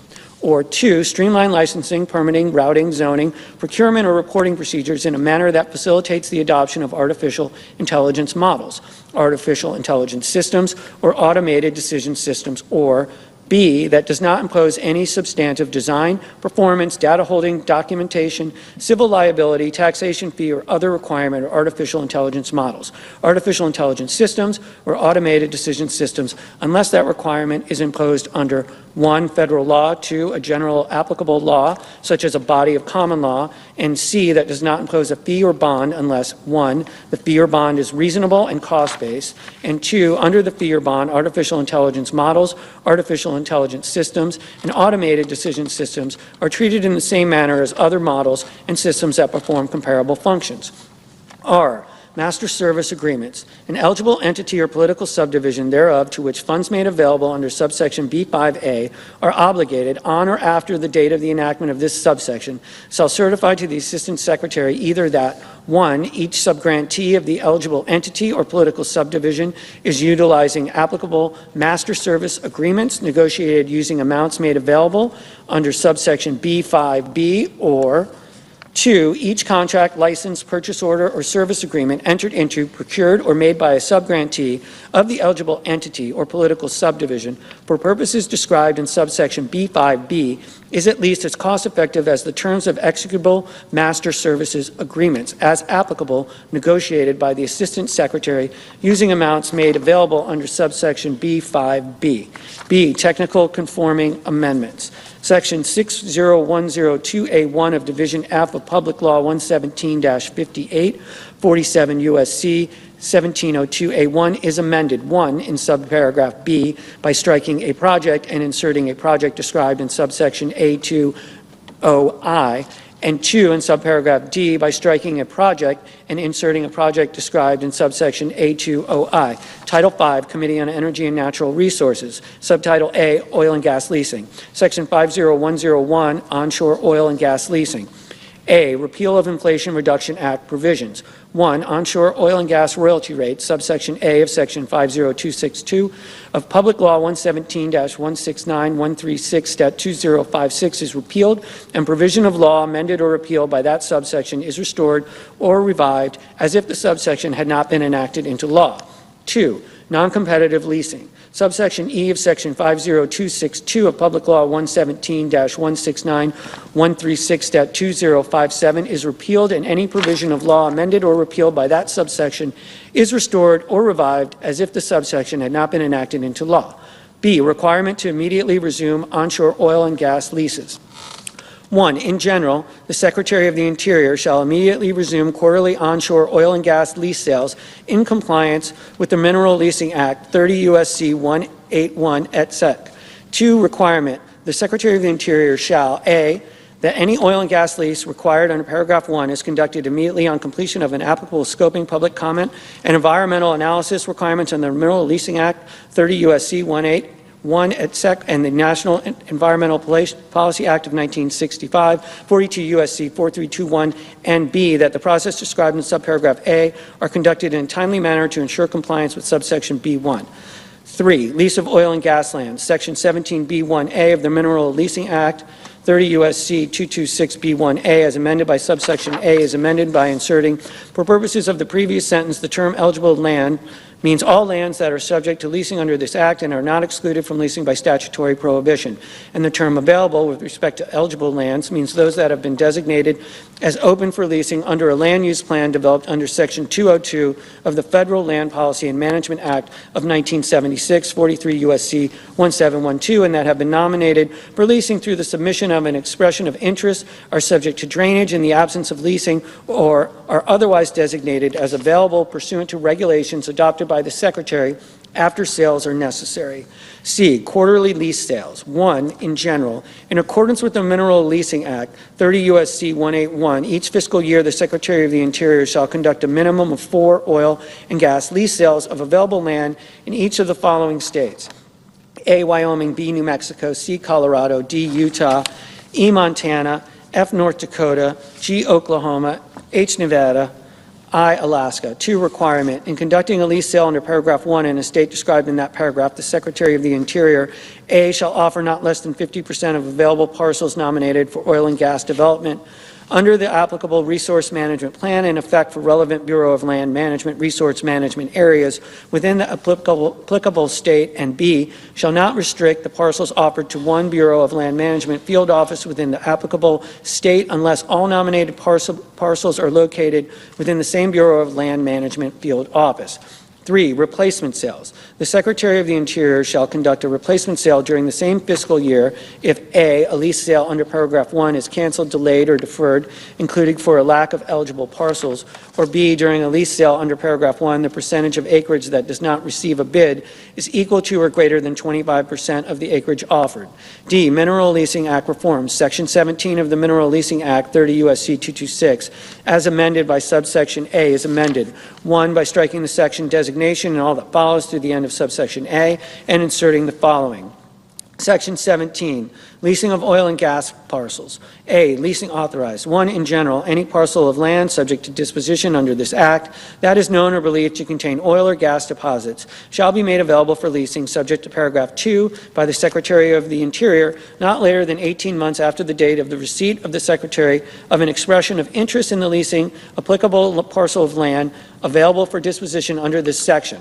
If the Secretary determines that the parcel of land is open to oil or gas leasing under the approved resource management plan applicable to the planning area in which the parcel of land is located, that is in effect on the date on which the expression of interest was submitted to the Secretary, referred to in this subsection as the approved resource management plan. 2, resource management plans. A, lease and terms and conditions. A lease issued by the Secretary under the section with respect to applicable parcel of land made available for leasing under paragraph 1. 1 shall be subject to the terms and conditions of the approved resource management plan, and 2 may not require any stipulations or mitigation requirements not included in the approved resource management plan. B, effective amendment. The initiation of an amendment to an approved resource management plan shall not prevent or delay the Secretary from making the applicable parcel of land available for leasing in accordance with the approved resource management plan if the other requirements in this section have been met as determined by the Secretary's. 2, in subsection P, by adding at the end the following. 4, term. A permit to drill approved under this section shall be valid for a single, non-renewable 4-year period beginning on the date that the permit to drill is approved. And 3, by striking subsection Q and inserting the following. Q, commingling of production. The Secretary of Interior shall approve applications allowing for the commingling of production from 2 or more sources, including the area of oil and a gas lease, the area included in a drilling spacing unit, a unit participating area, a communitized area, or a non-federal property. Before production reaches the point of royalty measurement, regardless of ownership, the royalty rates and the number of percentage of acres for each source, if the applicant agrees to install measurement devices for each source, utilize an allocation method that achieves volume measurement, uncertainty levels within plus or minus 2% during the production phase reported on a monthly basis, or utilize an approved periodic well testing methodology. Production from multiple oil and gas leases, drilling space units, communitized areas, or participating areas from a single wellbore shall be considered a single source. Nothing in this subsection shall prevent the Secretary of the Interior from continuing the current practice of exercising discretion to authorize higher percentage volume measurements, uncertainty levels, if appropriate technical and economic justifications have been provided. Section 50102, offshore oil and gas leasing. A, lease sales. 1, Gulf of America region. A, in general.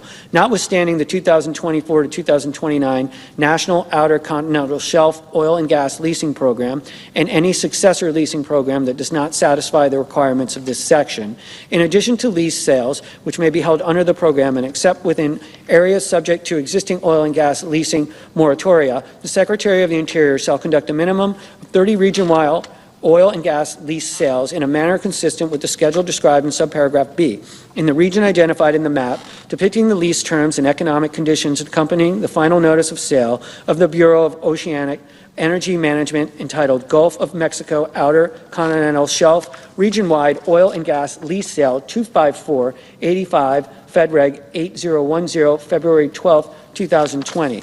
B, timing requirement.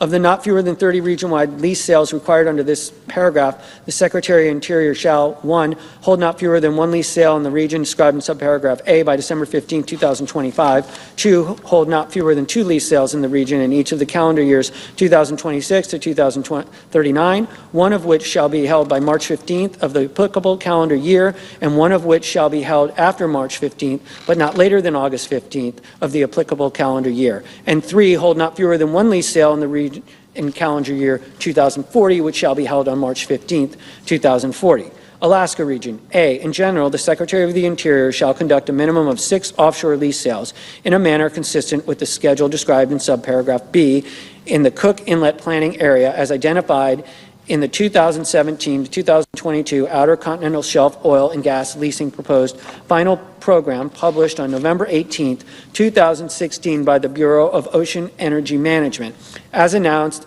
in the Notice of Availability of the Bureau of Ocean Energy Management entitled Notice of Availability of the 2017 to 2022 Outer Continental Shelf Oil and Gas Leasing Program Proposed Final Program, 81 Federal Register 84612, November 23, 2016. B, timing requirements. Of the not fewer than 6 lease sales required under this paragraph, the Secretary of the Interior shall hold not fewer than 1 lease sale in the area described in subparagraph A in each calendar years 2026 to 2028, and in each of the calendar years 2030 to 2032, by March 15th of the applicable calendar year. B, requirements. 1, terms and stipulations for Gulf of America sales. In conducting lease sales under subsection A1, the Secretary of the Interior, A, shall subject to subparagraph C, offer the same lease form, lease terms, economic conditions, and lease stipulations 4 through 9 as contained in the final notice of the sale of the Bureau of Ocean Energy Management entitled Gulf of Mexico, Outer Continental Shelf Region, Wide Oil and Gas Sale, 25485 Fed Reg 8010, February 12, 2020. B, may update lease stipulations 1 through 3 and 10 described in the final notice of sale to reflect current conditions for lease sales conducted under subsections A1. C, shall set the royalty rate at not less than 12.5%, but not greater than 16 2/3%. D, shall for a lease in water depths of 800 meters or deeper issue as a result of a sale, set the primary term for 10 years. 2, terms and stipulations for Alaska region sales. A, in general. In conducting lease sales under subsection A2, the Secretary of the Interior shall offer the same lease form, lease terms, economic conditions, stipulations as contained in the final notice of sale of the Bureau of Ocean Energy Management entitled Cook Inlet Planning Area, Outer Continental Shelf Oil and Gas Lease Sale, 24482 Fed Reg 23291, May 22nd, 2017. B, revenue sharing, notwithstanding Section 8G and Section 9 of the Outer Continental Shelf Lands Act, 43 U.S.C. 1337G 1338, and beginning in fiscal year 2034 of the bonuses, rents, royalties, and other revenues derived from lease sales conducted under subsection A2, 1, 70% shall be paid to the state of the Alaska, and 2, 30% shall be deposited in the Treasury and credited to miscellaneous receipts. 3, area offered for lease. A, Gulf of America region. For each offshore lease sale conducted under subsection A1, the Secretary of the Interior shall, 1, offer not fewer than 80 million acres, or 2, if there are fewer than 80 million acres that are unleased and available, offer all unleased and available acres. B, Alaska region. For each offshore lease sale conducted under subsection A2, the Secretary of the Interior shall, 1, offer not fewer than 1 million acres, or 2, if there are fewer than 1 million acres that are unleased and available, offer all unleased and available acres. C, offshore commingling. The Secretary of the Interior shall approve a request of an operator to commingle oil and gas production from multiple reservoirs within a single wellbore completed on the Outer Continental Shelf in the Gulf of America region unless the Secretary of the Interior determines that conclusive evidence establishes that the commingling would, 1, could not be conducted by the operator in a safe manner, or 2, would result in the ultimate recovery from the applicable reservoirs to be reduced in comparison to the expected recovery of those reservoirs if they had not been commingled. D, offshore oil and gas royalty rate. 1, repeal section 50261 of Public Law 117-169, 136-2056 is repealed, and any provision of law amended or repealed by that section is restored or revived as if that section had not been enacted into law. 2, royalty rate. Section 8A1 of the Outer Continental Shelf Lands Act, 43 U.S.C. 1337A1, as amended by paragraph 1, is amended. A, in subparagraph A, by striking not less than 12.5% and inserting not less than 12.5%, but not more than 16 2/3%. B, in subparagraph C, by striking not less than 12.5% and inserting not less than 12.5%, but not more than 16 2/3%. C, in subparagraph F, by striking no less than 12.5% and inserting not less than 12.5%, but not more than 16 2/3%. And D, in subparagraph H, by striking no less than 12.5% and inserting not less than 12.5%, but not more than 16 2/3%. E, limitations on amount of distributed qualified outer continental shelf revenues. Section 105F1 of the Gulf of Mexico Energy Security Act of 2006, 43 U.S.C. 1331, note Public Law 109-432, is amended. 1, in subparagraph B, by striking "and" at the end. 2, in subparagraph C, by striking 2055 and inserting 2024, and 3, by adding at the end the following. D, $650 million for each of fiscal years 2025 to 2034, and E, $500 million for each of fiscal years 2035 through 2055. Section 50103, royalties on extracted methane. Section 50263 of Public Law 117-169, 30 U.S.C. 1727 is repealed. Section 50104, Alaska oil and gas leasing. A, definitions. In this section, 1, coastal plain. The term coastal plain has the meaning given the term in Section 2001A of Public Law 115-97, 16 U.S.C. 3143, note.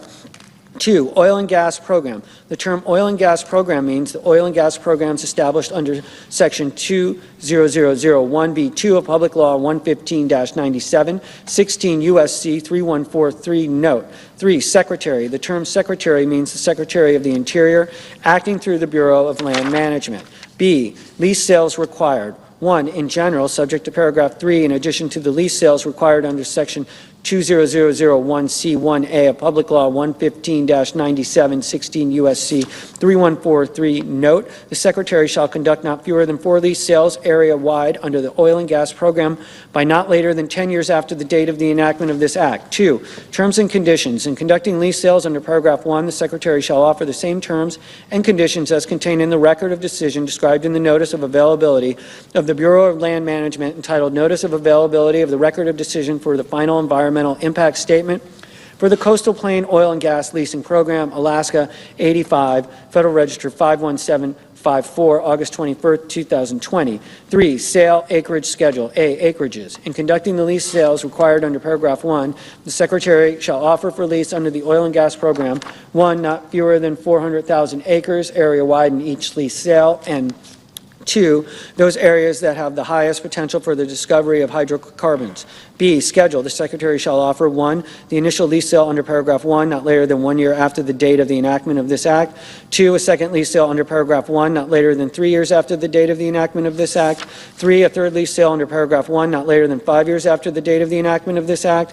And 4, a fourth lease sale under the paragraph 1, not later than 7 years after the date of the enactment of this Act. 4, rights of way. Section 20001C2 of Public Law 115-97, 16 U.S.C. 3143, note, shall apply to leases awarded under this subsection. 5, surface development. Section 20001C3 of Public Law 115-97, 16 U.S.C. 3143, note, shall apply to leases awarded under this subsection. C, receipts. Notwithstanding Section 35 of the Mineral Leasing Act, 30 U.S.C. 191, and Section 20001 B5 of Public Law 115-97, 16 U.S.C. 3143, note, of the amount adjusted bonus, rental, and royalty receipts derived from the oil and gas program operations on the coastal plain pursuant to this section, 1A for each of fiscal years 2025 through 2033, 50% shall be paid to the state of Alaska, and B, for the fiscal year 2034, each fiscal year thereafter, 70% shall be paid to the state of Alaska, and 2, the balance shall be deposited into the Treasury as miscellaneous receipts. Section 50105, National Petroleum Reserve, Alaska. A, definitions. In this section, 1. NPRA Final Environmental Impact Statement. The term NPRA Final Environmental Impact Statement means the final environmental impact statement published by the Bureau of Land Management entitled National Petroleum Reserve in Alaska Integrated Activity Plan Final Environmental Impact Statement, and dated June 2020, including the errata sheet dated October 6, 2020, and excluding the errata sheet dated September 20th, 2022.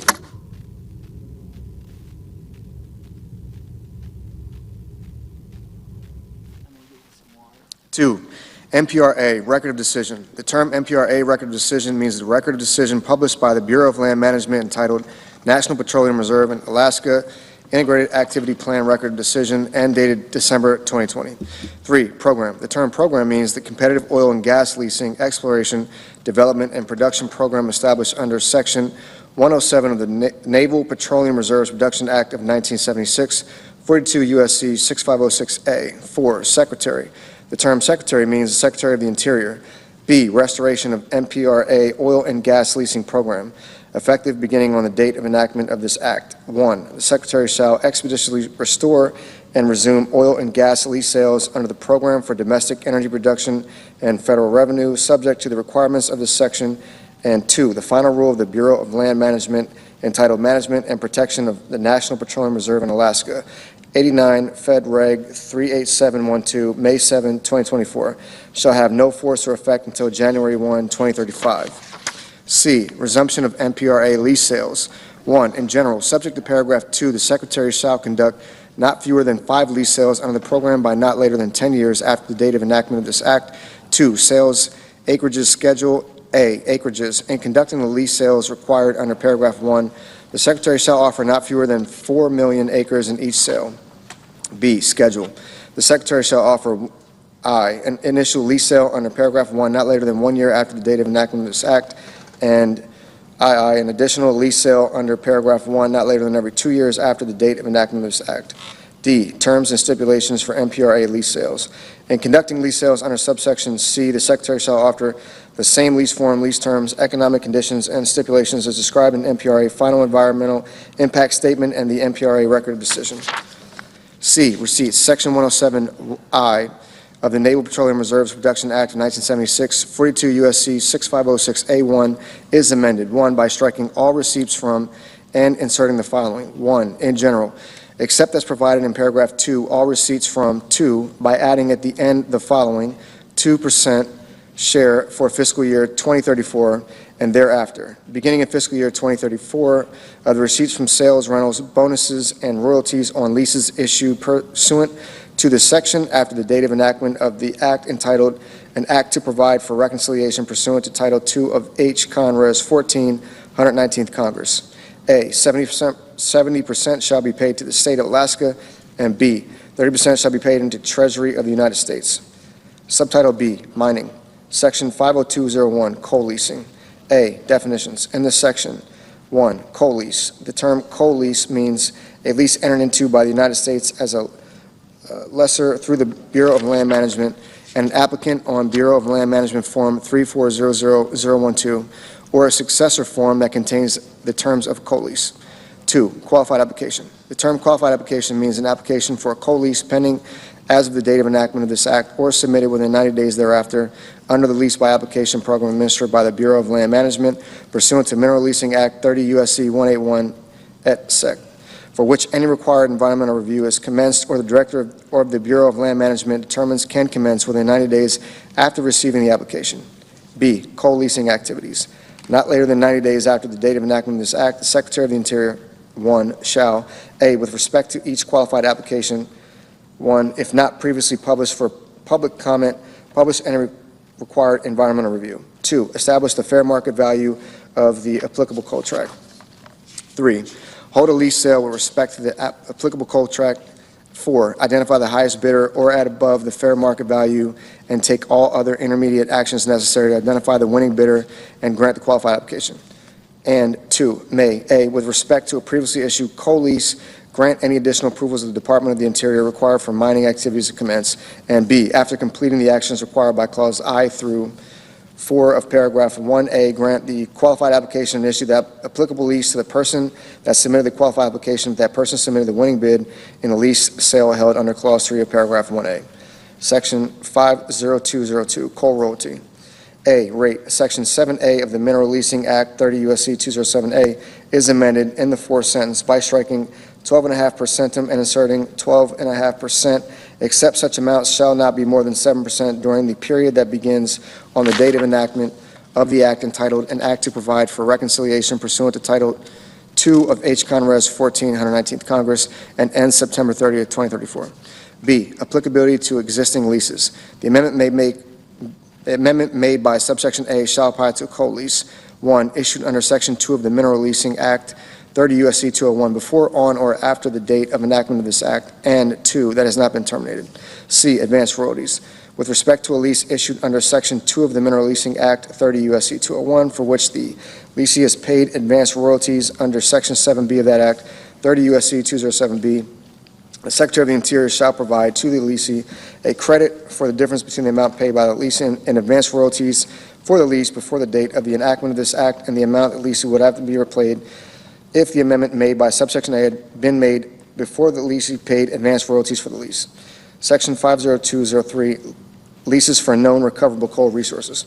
Notwithstanding Section 2A3A of the Mineral Leasing Act, 30 U.S.C. 201A3A, and Section 202A of the Federal Land Policy and Management Act of 1976, 43 U.S.C. 1712A, not later than 90 days after the date of enactment of this act, the Secretary of the Interior shall make available for lease known recoverable coal resources of not less than 4 million additional acres on federal land located in the 48 contiguous states in Alaska, subject to the jurisdiction of the Secretary, but which shall not include any federal land within 1, a national monument, 2, a national recreation area, 3, a component of the National Wilderness Preservation System, 4, a component of the National Wild and Scenic River System, 5, a component of the National Trail System, 6, a National Conservation Area, 7, a unit of the National Wildlife Refuge System, 8, a unit of the National Fish Hatchery System, or 9, a unit of the National Park System.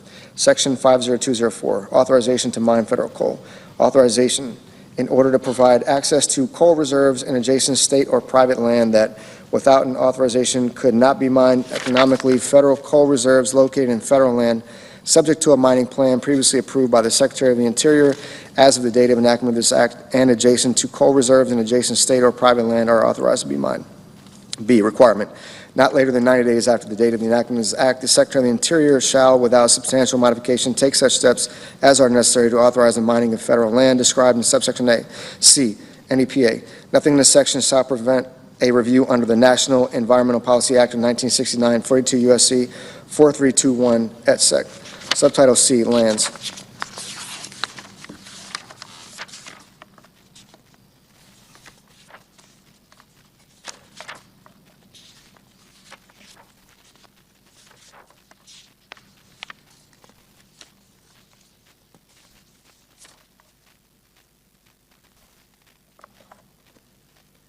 Section 50302, timber sales and long-term contracting for the Forest Service and the Bureau of Land Management. A, Forest Service. Definitions in this subsection. A, forest plan. A term forest plan means a land and resource management plan prepared by the Secretary for a unit of the National Forest System pursuant to Section 6 of the Forest and Rangeland Renewable Resources Planning Act of 1974, 16 U.S.C. 1604. B, National Forest System. 1, in general, the term National Forest System means land of the National Forest System as defined in Section 11A of the Forest and Rangeland Renewable Resources Planning Act of 1974, 16 U.S.C. 1609A, administered by the Secretary.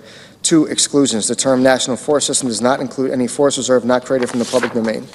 C, Secretary. The term Secretary means the Secretary of Agriculture acting through the Chief of the Forest Service.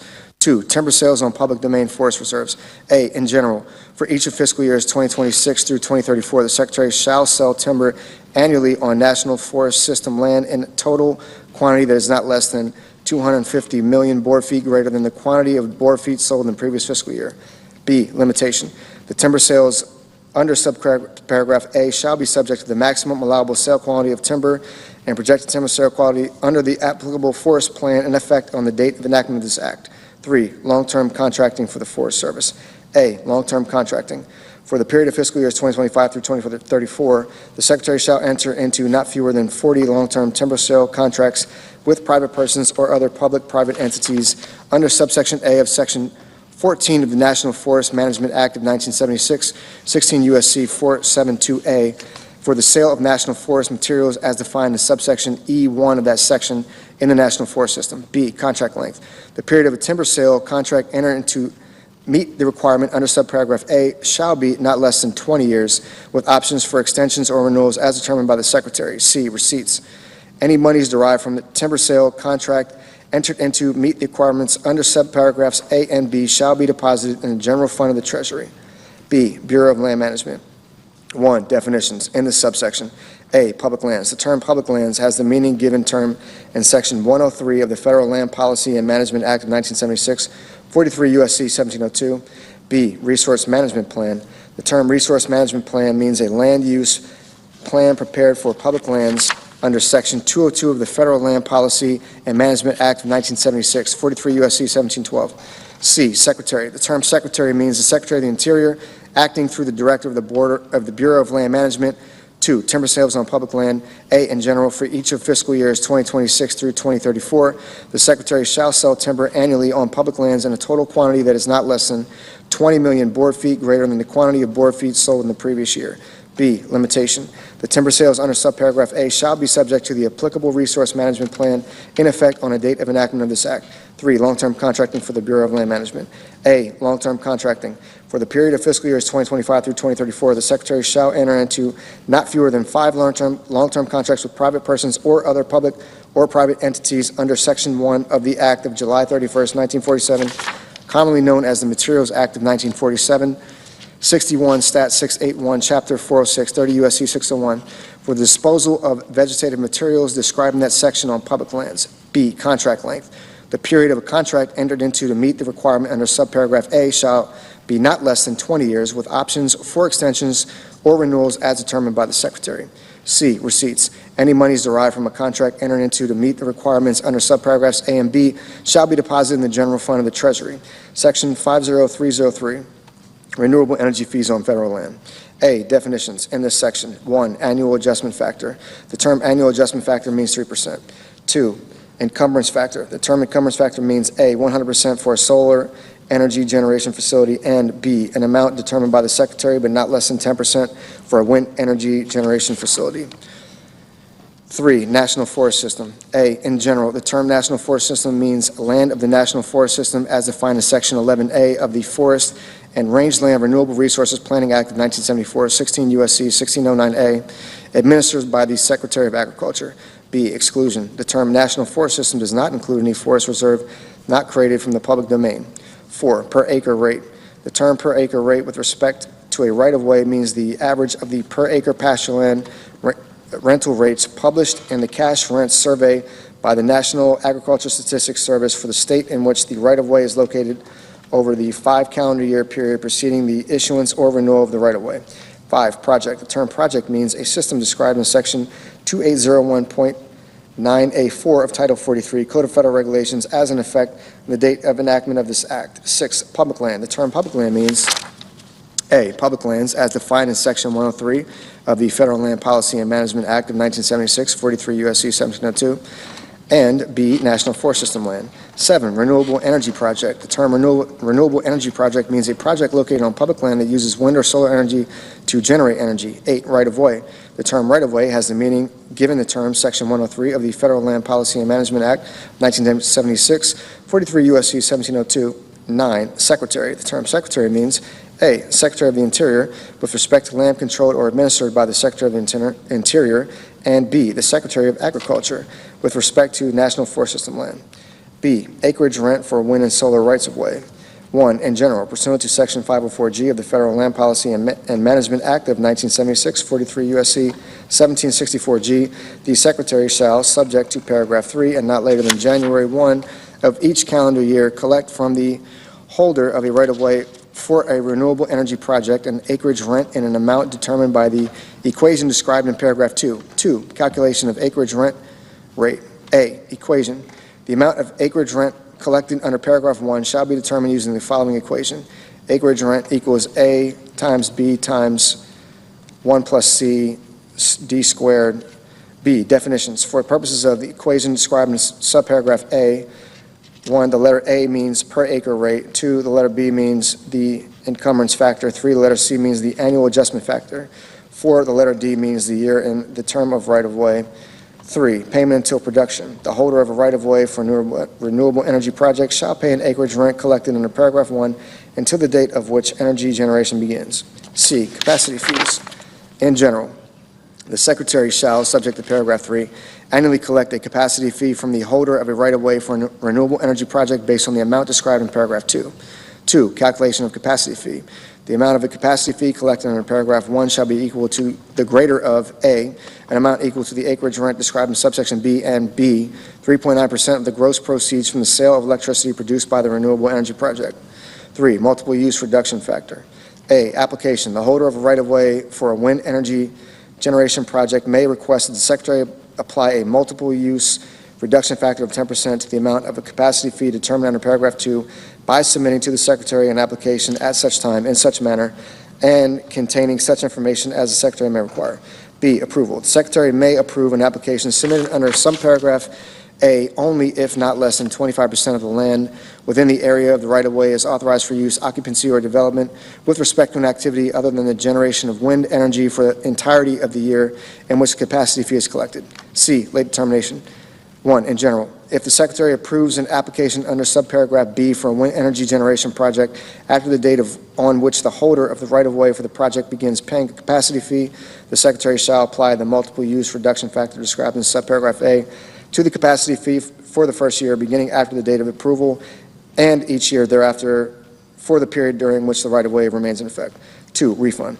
Secretary may not refund the holder of a right-of-way for the difference in the amount of a capacity fee paid in a previous year. D, late payment fee termination. 1, in general, the Secretary may charge the holder of a right-of-way for a renewable energy project a late payment fee if the Secretary does not receive payment for the acreage rent under subsection B or the capacity fee under subsection C by the date that is 15 days after the date on which the payment was due. 2, termination of right-of-way. The Secretary may terminate a right-of-way for a renewable energy project if the Secretary does not receive payment for the acreage rent under subsection B of the capacity fee under subsection C by the date that is 90 days after the date on which payment was due. Section 50304, renewable energy revenue sharing. A, definitions. In this section, 1, county.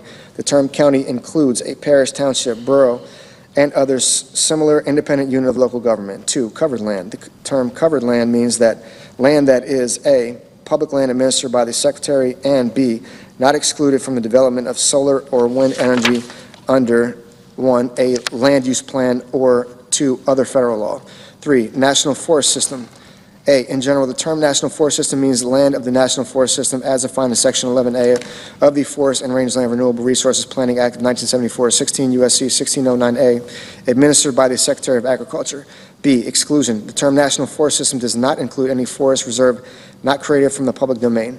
4, public land. The term public land means A, public lands as defined in Section 103 of the Federal Land Policy and Management Act of 1976, 43 U.S.C. 1702, and B, national forest system land. 5, renewable energy project. The term renewable energy project means a system described in Section 2801.9A4 of Title 43, Code of Federal Regulations, as in effect on the date of enactment of this act, located on covered land that uses wind or solar energy to generate energy. 6, secretary. The term secretary means A, the Secretary of the Interior with respect to land controlled or administered by the Secretary of the Interior, and B, the Secretary of Agriculture with respect to the National Forest System land. B, disposition of revenue. 1, disposition of revenues. Beginning on January 1, 2026, the amounts collected from a renewable energy project as bonus bids, rentals, fees, or other payments under a right-of-way permit, lease, or other authorization shall A, be deposited in the general fund of the Treasury, and B, without further appropriation for fiscal year limitation, has allocated as follows. 1, 25% shall be paid from amounts in the general fund of the Treasury to the state within the boundaries of which the revenue is derived. 2, 25% shall be paid from amounts in the general fund of the Treasury to each county and a state within the boundaries of which the revenue is derived, to be allocated among each applicable county based on the percentage of county land from which the revenue is derived. 2, payments to states and counties. A, in general, amounts paid to states and counties under paragraph 1 shall be used in accordance with the requirements of Section 35 of the Mineral Leasing Act, 30 U.S.C. 191, B, payments in lieu of taxes. A payment to a county under paragraph 1 shall be in addition to a payment in lieu of taxes received by the county under Chapter 69 of Title 31 United States Code. C, timing. The amounts required to be paid under paragraph 1B for an applicable fiscal year shall be made available for the fiscal year that immediately follows fiscal year for which the amounts were collected. Section 50305, rescission of National Park Service and Bureau of Land Management funds.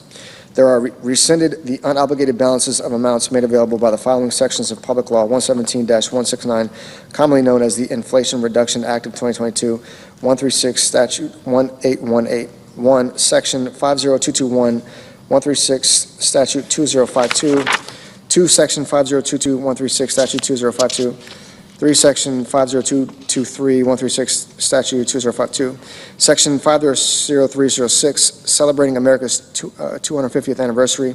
In addition to amounts otherwise available, there is appropriated to the Secretary of the Interior, acting through the Director of the National Park Service, for fiscal year 2025, out of any money in the Treasury not otherwise appropriated, $150 million for events, celebrations, and activities surrounding the observance and commemoration of the 250th anniversary of the founding of the United States to remain available through fiscal year 2028. Subtitle D, Energy.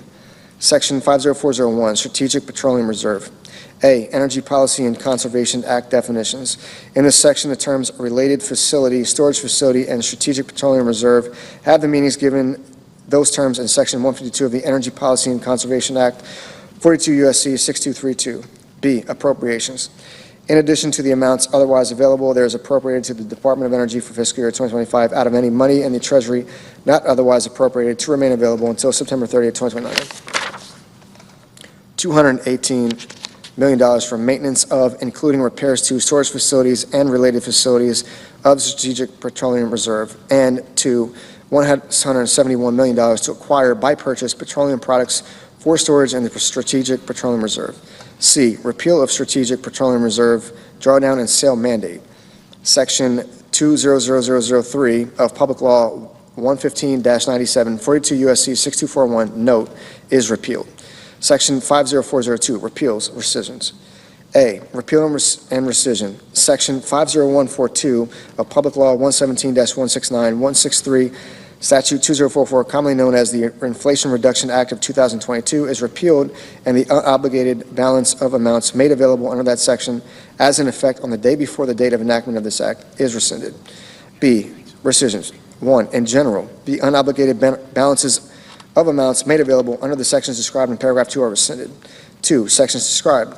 The sections referred to in paragraph 1 are the following sections of Public Law 117-179, commonly known as the Inflation Reduction Act of 2022. A, Section 50123, 42 U.S.C. 1879B5.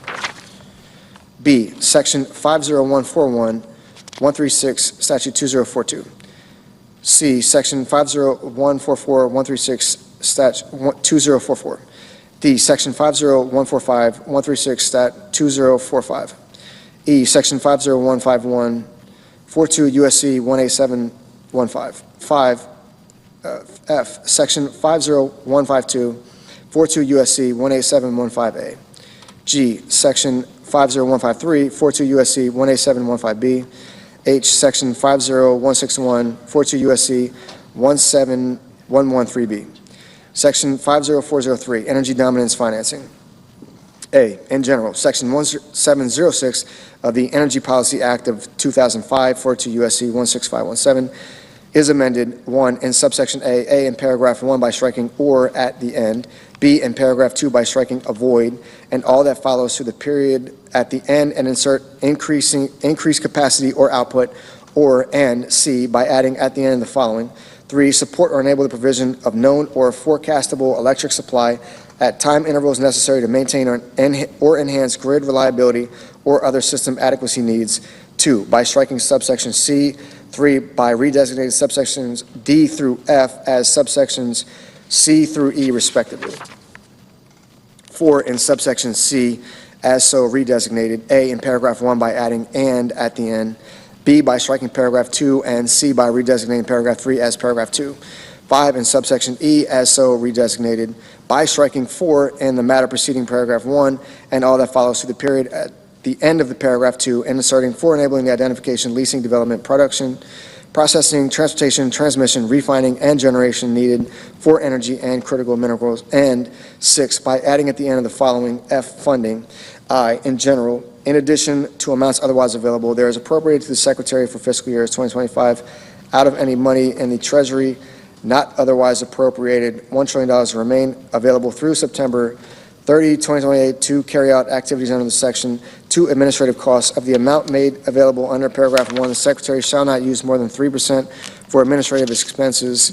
B, commitment authority, section 50144B of Public Law 117-169, commonly known as the Inflation Reduction Act of 2022.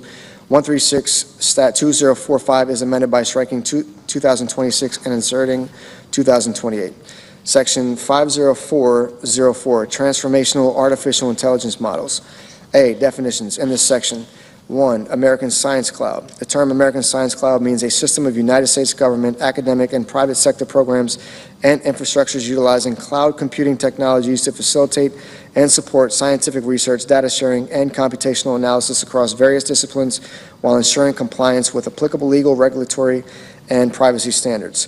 2, artificial intelligence. The term artificial intelligence has the meaning given term in Section 5002 of the National Artificial Intelligence Initiative Act of 2020, 15 U.S.C. 9401. B, transformational models. The Secretary of Energy shall, 1, mobilize national laboratories to partner with industry sectors within the United States to curate the scientific data of the Department of Energy across the national laboratory complex so that the data is structured, cleaned, and pre-processed in a way that makes it suitable for use in artificial intelligence and machine learning models. And 2, initiate seed efforts for self-improving artificial intelligence models for science and engineering powered by the data described in paragraph 1. C, uses.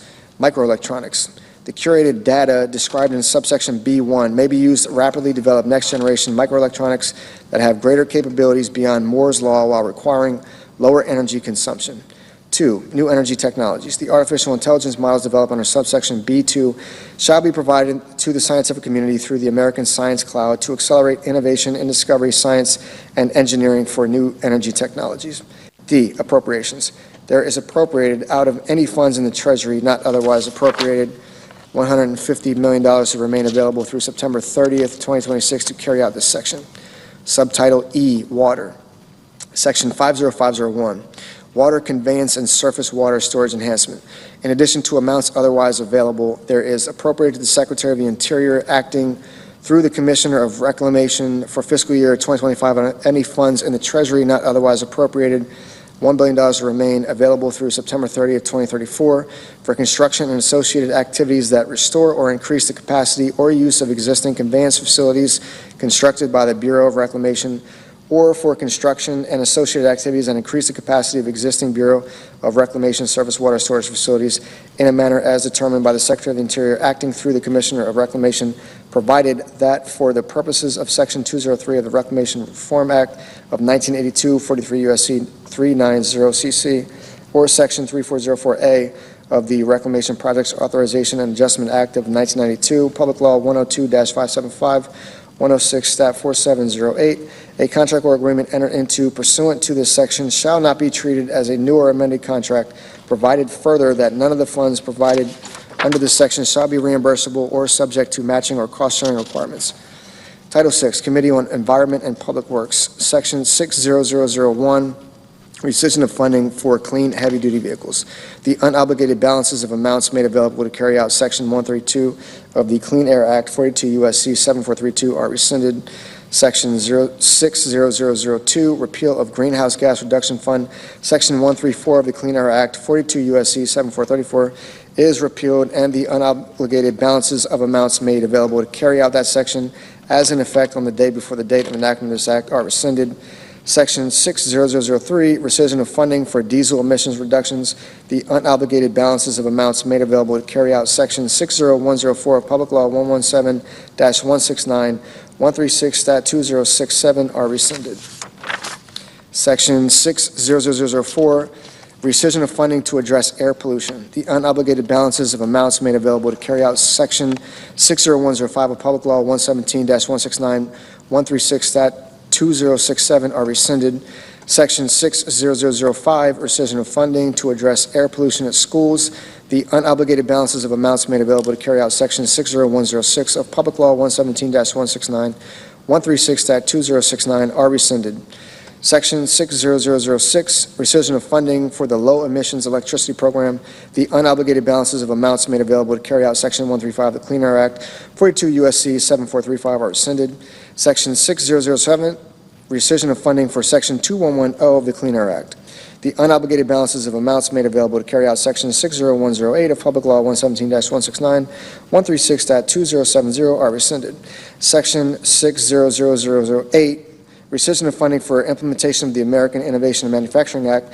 The unobligated balances of amounts made available to carry out Section 60109 of Public Law 117-169, 136.2071 are rescinded.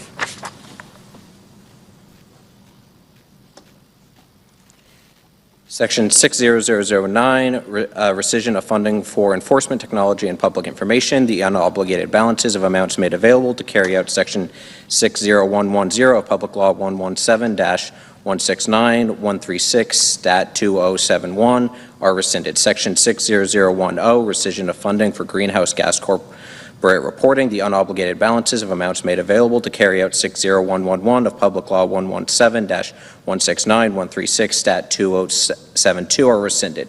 Section 60011, rescission of funding for environmental product declaration assistance. The unobligated balances of amounts made available to carry out Section 60112 of Public Law 117-169, 42 U.S.C. 4321, Note 136.2072 are rescinded. Section 60012, rescission of funding for methane emissions and waste reduction incentive program for petroleum and natural gas systems. A, rescission. The unobligated balances of amounts made available to carry out subsections A and B of Section 136 of the Clean Air Act, 42 U.S.C. 7436 are rescinded. B, period. Section 136G of the Clean Air Act, 42 U.S.C. 7436G is amended by striking calendar year 2024 and inserting calendar year 2034. Section 60013, rescission of funding for greenhouse gas air pollution plans and implementation grants. The unobligated balances of amounts made available to carry out Section 137 of the Clean Air Act, 42 U.S.C. 7437 are rescinded. Section 60014, rescission of funding for Environmental Protection Agency, efficient, accurate, and timely reviews. The unobligated balances of amounts made available to carry out Section 60115 of Public Law 117-169, 136.2077 are rescinded. Section 60015, rescission of funding for low embodied carbon labeling for construction materials. The unobligated balances of amounts made available to carry out Section 60116 of Public Law 117-169, 42 U.S.C. 432, Note 136.2077 are rescinded. Section 60016, rescission of funding for environmental and climate justice block grants. The unobligated balances of amounts made available to carry out Section 138 of the Clean Air Act, 42 U.S.C. 7438 are rescinded.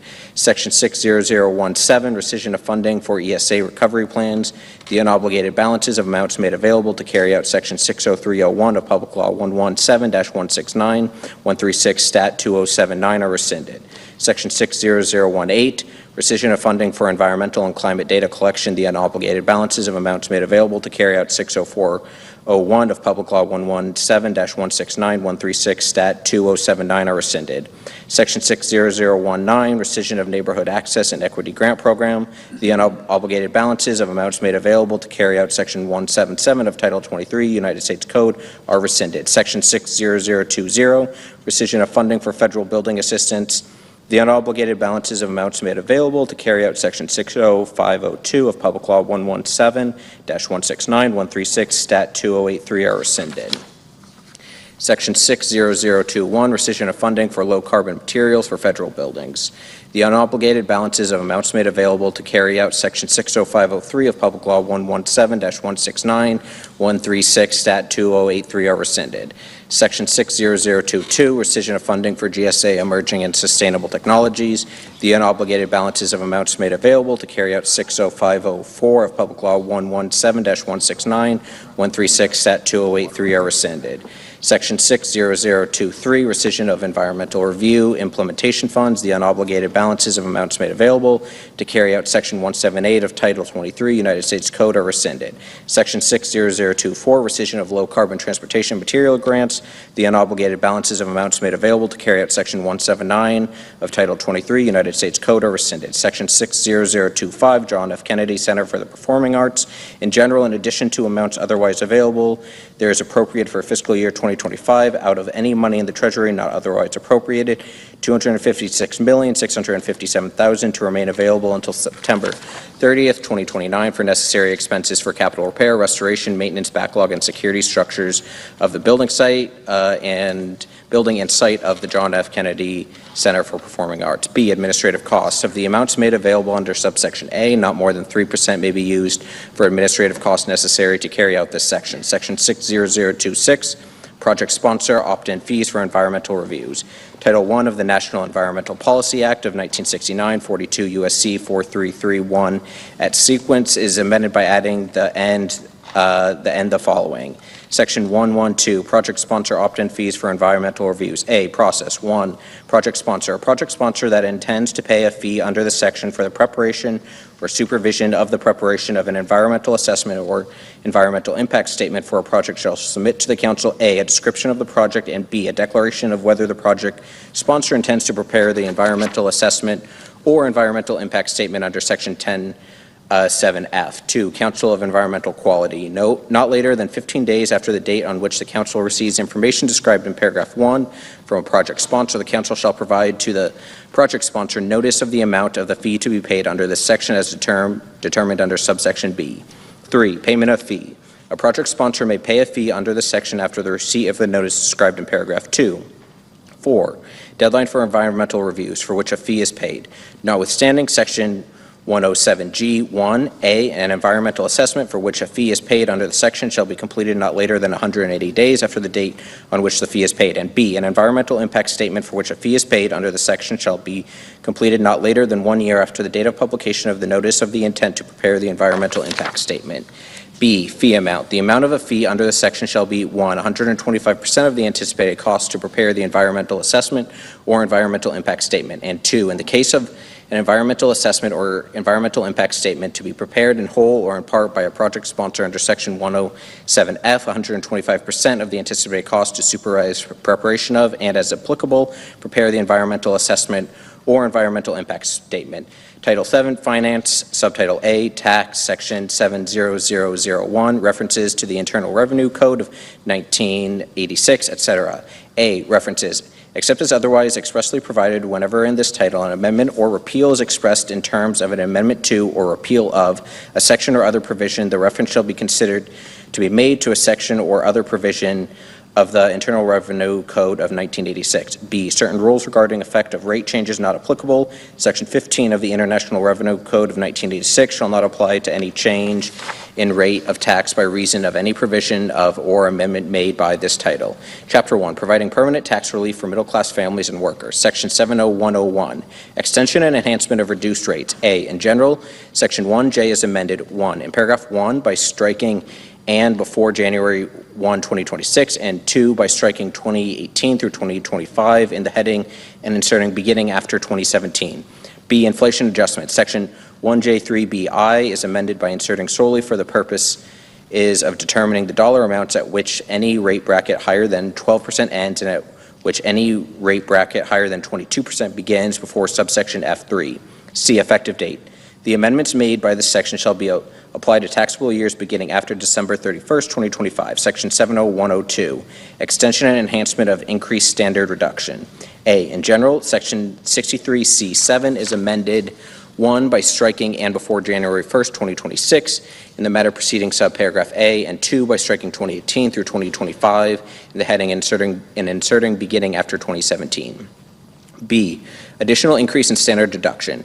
Paragraph 7 of Section 63C is amended 1, by striking $18,000 both places it appears in subparagraphs AI and BII, and inserting $23,625. 2, by striking $12,000 both places it appears in subparagraphs AII and BII, and inserting $15,750. 3, by striking 2018 in subparagraph BII and inserting 2025. And 4, by striking 2017 in subparagraph BII and inserting 2024. C, effective date. The amendments made by this section shall apply to taxable years beginning after December 31st, 2024.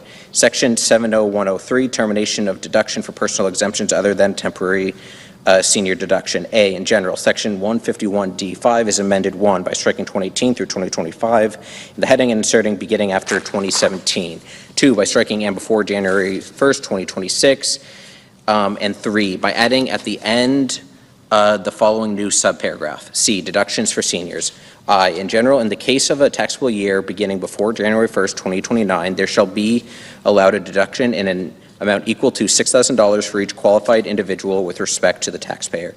II, qualified individual. For purposes of Clause I, the term qualified individual means I, the taxpayer, if the taxpayer has attained age 65 before the close of the taxable year, and II, in the case of a joint return, the taxpayer's spouse, if such spouse has attained age 65 before the close of the taxable year. III, limitation based on modified adjusted gross income. I, in general, in the case of any taxpayer for any taxable year, the $6,000 amount in Clause I shall be reduced, but not below zero, by 6% of so much of that taxpayer's modified adjusted gross income as exceeds $75,000, $150,000 in the case of a joint return. II, modified adjustment gross income. For the purpose of this clause, the term modified adjusted gross income means the adjusted gross income of the taxpayer for the taxable year increased by any amount excluded from gross income under sections 911, 931, or 933. 4, Social Security number required. 1, in general clause, I shall not apply with respect to a qualified individual unless the taxpayer includes such qualified individual Social Security number on the return of tax for the taxable year. 2, Social Security number. For the purpose is of subclause 1, the term Social Security number has the meaning given such term in Section 24H7. 5, married individuals. If the taxpayer is a married individual within this meaning of Section 7703, this subparagraph shall apply only if the taxpayer and the taxpayer's spouse file a joint return for the taxable year. B, omission of correct Social Security number treated as mathematical or clerical error. Section 6213G2 is amended by striking and at the end of subparagraph U, by striking the period at the end of subparagraph V and inserting and by inserting after subparagraph V the following new subparagraph W. An omission of a correct Social Security number required under Section 151D5C relating to deduction for seniors. C, effective date. The amendments made by this section shall apply to taxable years beginning after December 31st, 2024. Section 70104, extension and enhancement of increased child tax credit. A, extension and increase of expanded child tax credit. Section 24H is amended 1, in paragraph 1 by striking and before January 1st, 2026. 2, in paragraph 2 by striking $2,000 and inserting $2,200, and 3, by striking 2018 through 2025 and in the heading and inserting beginning after 2017. B, Social Security number required. Section 24H7 is amended to read as follows. 7, Social Security number required. A, in general, no credit shall be allowed under the section to a taxpayer with respect to any qualifying child unless the taxpayer includes on the return of the tax for the taxable year 1, the taxpayer's Social Security number, or in the case of a joint return, the Social Security number of at least one spouse, and 2, the Social Security number of such qualifying child. B, Social Security number.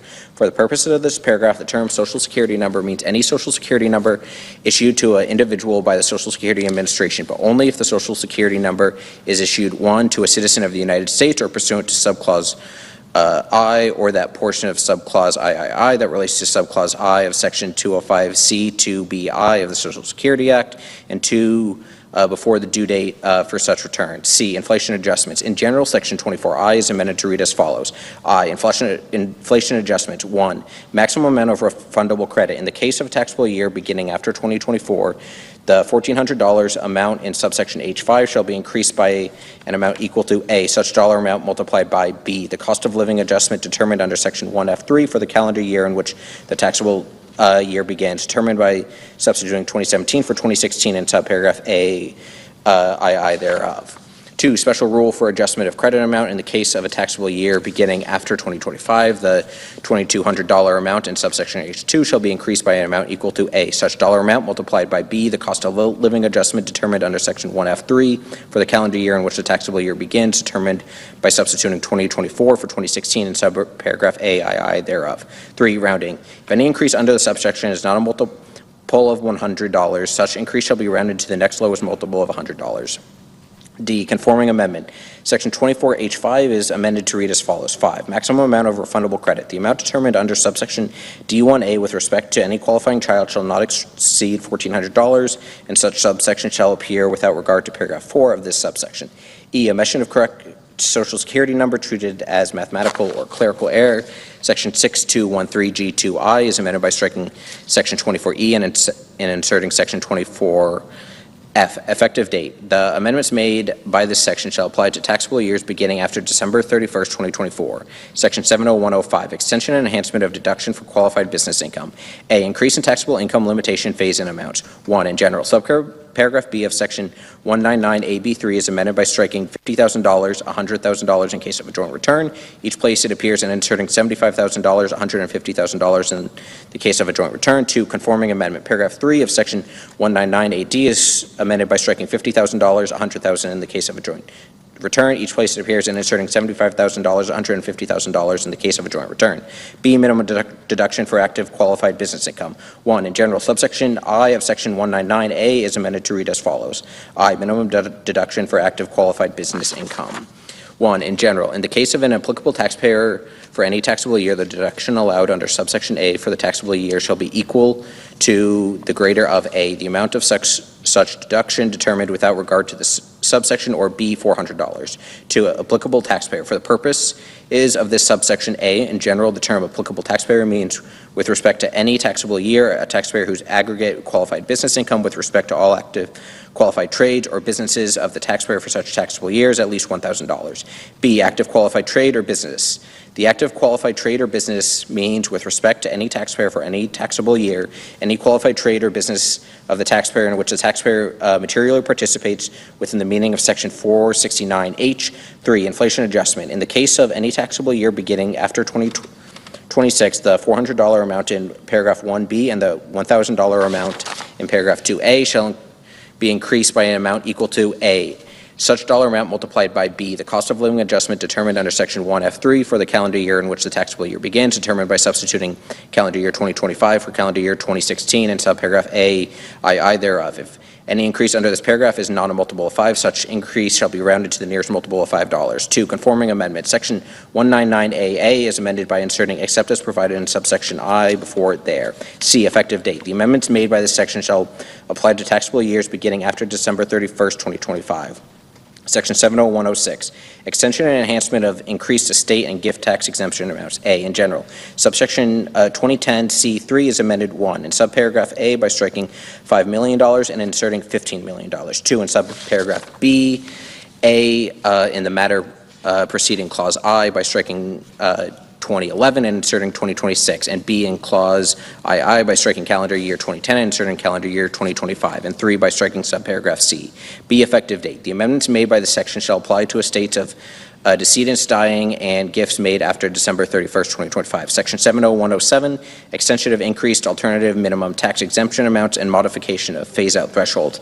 A, in general, section 55D4 is amended. 1, in subparagraph A by striking and before January 1st, 2026, and 2 by striking and before 2026 in the heading. B, modification of inflation adjustment. Section 55D4B is amended. 1, by striking 2018 and inserting 2018-2026 in the case of $1 million, amount in subparagraph AIII, and 2, by striking determined by substituting calendar year 2017 for calendar year 2016 in subparagraph AII thereof, and inserting determined by substituting for calendar year 2016 in subparagraph AII thereof.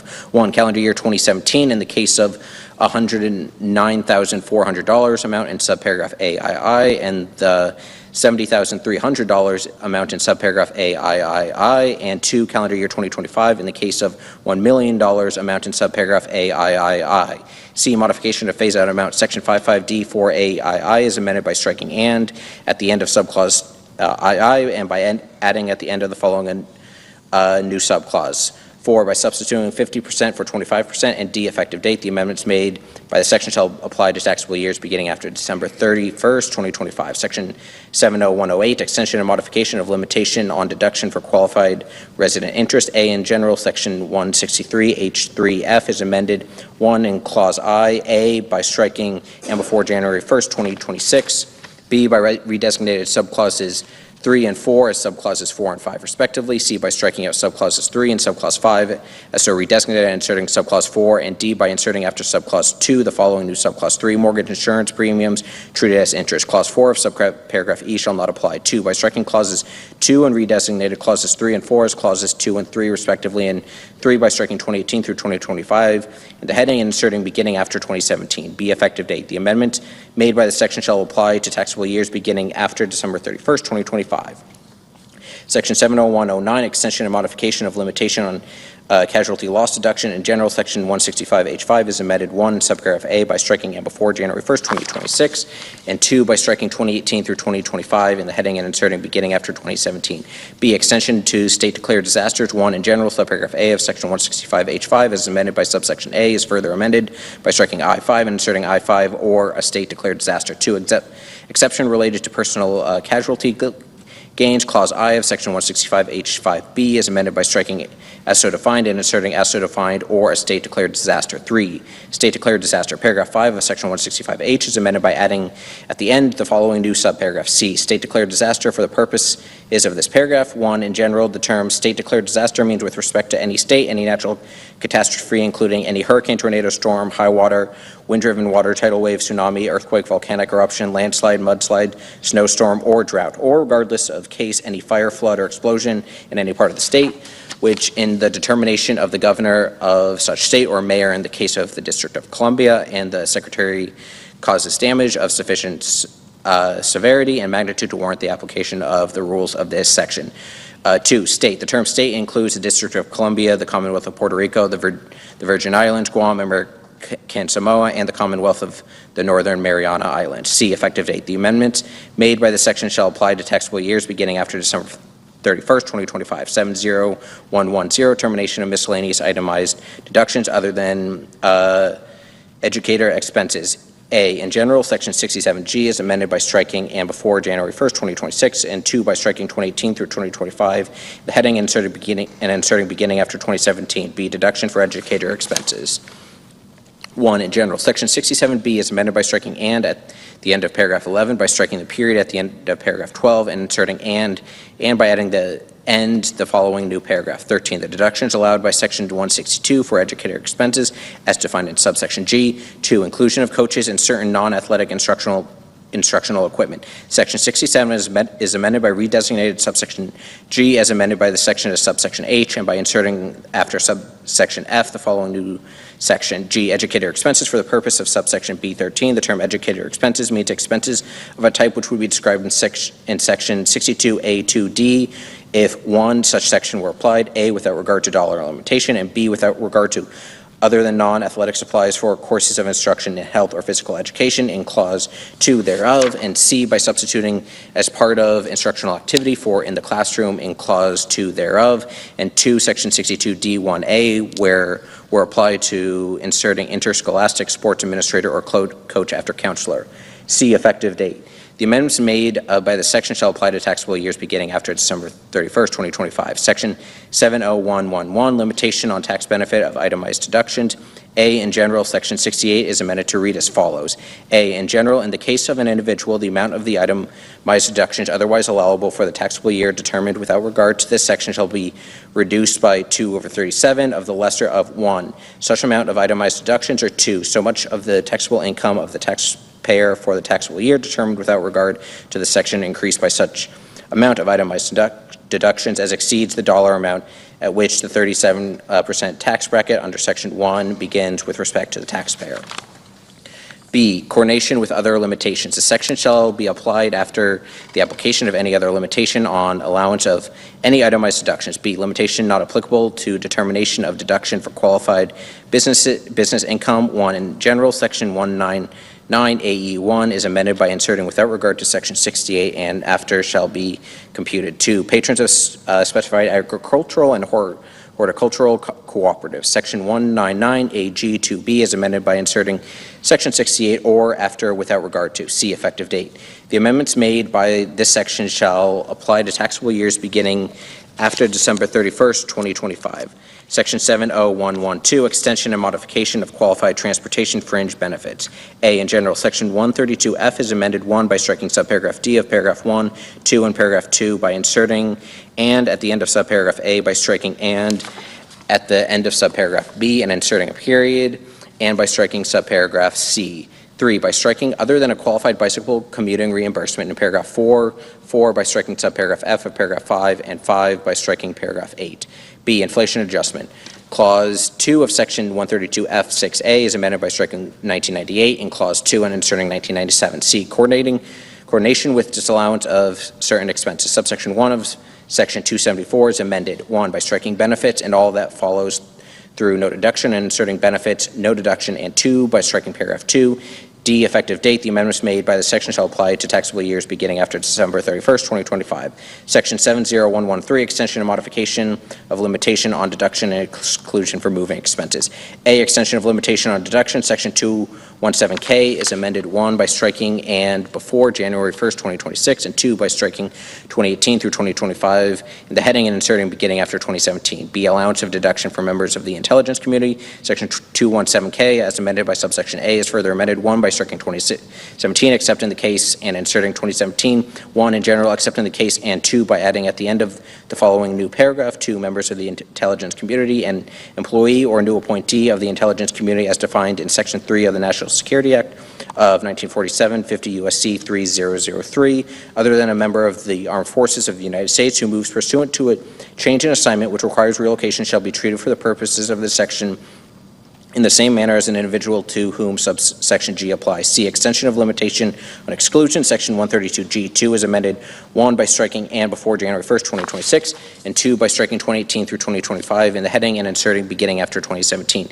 D, allowance of exclusion for members of the intelligence community. 132G2 of the Internal Revenue Code of 1986 is amended by inserting or an employee or new appointee of the intelligence community as defined in Section 3 of the National Security Act of 1947, 50 U.S.C. 3003, other than a member of the Armed Forces of the United States who moves pursuant to a change in assignment that requires relocation after a change of station. E, effective date. The amendments made by the section shall apply to taxable years beginning after December 31st, 2025. Section 70114, extension and modification of limitation on wagering losses. A, in general, Section 165 is amended by striking subsection D and inserting the following. D, wagering losses. 1, in general, for purpose of losses from wagering transactions, the amount allowed as a deduction for any taxable year A shall be equal to 90% of the amount of such losses during such taxable year, and B shall only be allowed to the extent of the gains from such transactions during such taxable year. 2, special rule. For the purpose is a paragraph 1, the term losses from wagering transactions includes any deduction otherwise allowable under this chapter incurred in carrying on any wagering transaction. B, effective date. The amendments made by the section shall apply to taxable years beginning after December 31st, 2025. Section 70115, extension and enhancement of increased limitation on contributions to able accounts. A, in general, Section 529AB2B is amended 1 in clause 1 by inserting determined by substituting 1996 for 1997 in paragraph 2B thereof after section 2503B, and 2 in clauses 2 by striking before January 1st, 2026. B, effective dates. 1, in general, except as otherwise provided in the subsection, the amendments made. The section shall apply to the contributions made after December 31st, 2025. 2, modified inflation adjustment. The amendment made by subsection A1 shall apply to taxable years beginning after December 31st, 2025. Section 70116, extension and enhancement of savers credit allowed for able contributions. A, extension. 1, in general, section 25BD1 is amended to read as follows. 1, in general, the term qualified retirement savings contributions means with respect to any taxable year, the sum of A, the amount of contributions made by the eligible individual during such taxable year to the able account within the meaning of Section 529A, of which such an individual is the designated beneficiary, and B, in case of any taxable year beginning before January 1st, 2027. 1, the amount of the qualified retirement contributions as defined in Section 219E made by the eligible individual. 2, the amount of 1, any elective deferrals as defined in Section 402G3 of such individual, and 2, any elective deferral of compensation by such individual under an eligible deferred compensation plan as defined in Section 457B of an eligible employer described in Section 457E1A, and 3, the amount of voluntary employee contributions by such individual to any qualified retirement plan as defined in Section 4974C, 2, coordination with Secure 2.0 Act of 2022 Amendment, paragraph 1 of Section 103E of the Secure 2.0 Act of 2022 was repealed, and the Internal Revenue Code of 1986 shall be applied and administered as though such paragraph were never enacted. 3, effective date. The amendments and repeal made by the subsection shall apply to taxable years ending after December 31st, 2025. B, increase of credit amount. 1, in general, Section 25BA is amended by striking $2,000 and inserting $2,100. 2, effective date. The amendment made by the subsection shall apply to taxable years beginning after December 31st, 2026. Section 70117, extension of rollovers from qualified tuition programs to able accounts permitted. A, in general, Section 529C3C 13 is amended by striking before January 1st, 2026. B, effective date. The amendment made by the section shall apply to taxable years beginning after December 31st, 2025. Section 70118, extension of treatment of certain individuals performing services in the Sinai Peninsula and enhancement to include additional areas. Treatment made permanent. Section 11026A of Public Law 115-97 is amended by striking with respect to the applicable period. Kenya, Mali, Burkina Faso, and Chad included as hazardous duty areas. Section 11026B of Public Law 15-97 is amended to read as follows. B, qualified hazardous duty area. For purposes of the section, the term qualified hazardous duty area means each of the following locations, but only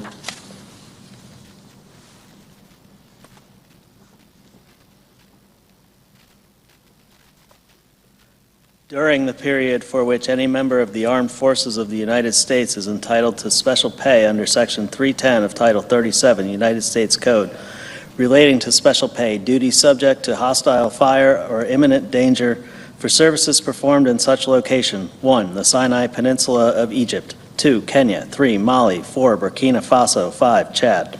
C, conforming amendment. Section 1126 of Public Law 115-97 is amended by striking subsections C and D. D, effective date. The amendments made by this section shall take effect on January 1st, 2026. Section 70119, extension and modification of exclusion from gross income of student loans discharged on account of death or disability. A, in general, Section 108F5 is amended to read as follows. 5, discharges on account of death or disability. A, in general, in the case of an individual, gross income does not include any amount which, but for this subsection, would be includable in gross income for such taxable year by reason of the discharge, in whole or in part, of any loan described in subparagraph B, if such a discharge was 1, pursuant to subsection A or D of Section 437 of the Higher Education Act of 1965, or the parallel benefit under Part D of Title IV of such act relating to the repayment of loan liability. 2, pursuant to Section 464C1F of such act, or 3, otherwise discharged on account of death or total and permanent disability of the student. B, loans discharged.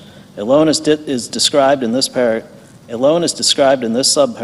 if such loan is 1, a student loan as defined in paragraph 2, or 2, a private education loan as defined in Section 140A of the Consumer Credit Protection Act, 15 U.S.C. 1650A. C, Social Security number requirement. 1, in general, subparagraph A shall not apply with respect to any discharge during any taxable year unless the taxpayer includes the taxpayer's Social Security number on the return of tax for such taxable year. 2, Social Security number. For purposes of this subparagraph, the term Social Security number has the meaning given such term in Section 24H7. B, omission of correct Social Security number treated as mathematical or clerical error.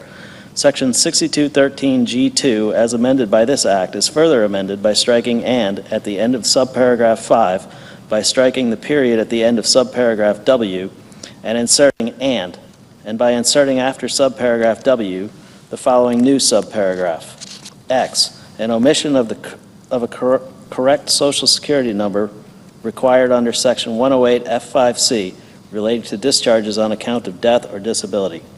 C, effective date. The amendments made by this section shall apply to discharges after December 31st, 2025. Section 70120, limitation on individual deductions for certain state and local taxes, etc. A, in general, Section 164B6 is amended, 1, by striking "and before January 1, 2026, and 2, by striking $10,000, $5,000 in the case of a married individual filing a separate return, and inserting the applicable limitation amount, half the applicable limitation amount in the case of a married individual filing a separate return. B, applicable limitation amount. Section 164B is amended by adding at the end the following new paragraph. 7, applicable limitation amount. A, in general. For purposes of paragraph 6, the term applicable limitation amount means 1, in the case of any taxable year beginning in calendar year 2025, $40,000. 2, in the case of any taxable year beginning in calendar year 2026, $40,400.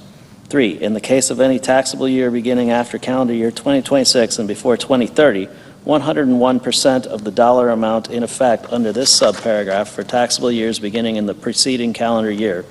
And 4, in the case of any taxable year beginning after calendar year 2029, $10,000. B, phase down based on modified adjusted gross income. 1, in general, except as provided in Clause 3, in the case of any taxable year beginning before January 1st, 2030, the applicable limitation amount shall be reduced by 30% of the excess, if any, of the taxpayer's modified adjusted gross income over the threshold amount, half the threshold amount in the case of a married individual filing a separate return. 2, threshold amount. For purposes of this subparagraph, the term threshold amount means 1, in the case of any taxable year beginning in calendar year 2025, $500,000. 2, in the case of any taxable year beginning in calendar year 2026, $505,000. And 3, in the case of any taxable year beginning after calendar year 2026, 101% of the dollar amount in effect under this subparagraph for taxable years beginning in the preceding calendar year. 3, limitation on reduction. The reduction under Clause 1 shall not result in the applicable limitation amount being less than $10,000. 4, modified adjusted gross income. For purposes of this paragraph, the term modified adjusted gross income means adjusted gross income increased by any amount excluded from gross income under Section 911, 931, or 933. C, effective date. The amendments made by this section shall apply to taxable years beginning after December 31, 2024. Chapter 2, delivering on presidential priorities to provide new middle-class tax relief. Section 70201, no tax on tips. A, deduction allowed.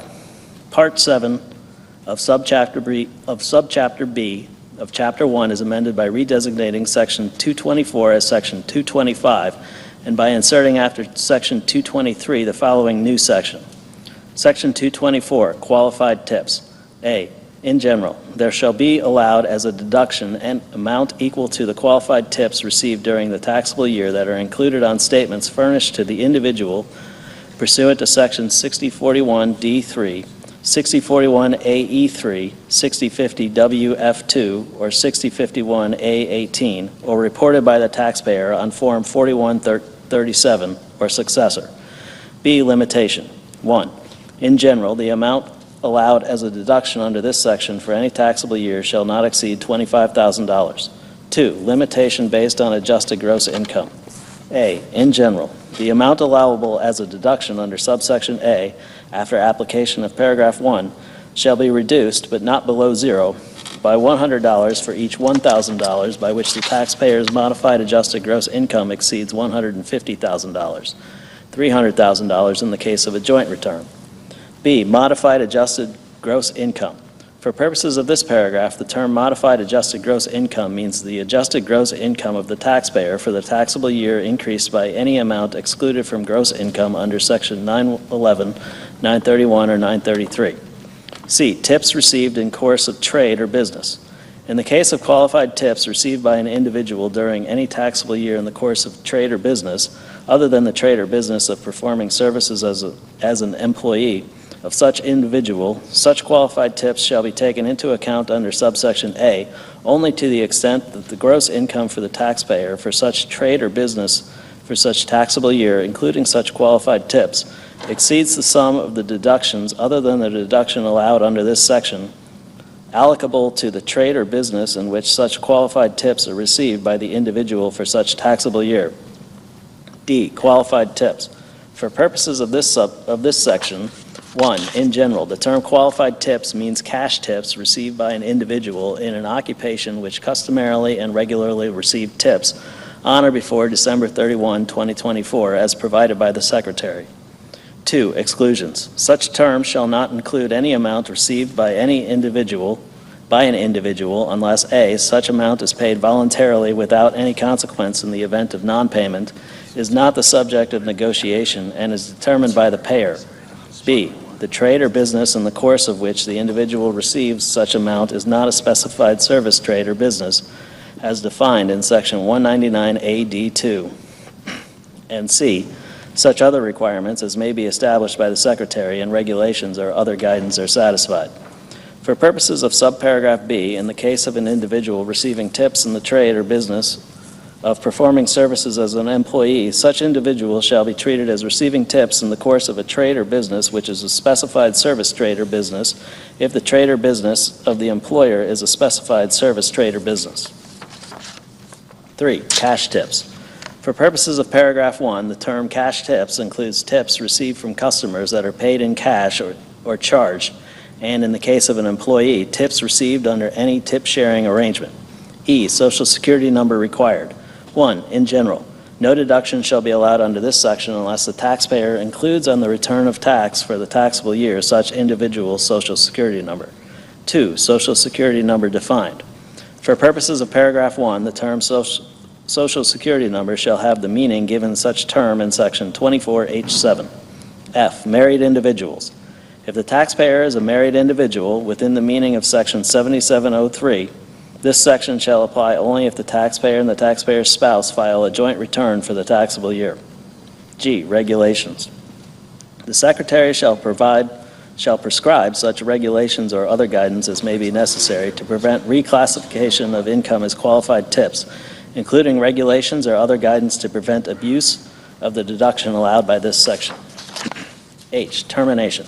No deduction shall be allowed under this section for any taxable year beginning after December 31, 2028. B, deduction allowed to non-itemizers. Section 63B is amended by striking "and" at the end of paragraph 3, by striking the period at the end of paragraph 4 and inserting "and by adding at the end of the following new paragraph.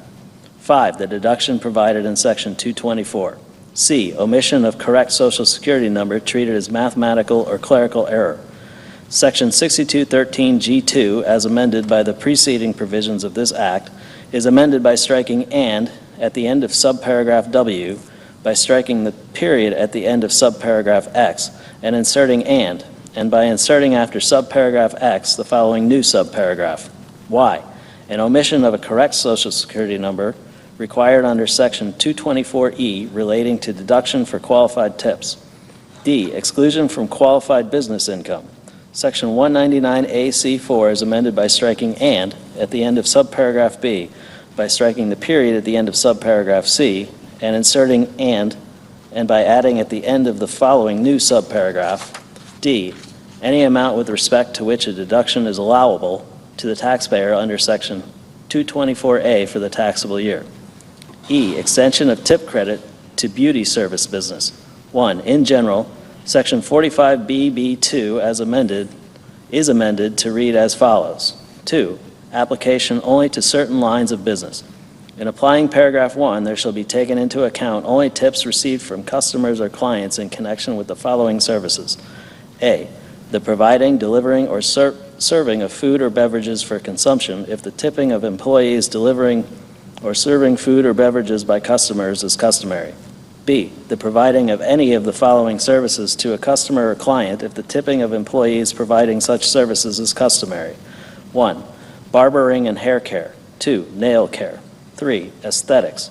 4, body and spa treatments. 2, credit determined with respect to minimum wage in effect. Section 45BB1B is amended, A, by striking "as in effect on January 1, 2007," and B, by inserting "and in the case of food or beverage establishments, as in effect on January 1, 2007," after "without regard to Section 3M of such act." F, reporting requirements. 1, returns for payments made in the course of a trade or business. A, statement furnished to Secretary. Section 6041A is amended by inserting "including a separate accounting of any such amounts reasonably designated as cash tips and the occupation described in Section 224D1 of the person receiving such tips after such gains, profits, and income." B, statement furnished to payee. Section 6041D is amended by striking "and" at the end of paragraph 1, by striking the period at the end of paragraph 2, and inserting "and by inserting after paragraph 2 the following new paragraph. 3, in the case of compensation to non-employees, the portion of payments that have been reasonably designated as cash tips and the occupation described in Section 224D1 of the person receiving such tips. 2, returns for payments made for services and direct sales. A, statement furnished to Secretary. Section 6041A is amended by inserting "including a separate accounting of any such amounts reasonably designated as cash tips and the occupation described in Section 224D1 of the person receiving such tips after amount of such payments." B, statement furnished to payee. Section 6041AE is amended by striking "and" at the end of paragraph 1, by striking the period at the end of paragraph 2 and inserting "and by inserting after paragraph 2 the following new paragraph. 3, in the case of subsection A, the portion of payments that have been reasonably designated as cash tips and the occupation described in Section 224D1 of the person receiving such tips. 3, returns relating to third-party settlement organizations. A, statement furnished to Secretary. Section 6050WA is amended by striking "and" at the end of paragraph 1, by striking the period at the end of paragraph 2 and inserting "and by adding at the end the following new paragraph. 3, in the case of a third-party settlement organization, the portion of reportable payment transactions that have been reasonably designated by payers as cash tips and the occupation described in Section 224D1 of the person receiving such tips. B, statement furnished to payee. Section 6050WF2 is amended by inserting "including a separate accounting of any such amounts that have been reasonably designated by payers as cash tips and the occupation described in Section 224D1 of the person receiving such tips after reportable payment transactions." 4, returns related to wages. Section 6051A is amended by striking "and" at the end of paragraph 16, by striking the period at the end of paragraph 17 and inserting "and by inserting after paragraph 17 the following new paragraph. 18, the total amount of cash tips reported by the employee under Section 6053A and the occupation described in Section 224D1, such person. G, clerical amendment. The table of sections for Part 7 of Subchapter B of Chapter 1 is amended by redesignating the item relating to Section 224 as relating to Section 225 and by inserting after the item relating to Section 223 the following new item. Section 224, qualified tips. H, published list of occupations traditionally receiving tips. Not later than 90 days after the date of the enactment of this Act, the Secretary of the Treasury or the Secretary's delegate shall publish a list of occupations which customarily and regularly received tips on or before December 31, 2024 for purposes of Section 224D1 of the Internal Revenue Code of 1986 as added by subsection A. 1, withholding. The Secretary of the Treasury or the Secretary's delegate shall modify the procedures prescribed under Section 3402A of the Internal Revenue Code of 1986 for taxable years beginning after December 31, 2025 to take into account the deduction allowed under Section 224 of such code as added by this Act. J, effective date. The amendments made by this section shall apply to taxable years beginning after December 31, 2024. K, transition rule. In the case of any cash tips required to be reported for periods before January 1, 2026, persons required to file returns or statements under Section 6041A, 6041D3, 6041AA, 6041AE3, 6050WA, or 6050WF2 of the Internal Revenue Code of 1986, as amended by this section, may approximate a separate accounting of amounts designated as cash tips by any reasonable method specified by the Secretary. Section 70202, no tax on overtime. A, deductions allowed. Part 7 of Subchapter B of Chapter 1, as amended by the preceding provisions of this Act, is amended by redesignating Section 225 as Section 226 and by inserting after Section 224 the following new section. Section 225, qualified overtime compensation. A, in general, there shall be allowed as a deduction an amount equal to the qualified overtime compensation received during the taxable year and included on statements furnished to the individual pursuant to Section 6041D4 or 6051A19. B, limitation. 1. In general, the amount allowed as a deduction under this section for any taxable year shall not exceed $12,500, $25,000 in the case of a joint return. 2. Limitation based on adjusted gross income. A, in general, the amount allowable as a deduction under subsection A after application of paragraph 1 shall be reduced, but not below zero, by $100 for each $1,000 by which the taxpayer's modified adjusted gross income exceeds $150,000, $300,000 in the case of a joint return. B, modified adjusted gross income. For purposes of this paragraph, the term modified adjusted gross income means the adjusted gross income of the taxpayer for the taxable year increased by any amount excluded from gross income under Section 911, 931, or 933. C, qualified overtime compensation. 1. In general, for purposes of this section, the term qualified overtime compensation means overtime compensation paid to an individual required under Section 7 of the Fair Labor Standards Act of 1938 that is in excess of the regular rate as used in such section at which such individual is employed.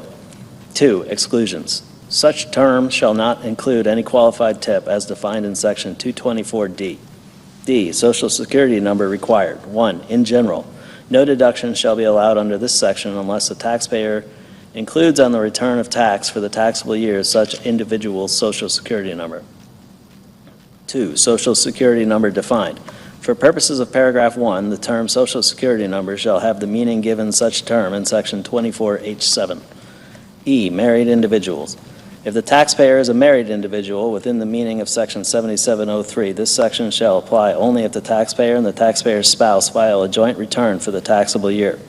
F. Regulations. The Secretary shall issue such regulations or other guidance as may be necessary or appropriate to carry out the purposes of this section, including regulations or other guidance to prevent abuse of the deduction allowed by this section.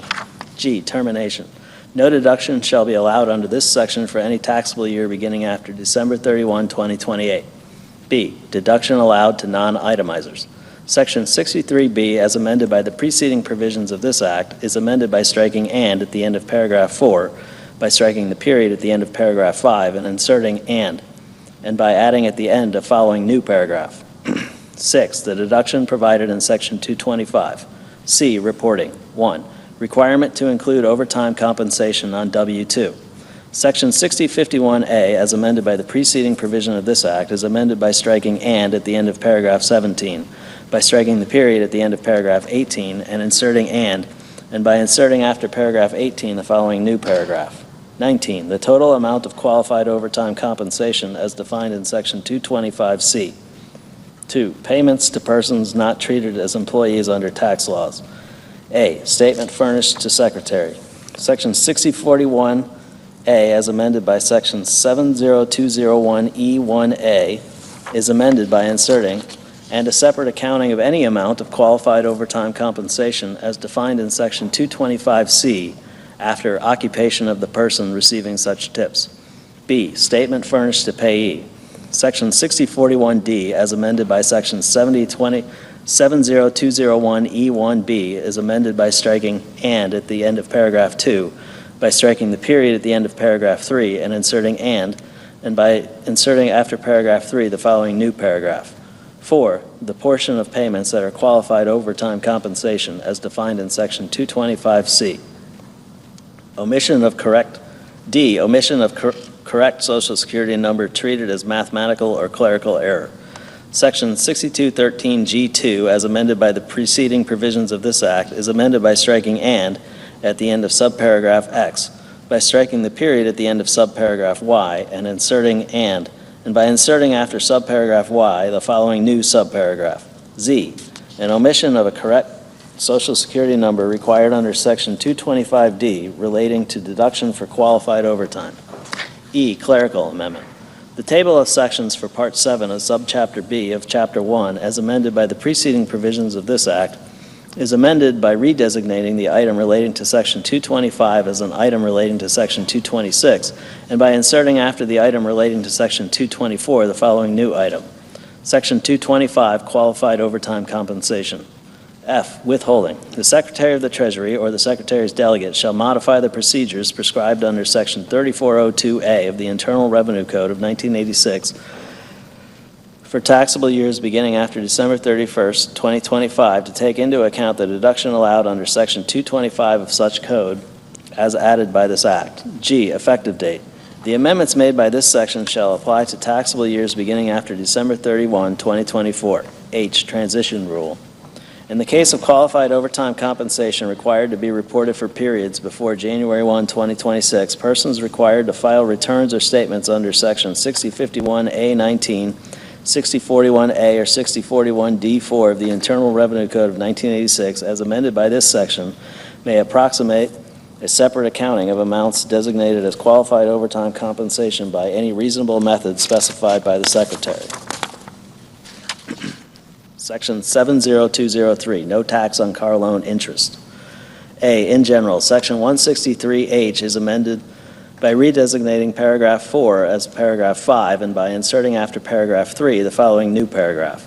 4, special rules for taxable years 2025 through 2028 relating to qualified passenger vehicle loan interest. A, in general, in the case of taxable years beginning after December 31, 2024 and before January 1, 2029, for purposes of this subsection, the term personal interest shall not include qualified passenger vehicle loan interest. B, qualified passenger vehicle loan interest defined. 1, in general, for purposes of this paragraph, the term qualified passenger vehicle loan interest means any interest which is paid or accrued during the taxable year on indebtedness incurred by the taxpayer after December 31, 2024 for the purchase of and that is secured by a first lien on an applicable passenger vehicle for personal use. 2, exceptions. Such term shall not include any amount paid or incurred on any of the following. 1, a loan to finance fleet sales. 2, a loan incurred for the purchase of a commercial vehicle that is not used for personal purposes. 3, any lease financing. 4, a loan to finance the purchase of a vehicle with a salvage title. 5, a loan to finance the purchase of a vehicle intended to be used for scrap or parts. 3, VIN requirement. Interest shall not be treated as qualified passenger vehicle loan interest under this paragraph unless the taxpayer includes the vehicle identification number of the applicable passenger vehicle described in Clause 1 of the return of tax for the taxable year. C, limitations. 1, dollar amount. The amount of interest taken into account by a taxpayer under subparagraph B for any taxable year shall not exceed $10,000. 2, limitation based on modified adjusted gross income. 1, in general, the amount which is otherwise allowable as a deduction under subsection A is qualified passenger vehicle loan interest determined without regard to this clause and after the application of Clause 1 shall be reduced, but not below zero, by $200 for each $1,000 or portion thereof, by which the modified adjusted gross income of the taxpayer for the taxable year exceeds $100,000, $200,000 in the case of a joint return. 2, modified adjusted gross income. For purposes of this clause, the term modified adjusted gross income means the adjusted gross income of the taxpayer for the taxable year increased by any amount excluded from gross income under Section 911, 931, or 933. D, applicable passenger vehicle. The term applicable passenger vehicle means any vehicle, 1, the original use of which commences with the taxpayer, 2, which is manufactured primarily for use on public streets, roads, and highways, not including a vehicle operated exclusively on a rail or rails. 3, which has at least 2 wheels. 4, which is a car, minivan, sport utility vehicle, pickup truck, or motorcycle. 5, which is treated as a motorcycle for purposes of Title II of the Clean Air Act. And 6, which has a gross vehicle weight rating of less than 14,000 pounds. Such term shall not include any vehicle, the final assembly of which did not occur within the United States. E, other definitions and special rules. For purposes of this paragraph, 1, final assembly. For purposes of subparagraph D, the term final assembly means the process by which a manufacturer produces a vehicle at or through the use of a plant, factory, or other place from which the vehicle is delivered to a dealer with all component parts necessary for the mechanical operation of the vehicle included with the vehicle, whether or not the component parts are permanently installed in or on the vehicle. 2, treatment of refinancing. Indebtedness described in subparagraph B shall include indebtedness that results from refinancing any indebtedness described in such subparagraph and that is secured by a first lien on the applicable passenger vehicle with respect to which the refinanced indebtedness was incurred, but only to the extent the amount of such resulting indebtedness does not exceed the amount of such refinanced indebtedness. 3, related parties. Indebtedness described in subparagraph B shall not include any indebtedness owned to a person who is related within the meaning of Section 267B or 707B1 to the taxpayer. B, deduction allowed to non-itemizers. Section 63B, as amended by the preceding provisions of this Act, is amended by striking "and" at the end of paragraph 5, by striking the period at the end of paragraph 6, and inserting and by adding at the end the following new paragraph. 7, so much of the deduction allowed by Section 163A as is attributable to the exception under Section 163H4A. C, reporting. 1, in general, Subpart B of Part 3 of Subchapter A of Chapter 61 is amended by adding at the end the following new section.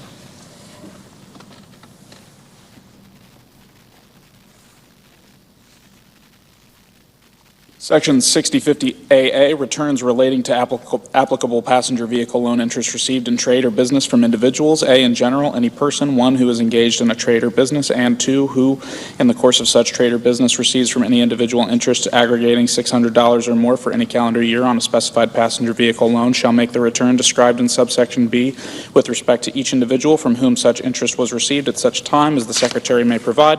B, form and manner of returns. A return is described in this subsection if such return 1 is in such form as the Secretary may prescribe, and 2 contains A, the name and address of the individual from whom the interest described in subsection A2 was received. B, the amount of such interest received for the calendar year. C, the amount of outstanding principal on the specified passenger vehicle loan as of the beginning of such calendar year. D, the date of the origination of such loan. E, the year, make, model, and vehicle identification number of the applicable passenger vehicle which secures such loan, or such other description of such vehicle as the Secretary may prescribe, and F, such other information as the Secretary may prescribe. C, statements to be furnished to individuals with respect to whom information is required. Every person required to make a return under subsection A shall furnish to each individual whose name is required to be set forth in such a return a written statement shown. 1, the name, address, and phone number of the information contact of the person required to make such return, and 2, the information described in some paragraphs B, C, D, and E of subsection B2 with respect to such individual and such information as is described in subsection B2F with respect to such individual as the Secretary may provide for purposes of this subsection. The written statement required under the preceding sentence shall be furnished on or before January 31st of the year following the calendar year for which the return under subsection A was required to be made. D, definitions for purposes of this section. 1, in general, terms used in this section, which are also used in paragraph 4 of sections 163H, shall have the same meaning as when used in such paragraph. 2, specified passenger vehicle loan. The term specified passenger vehicle loan means the indebtedness described in section 163H4B with respect to any applicable passenger vehicle. E, regulations. The Secretary shall issue such regulations or other guidance as may be necessary or appropriate to carry out the purposes of this section, including regulations or other guidance to prevent the duplicate reporting of information under this section. F, applicability. No return shall be required under this section for any period to which section 163H4 does not apply to. Penalties. Section 6724D is amended. A, in paragraph 1B by striking or at the end of the clause XXVII, by striking and at the end of clause XXVII, and inserting or and by adding at the end of the following new clause.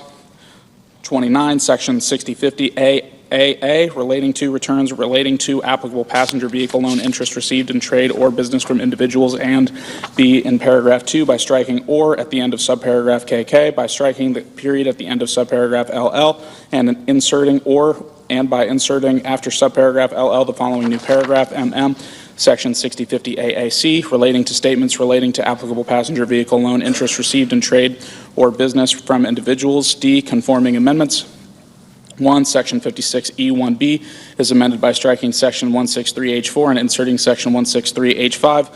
2, the table of sections for Subpart B of Part 3 of Chapter A of Chapter 61 is amended by adding at the end of the following new item, Section 6050 AA, returns relating to applicable passenger vehicle loan interest received in trade or business from individuals. E, effective date. The amendments made by this section shall apply to indebtedness incurred after December 31st, 2024. Section 70204, Trump Accounts and Contribution Pilot Program. A, Trump Accounts 1 in general, subchapter F of Title 1 is amended by adding at the end the following new Part 9, Trump Accounts, Section 530A, Trump Accounts, Section 530A, Trump Accounts, A, General Rule, except as provided in this section or under regulations or guidance established by the Secretary, a Trump account shall be treated for purposes of this title in the same manner as an individual retirement account under Section 408A. B, Trump account for purposes of the Section 1 in general. The term Trump account means an individual retirement account is defined in Section 408A, which is not designated as a Roth IRA, and which meets the following requirements. A, the account, I, is created or organized by the Secretary for the exclusive benefit of an eligible individual or such eligible individual's beneficiaries, or 2, is 1, created or organized in the United States for the exclusive benefit of an individual who has not attained the age of 18 before the end of the calendar year or such individual's beneficiaries, and 2, funded by a qualified rollover contribution. B, the amount is designated in such manner as the Secretary shall prescribe at the time of the establishment of the account as a Trump account. C, the written governing instrument creating the account meets the following requirements. 1, no contribution will be accepted, 1, before the date that is 12 months after the date of the enactment of this section, or 2, in the case of a contribution made in any calendar year before the calendar year in which the account beneficiary attains age 18, if such contribution would result in aggregate contributions other than exempt contributions for such calendar year in excess of the contribution limit specified in subsection C2A. 2, except as provided in subsection D, no distribution will be allowed before the first day of the calendar year in which the account beneficiary attains age 18. 3, no part of the account funds will be invested in any asset other than an eligible investment during any period before the first day of the calendar year in which the account beneficiary attains age 18.